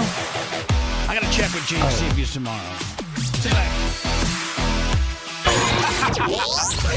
Thanks for letting me finish. You've been listening to the Bubba the Love Sponge Show, starring me, Bubba the Love Sponge, co-host and show historian Lummit. It's Seth, co-host and president of podcasting. It's Brian Matroni, king of counter programming. Rhett, the filthy ginger video editor. Yeah, back here wiring up. It's Mini Macho. The BRN agent, Thomas Buttoned Up B. Co-host, Dr. Dan Diaco, Esquire of Council. Co-host, J. Diaco, Esquire, the Spitting Cobra of Council. Now, time for the legal disclaimer. Exactly. The Bubba the Love Sponge Show is intended solely for the enjoyment of our listening audience. Any rebroadcast, retransmission, or other use of this show without express written consent of the Bubba Radio Network is prohibited. We must dissuade him of this delusion.